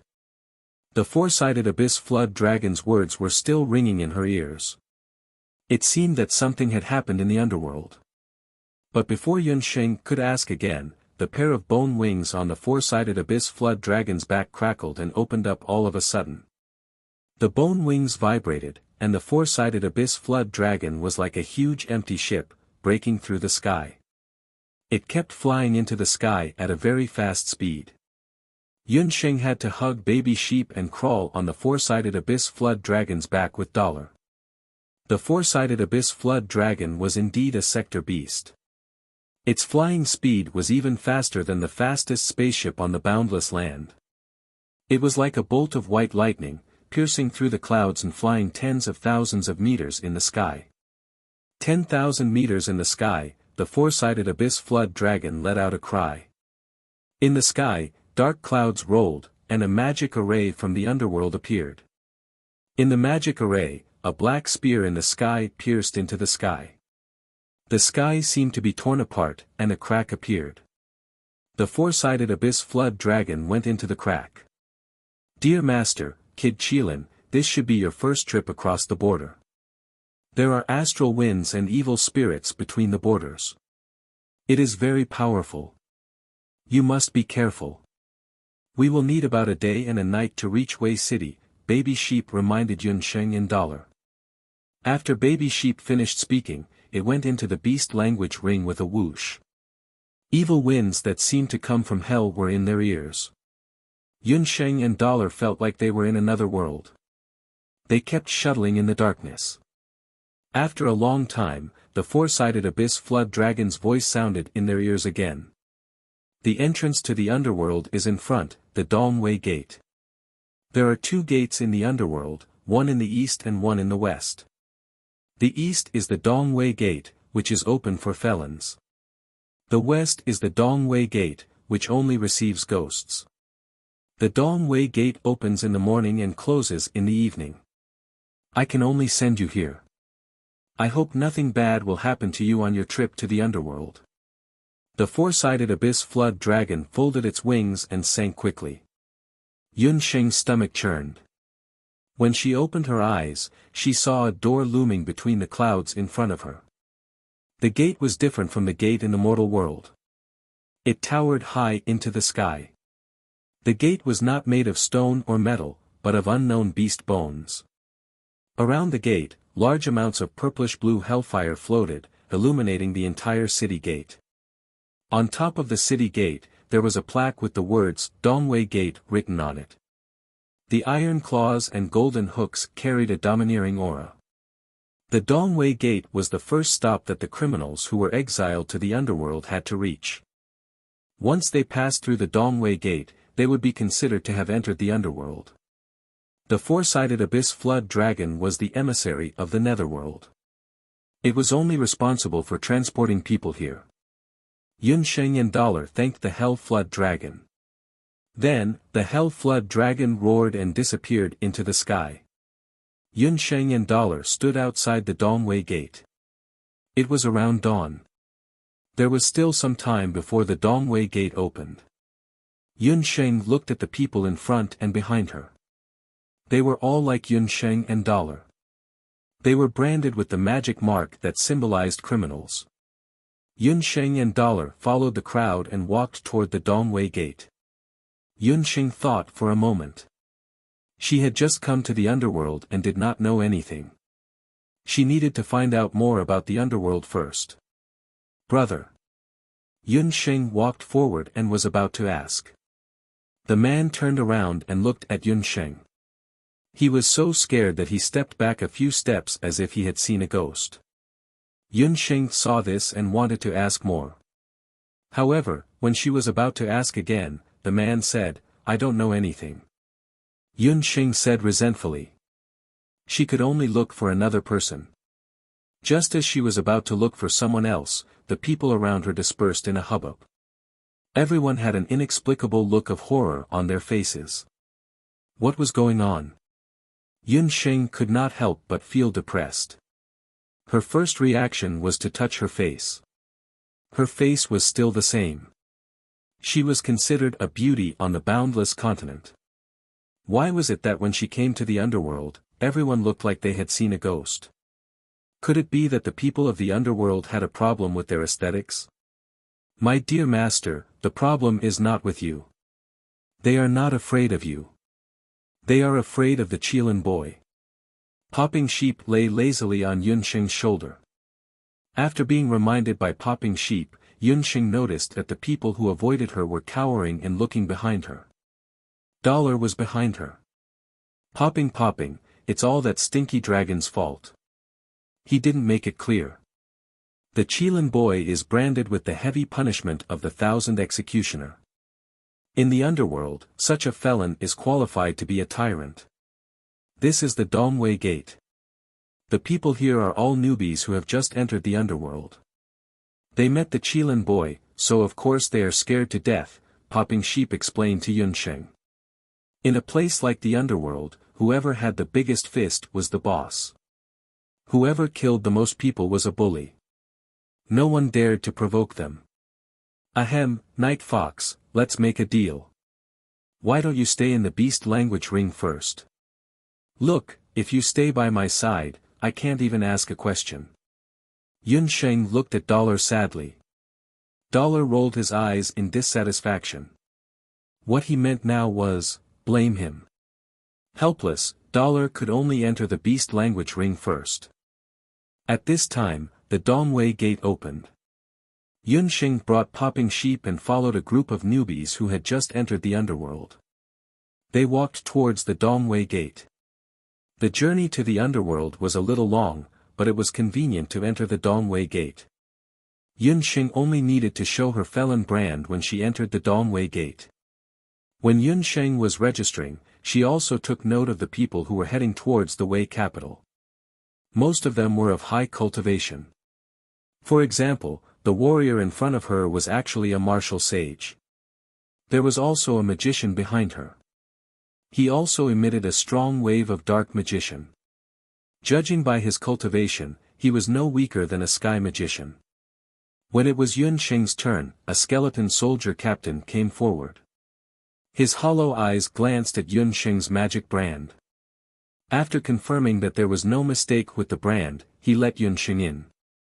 The moment Yun Sheng and Popping Sheep passed through the Dongwei Gate, in the underworld's Mingchuan, in a golden palace, a crystal ball was reflecting the image of Yun Sheng and Popping Sheep. A tall man with sexy honey-colored skin was staring at the crystal ball.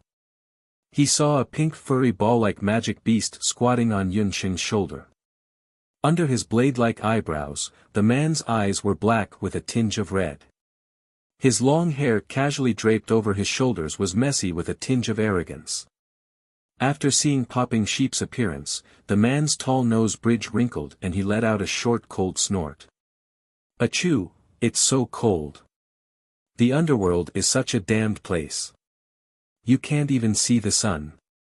Popping Sheep, who was squatting on Yun Sheng's shoulder, suddenly had a strange feeling and sneezed loudly. You're tuning in to the Han Li's Wuxia Adventures YouTube channel. We're so grateful for your support and don't forget to subscribe to join us on this incredible journey through captivating stories. Your generosity through donations truly makes a world of difference, as it's the primary source of revenue that allows me to expand and enhance this channel for you. Thank you from the bottom of my heart for being a part of this adventure.